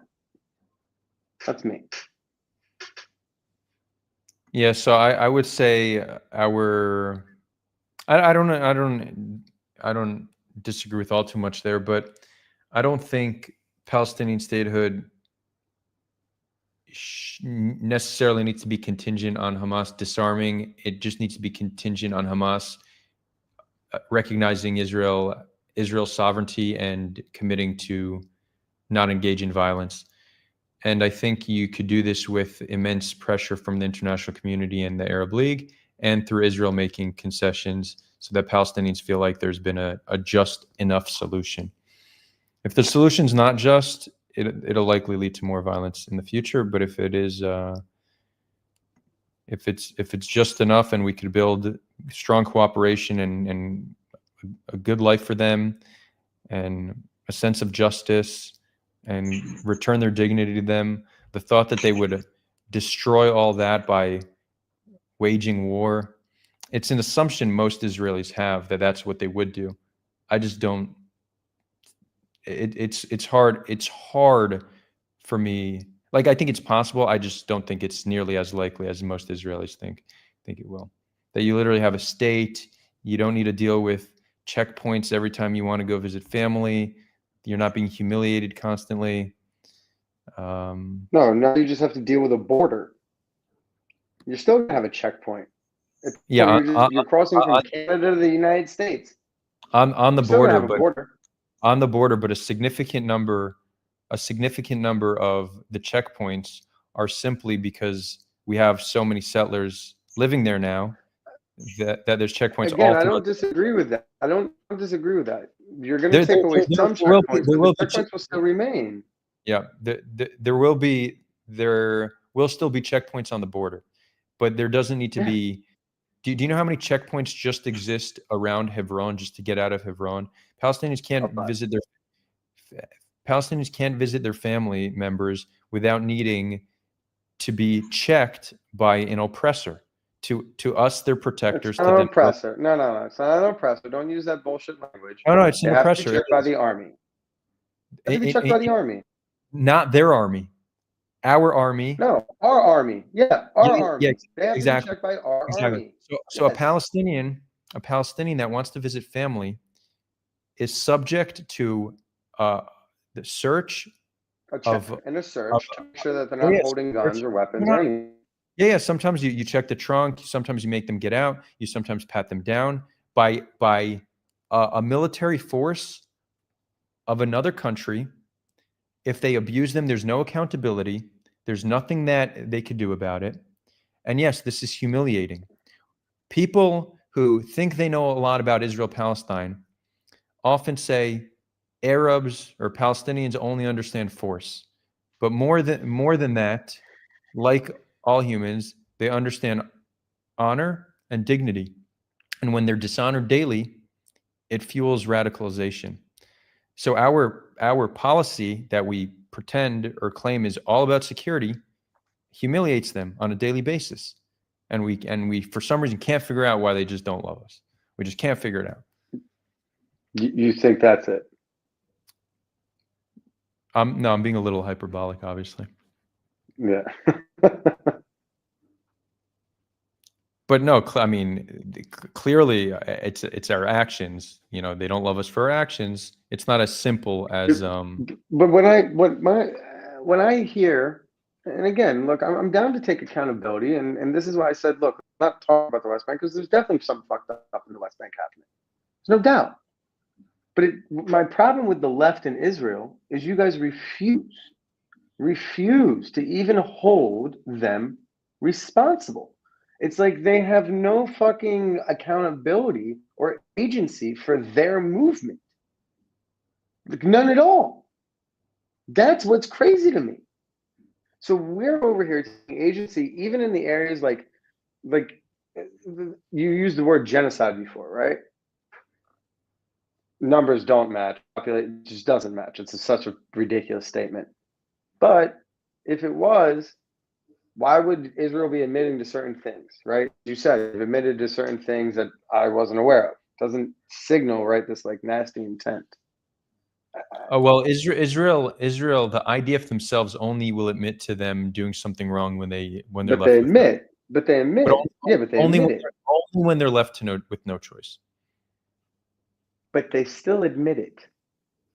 Hamas, okay, because even left with no choice, doesn't admit it. Like when they got asked in the beginning of their interview on the 7th or on the 8th of October, why did you kill kids? Why did you kidnap people? This interview is over. And they got up and they walked away. They didn't admit to it. Then they said, "Oh, things happened in the heat of war. They weren't supposed to do that." We need to think about this a little bit more. There was one example where, and this I don't even know why they admitted to because they technically didn't have to, but they reported that one of our militants who was guarding hostages, his 2 children were killed in an airstrike. And out of revenge, he killed one of the hostages and seriously injured another one. And he's being reprimanded, and we're ensuring it doesn't happen again. They came out and reported that, which was very interesting because I don't see that. That's Hamas? not something. Yeah, I was shocked. But I'm not. This isn't. Yeah, this isn't something that I've looked very deeply. Interesting. It is, right? Yeah, I'm still. It kind of blows my mind that they would do that, but I don't like. At the end of the day, they're not. Israel does not come clean when they commit a war crime unless there's a video of it and they can't keep it quiet. They don't charge soldiers with war crimes again unless they have to. So it's not like there's this high degree of accountability. But no country does that. I don't like what this double standard of like Israel being held to this insane standard of dude. No country on planet Earth holds their soldiers to war crime tribunals for the war they went and fought on behalf of their country. That's just not what you do. Because if you do that, then no one's ever going to go fight for their country. You just don't do that. No country does that. So to even say Well, that, like, oh, they don't do this. Yeah, no shit. No one does that. No one does that. Literally no one. So if we start doing that, I think it would be really weird. We really could. You're probably right that there's generally not going to be a high level of accountability, but the challenge. It's not an accountability. No. But hold on. I think that you're overestimating the extent to which it happens in Israel, or at least thinking it's comparable in Israel to other places. Israel is different from other countries in how revered the IDF is. To the point, let me give you an example. What does that matter? What does that matter, though? That has nothing to do with anything. It does. I'll explain why. Do you remember when the prison guards were arrested for the alleged sodomy as they came on? Alleged sodomy, Which it was sodomy with a blunt object. That's what it seems to happen. Now, when that happened, you literally had the courthouse and the jail raided by far-right radicals, including a member of Knesset. That's how protected the idea. But what happened? What happened to all those far-right radicals? They all got arrested. They were all arrested for raiding the military base. What happened? They all went to jail. No, I don't think so. Dude, the organizers went to jail. The rest of them were removed out by force. They weren't just like given like a little, oh, hey, come in, guys. This is so cute. They also violently pushed themselves in, and then they were violently pushed out. What happened? But wait, so I'm looking it up because I actually don't know. But what happened to those who committed the crime? They got just a few months in prison, and most of them still haven't been charged with anything, right? Because there wasn't enough evidence for what the charge was. Wait. You had a grainy ass video and a report from an Israeli doctor that said that the object was self-inserted. He said that there's no way that the object that was stuck in this man's rectum was done by someone else. This was a self-insertion.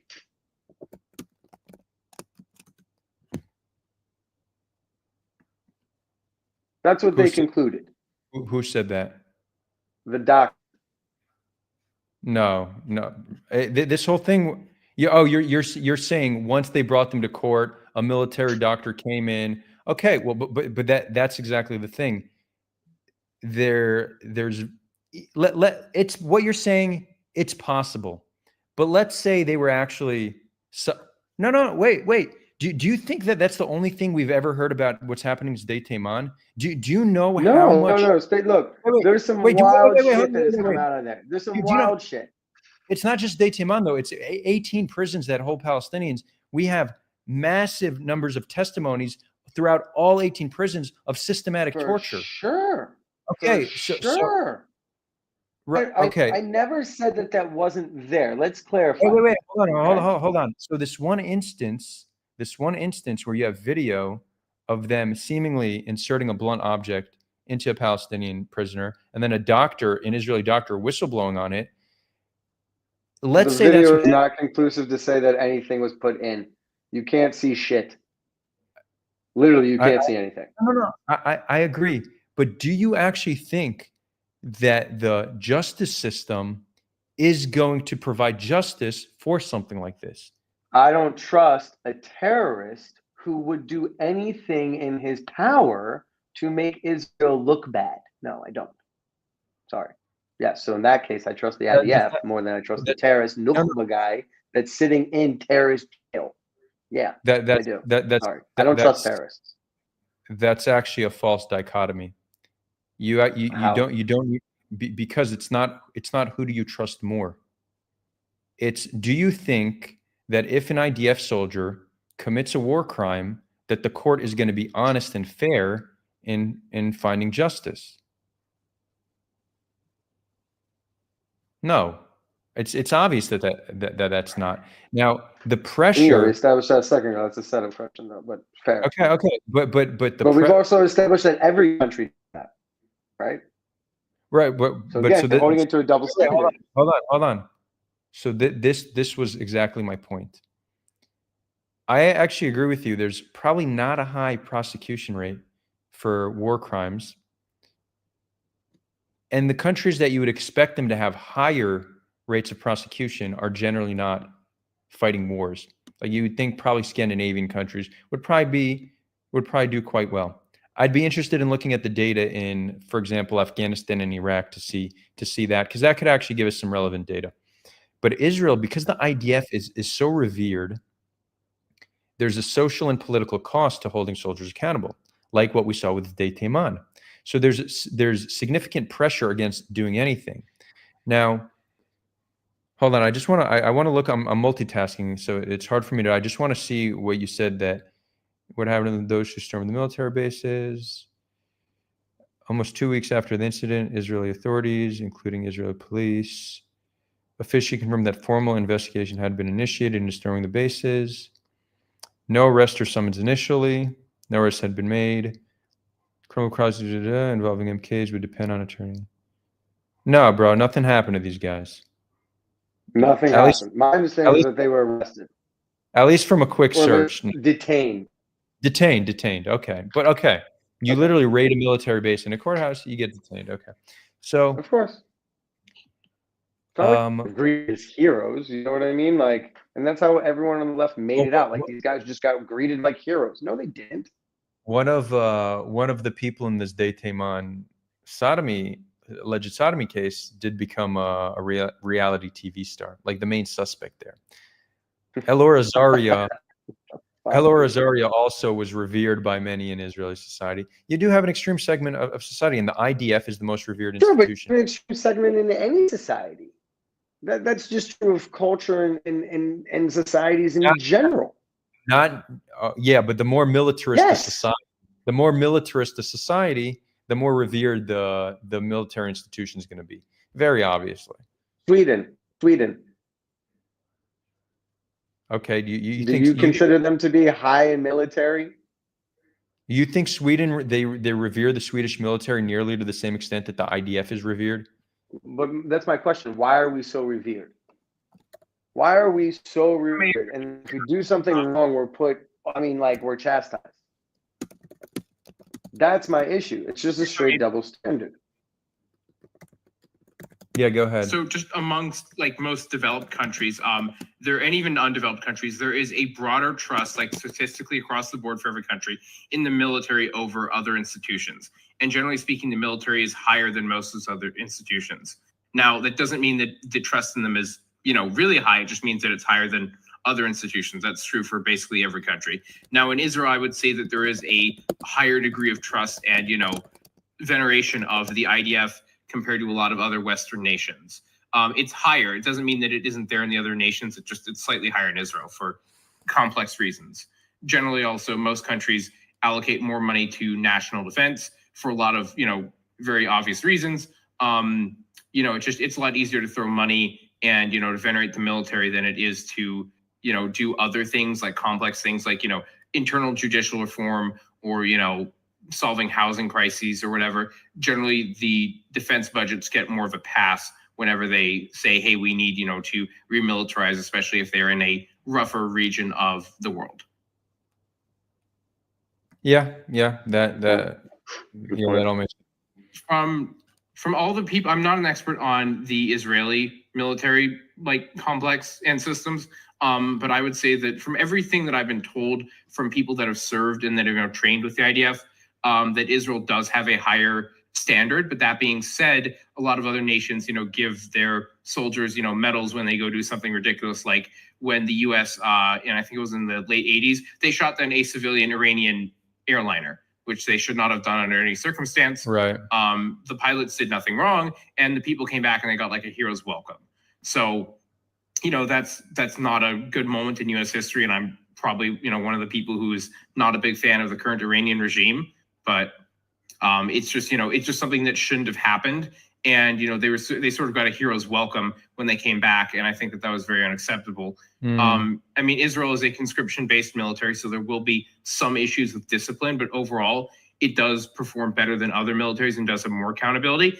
But generally speaking, the military is also one of the least regulated and held accountable institutions that basically any state will have, because they're conducting affairs in foreign territories, or they're doing things that are considered necessary for the survival of the state.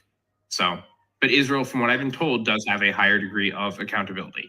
No, than other militaries. I don't think that's. I mean, if you look at Adar, where'd you serve? Golani. Golani, okay. Just for everyone that's not aware, that's an. You're muted. Yeah, just so everyone's aware, that is an infantry unit. Were you in infantry or? Yeah, I was in Orev Golani, and in my Sadir, I had a very interesting Sadir where I was Kashar Magad on the Kavim, and I was also Menel Amlachia. So I had a very interesting combino, which gave me amazing conditions. But so yeah, I did Kav. I did Kav quite a bit in north of Hebron, and then I did the Syrian border as a miluimnik. But what were we talking about? It's getting late, and I'm already. Standard. Oh yeah. So there's actually been very few Israeli soldiers that have ever been charged with crimes, even for the crime of massacring.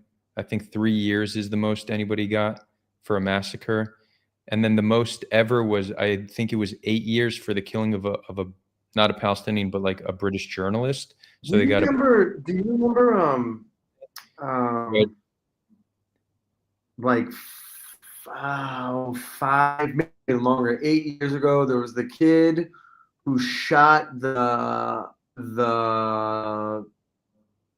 Palestinian terrorist in Hebron after he stabbed someone, like Ariel something, like the guy was Elor Azaria. I mentioned him. Yeah. How long did he go to jail for?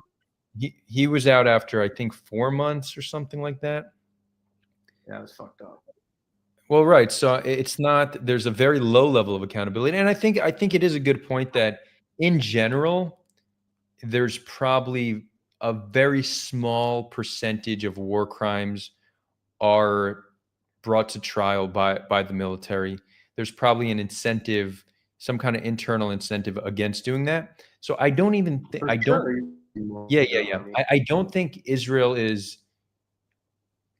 unique in that regard, but I think they might be an extreme case. So you Fuzzy Man Boobs, you said you think they're held to high regard, but I haven't seen any higher. I said higher. No, higher. Yeah, that's what I'm saying. I just don't know what that would be based on when there's close to nobody being charged with war crimes. And the only times we that's my point of the double standard. I'm just comparing it to other militaries. So generally speaking, how the military works is that they can always say something's classified or something's under investigation, right? They can demote officers, they can move them to different bases. There's a lot of things that militaries in general can do. And because, the military is national security, in most countries, it just doesn't get fully investigated. There's very little transparency for obvious reasons.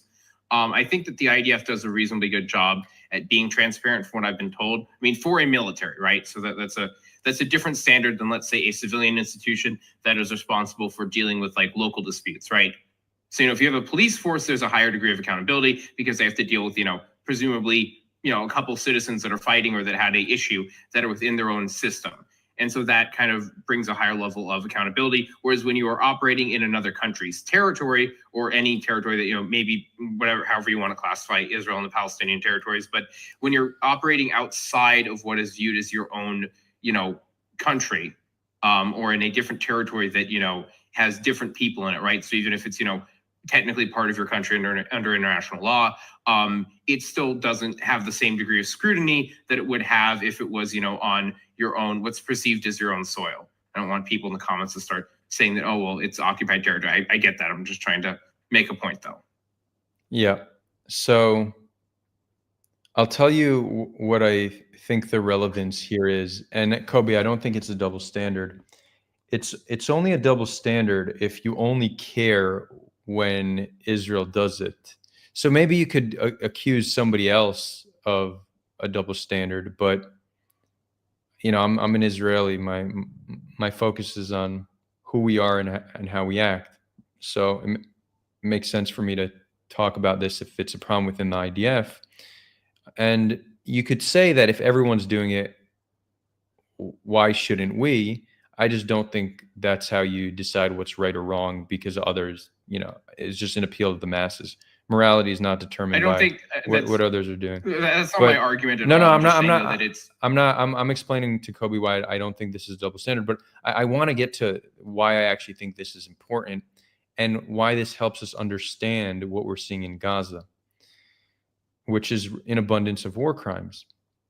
And you have a very angry population after October 7th, very angry, and also hateful. The level of hate after October 7th hit, I think, a tipping point where all the polling that we've ever seen since October 7th about well-being of Gazans has been 70+% say that Gazan civilians should be taken into consideration either to no extent or to very little extent.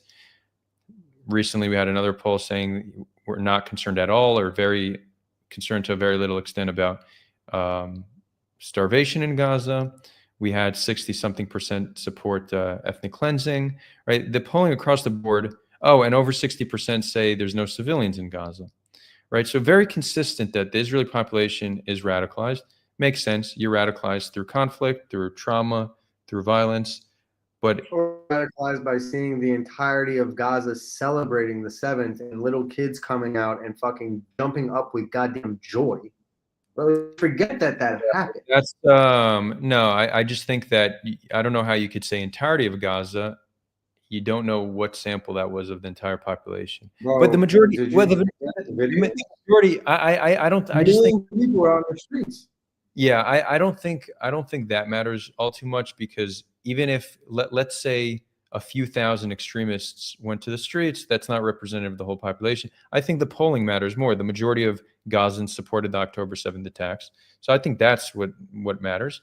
But the same way, it's similar. The similar percentage of Gazans support October 7th to Israelis that support our response. People generally support resistance or state-sponsored violence. They think it's to their benefit. The same, and the 70% number is interesting because around 70-something% of Americans supported the war in Iraq.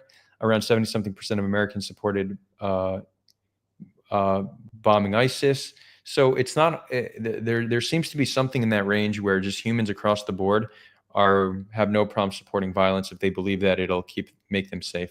So it's not hard to understand Israelis and Palestinians why they have those views about each other given the history, but it's important to understand that that is the reality, that we have those views. So if you have a military that has a significant number of the population who don't believe there's civilians in Gaza, and you have a very low level of accountability, that's a recipe for disaster. So if we want to understand the conduct we're seeing in Gaza, we need to understand how radical the population has become and the fact that this internal regulation, this system of accountability, is close to non-existent. And that's why I think it's relevant to talk about, because it helps us understand Gaza and how it's actually unfolding. And with that, Kobi, I'm gonna give you the last word on this, and then what we're gonna do is we're just gonna continue this on Discord. So Kobi, you could stick around. The Discord chat will probably be going for a while longer. But yeah, we're gonna end the stream. Going on 4 hours and 30 minutes. So yeah, it's been a good one. What do you want to leave us with? So I want to push back on this idea real quick, right? Because We talked about the numbers before. We're talking about how Israelis are committing war crimes. Talking about how we're not moral or whatever else the world is accusing us of. And I would say, if that was the case, why aren't there more casualties? Why aren't there more, right? Like, the numbers still don't work for me. Given the amount of bombs that we have dropped, we've dropped literally one bomb for every civilian that lives in Gaza, basically, more or less. Like, we've dropped a shitload of munitions. But we only killed 60,000 people. Let's say on the conservatives have 120,000 people. I've dropped more bombs than there are human beings, and I can't kill all those. Then Jesus, good goddamn Lord, I am the worst genocidal state on the face of this planet. My soldiers are the worst shots ever. And the Palestinians who keep coming back to GHF or to the World Kitchen Aid Foundation when they were there before they got run out by Hamas are probably some of the dumbest people I've ever met, because they're just lining up for the Israelis to shoot them. But wait, none of them get shot. Or they're shot the same mass number that you would expect. People are being shot there every day. It's just a few They're dozen. not shot in the mass. They're not shot in the mass numbers that you expect. The allegations. Yeah, let's say that maybe 5 to 7 people are shot a day. I can get that. You're in a crowd of thousands of people, probably maybe getting too close to a contractor who doesn't speak your language, doesn't want you. Like, yeah, okay, I can understand 7 people getting shot. I get that, especially in chaos. You understand the chaos. Yeah, I think a bit more. Again, it doesn't matter. Even if it's 20 a day, again, it doesn't fit. And this is what I'm just going to end with. It doesn't fit the number and the accusation. That's first and foremost. But I wanted to even talk about something before, right? We're always focusing on ourselves as Israelis, right? What we can do, how we can do it, what we can do better. And at what point do we just have to say, okay, we've done everything that we can. At what point do we say, okay, maybe, given how Justin was so kind, right, and started calling me boy, right? That's the type of respect that we're supposed to try and go and talk to. Like, that doesn't work.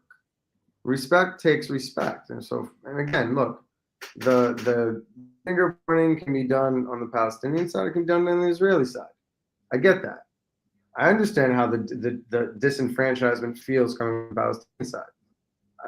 I'm not saying that I'm not empathetic to it, right? What I am saying, very clearly, I want to live. I want to live.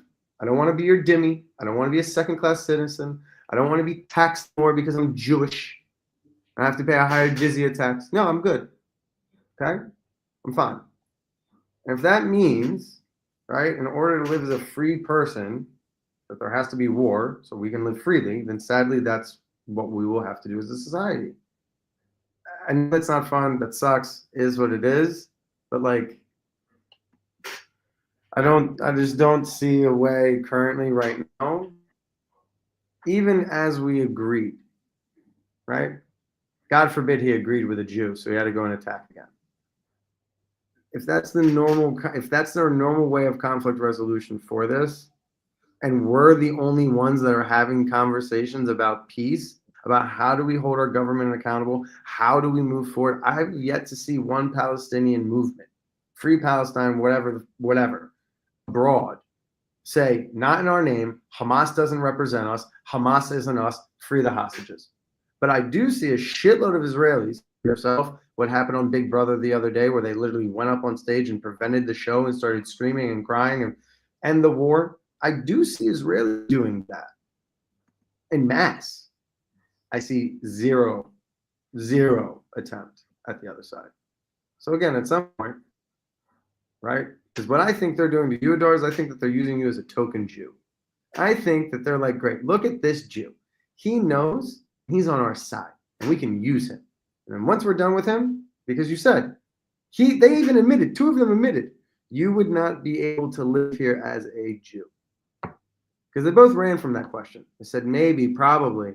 I don't know. You'd have to ask them. I can't speak for them. But when you ask them, if you ever watched the Ask Project, when you say they're using me, it almost implies that I'm working on behalf of somebody's command and not because I believe this to no, be. I think no, not at all. Not at all. I don't think you're working on anyone's command. I don't think Okay, you're a lapdog. so that's lapdog. fine. So you could, I mean, you could say that, you know, just because some entity or some other group sees benefit to what I'm doing doesn't actually speak to the actions of what I'm doing. For example, during World War II, imagine you wanted to criticize some of the atrocities the Soviet Union were committing, and then someone's like, "Oh, you see, you're just working in service of Nazis." But that's just not the right way to look at it, you know? Yeah, but that's not a. I understand the example, but there's not really a good like. But I'm not working on behalf. If here's the thing. I didn't hold on. I think you're misunderstanding what I'm saying. I never said that you're working on behalf of them. I never said that you are their lapdog. I said that they are using your viewpoint, ultimately at the end of the day, against you to help further, as they both stated, with the end goal of making sure that they call settlers are not here. And what I would be interested to know, if Justin's still here, is if he considers you to be a settler. If he considers people in Tel Aviv to be settlers. Because I've talked to certain Palestinians, and they do consider any Israeli to be a settler. Because what did he say before?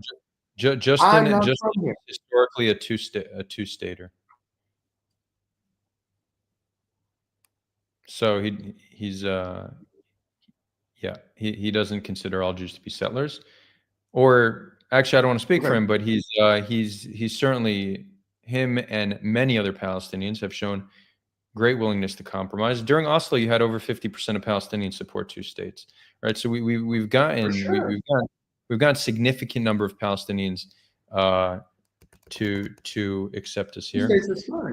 Now you actually you bring I actually don't entirely disagree that if we talk about the alliance that currently exists that's criticizing Israel, it's a collection of different ideological groups that are actually not so aligned. We may be aligned in wanting to see a just solution to the conflict and recognizing that what's happening in Gaza is indefensible, but we're not a natural alliance, right? Yeah. So I would fall into the camp of humanists, right? I'm an Israeli humanist, so I don't think it's acceptable for the country that I'm a citizen of, for the military served in to be acting this way. And that is enough for me to take a moral stance against it. But in this alliance of that I'm a part of, there's anti-Semites, there's Islamists, there's the woke. I'm none of those. So I actually think but you're aligned with all of that, which is, I think, problematic. Right? Well, the fact that the humanistic position currently aligns with actual fascists, Islamists, neo-Nazis, the far left, the woke mob, which is, again, basically just fascism dressed up really nicely. The fact that you align as a humanist with some of the most vile thoughts and ideologies known to humankind is insane. I'll go back to my World War II example. The Allies were not just aligned, but allied with the Soviets. History is filled with people making alliances. That was a shitty relationship because the other side was even shittier. Okay, so the conclusion here is that exactly. So take the Islamists and the anti-Semites and the woke. They did not just kill 100,000 civilians. Yeah, Israel is worse than all those groups because of their actions, for sure. So yeah, we're allying to stop one of the single worst atrocities of the 21st century. Now, when the dust settles, our day of reckoning will have to come because we don't have same visions for the land and the same vision for the world.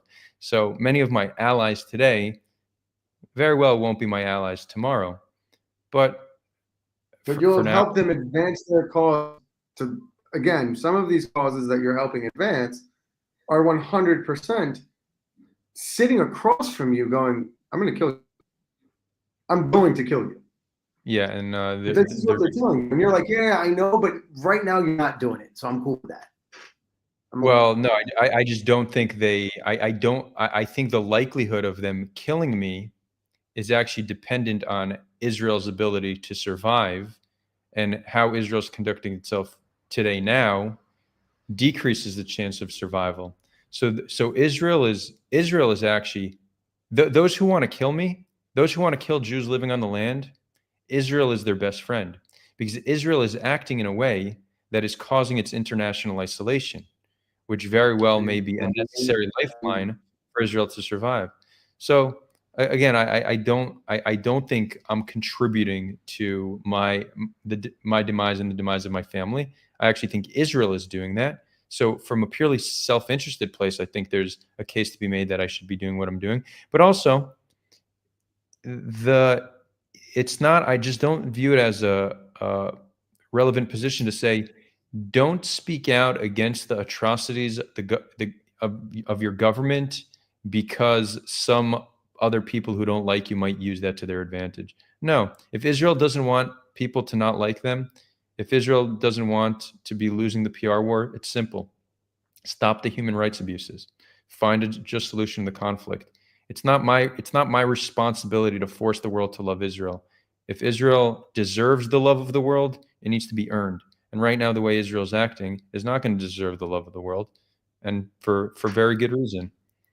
I'd rather be an alive Jew that the world hates than a dead Jew that the world pities.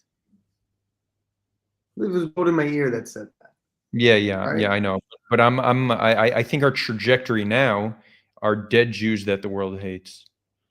I don't think we're. But what's crazy to me about that statement, like I like that statement, I think that's a self-hate statement of epic proportion, right? Because like if that statement could hold true if it was only Israelis being attacked, if it was only the state of Israel being attacked, that statement doesn't hold an ounce of water, because when you look outside, Jews that aren't Israeli, Jews are being blamed for Israel's actions. Yep. I've never seen Russians outside being blamed for Russians' actions. I've never seen wait. blamed for what Sudan is doing right now. So There that was is an insane statement to make and say, I blame Israel for the amount of hate that the Jewish people are receiving globally right now. It's all Israel's fault. And if Israel doesn't stop, Israel's going to be the reason that we all die.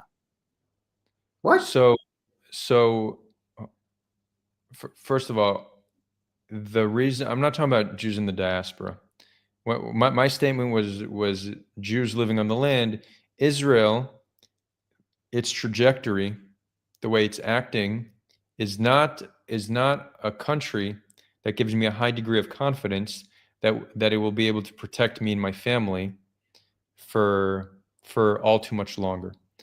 In terms of the impact Israel has on sentiment about Jews globally, there's a very clear effect that it has. Now, it's not true that there wasn't an increase in anti-Russian attacks. There was.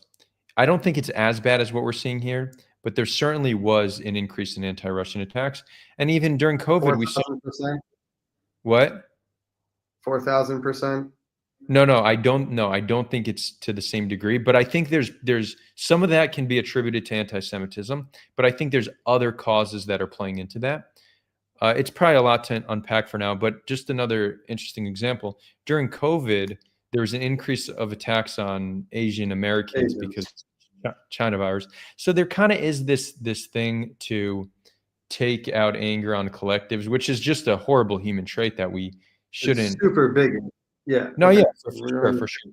We have seen other examples. I think it's a little more. I think it happens to a larger degree when it is Jews. I think part of that can be attributed to anti-Semitism. The other part is, we'll get into it on the next conversation. I have a quick question that I want to ask before we wrap up here.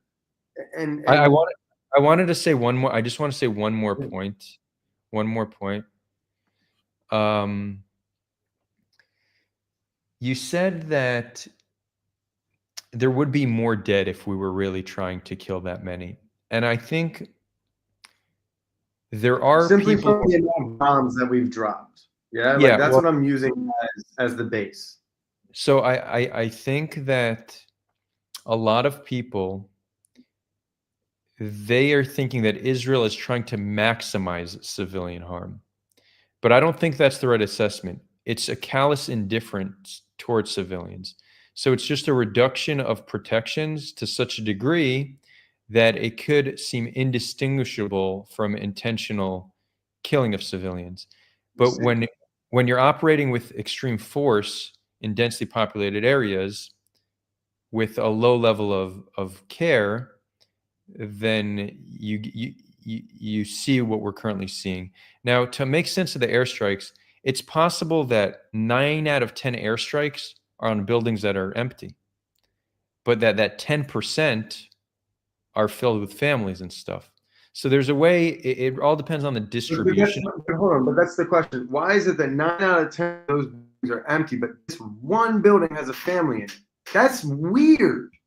It's not That is weird. weird. That's Why is weird. why is that weird? I evacuate the entire area. The whole area is evacuated. I know every single building is evacuated. But then somehow, this one building still has people in it. How is that possible? I'll give That you a doesn't very make sense. I'll give you a very clear example. You could have a situation where the IDF got intel that there's a Hamas militant, maybe a commander, in a tunnel in the area of this building.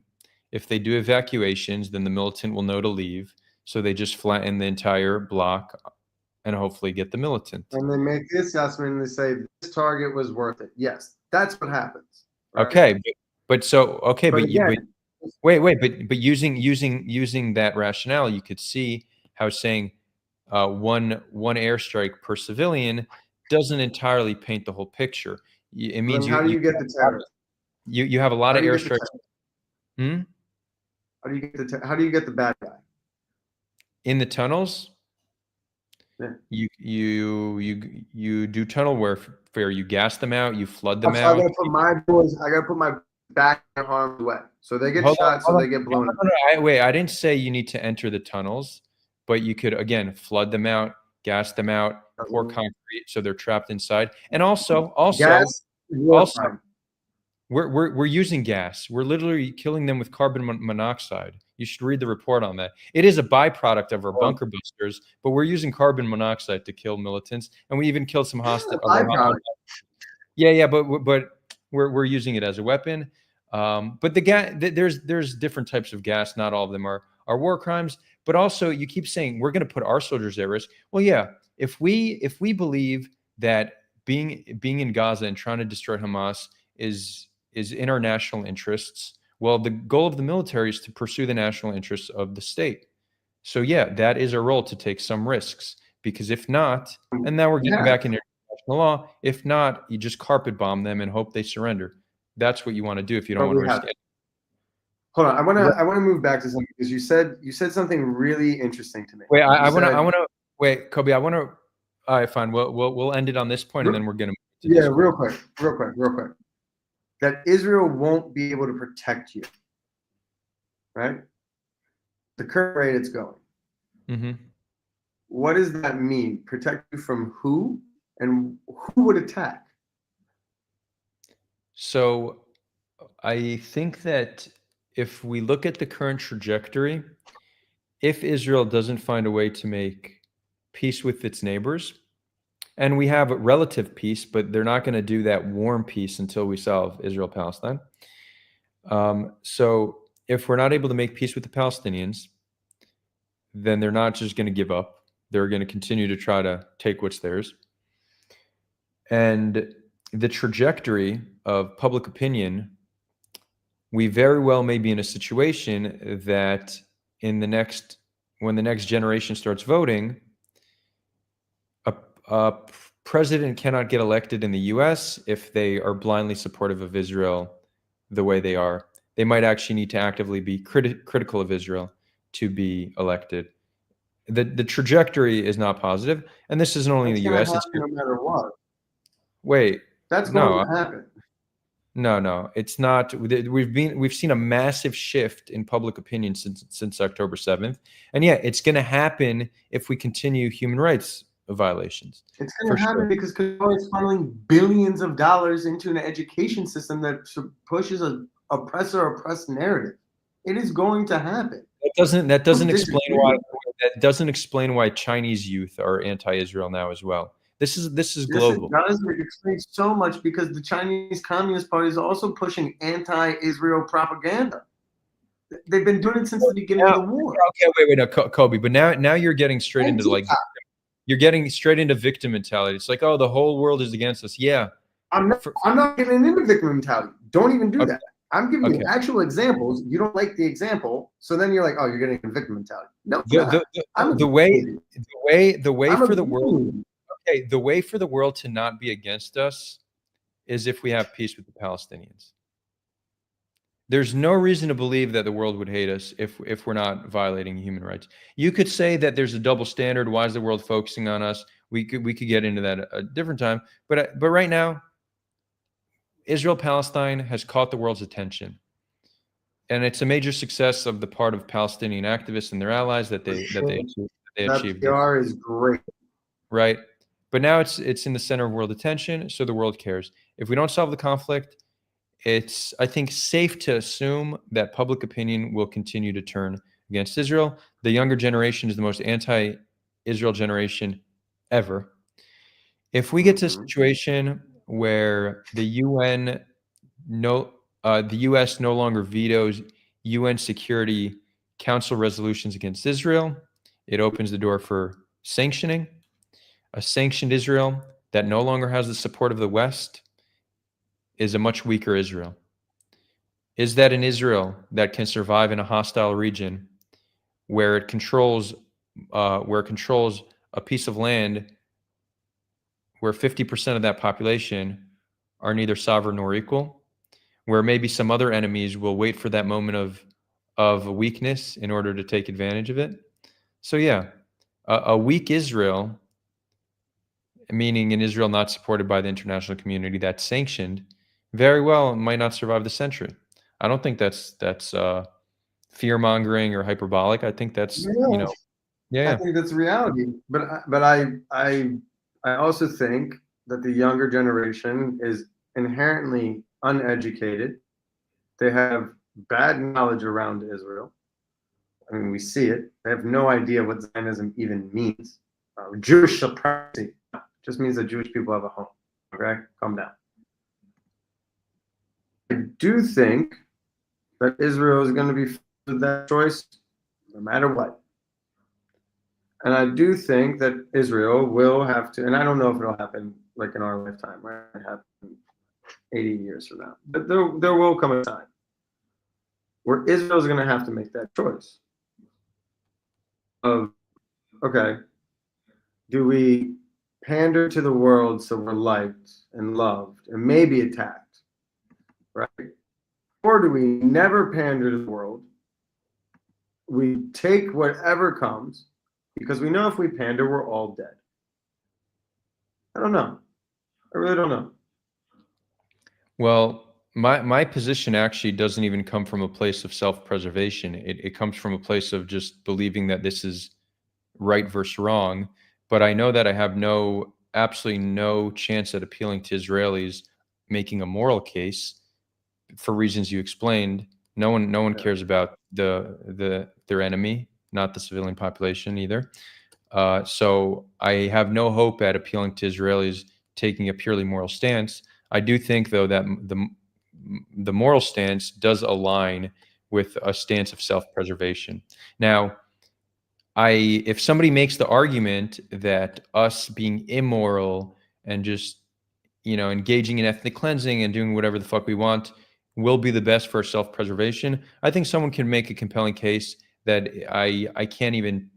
They might be right. I acknowledge they might be right, but that's not what drives me. So yeah. Anyways, with Boys, that, it's been fun. yeah, Kobe, do you want to join the Discord? No, I gotta take out the dog. I'm gonna take my little Seamoosh out, and I'm gonna get some sleep. Yeah, sounds good. I hope at the very least we have a. It started by saying you don't fully understand me and where I come from. I hope at the very least you Definitely, understand. yeah, we're definitely at a more, I think, like I understand why you went down to Gaza. I understand where your positions are. I understand. I don't agree with them. I think some of them are very naive, but that's okay, right? Like I know that we're not gonna all views. Still love talking to you. Still love, the Grateful Giraffes and that whole community. Shout out right there. Hey man, I like your Grateful Giraffe. But I think, yeah, man, I think these conversations are important, right? What I would like to say is that I would like to have more Palestinians be able to have these conversations, but not the way in which it was presented today. It needs to be more respectful, right? On both sides. And we have to find a way that we all live here. Jews aren't leaving, okay? And if you think that we're going back to any 67 or Dimi, or it ain't happening. So we all have to find a way to live here. And that's how I'm going to end it. I think that the best way forward is through peace. How we get there, there's 5,000 different ways. But that's the end goal. Peace. If you don't want to get on the train, then don't get on the train. But don't cry when we beat the shit out of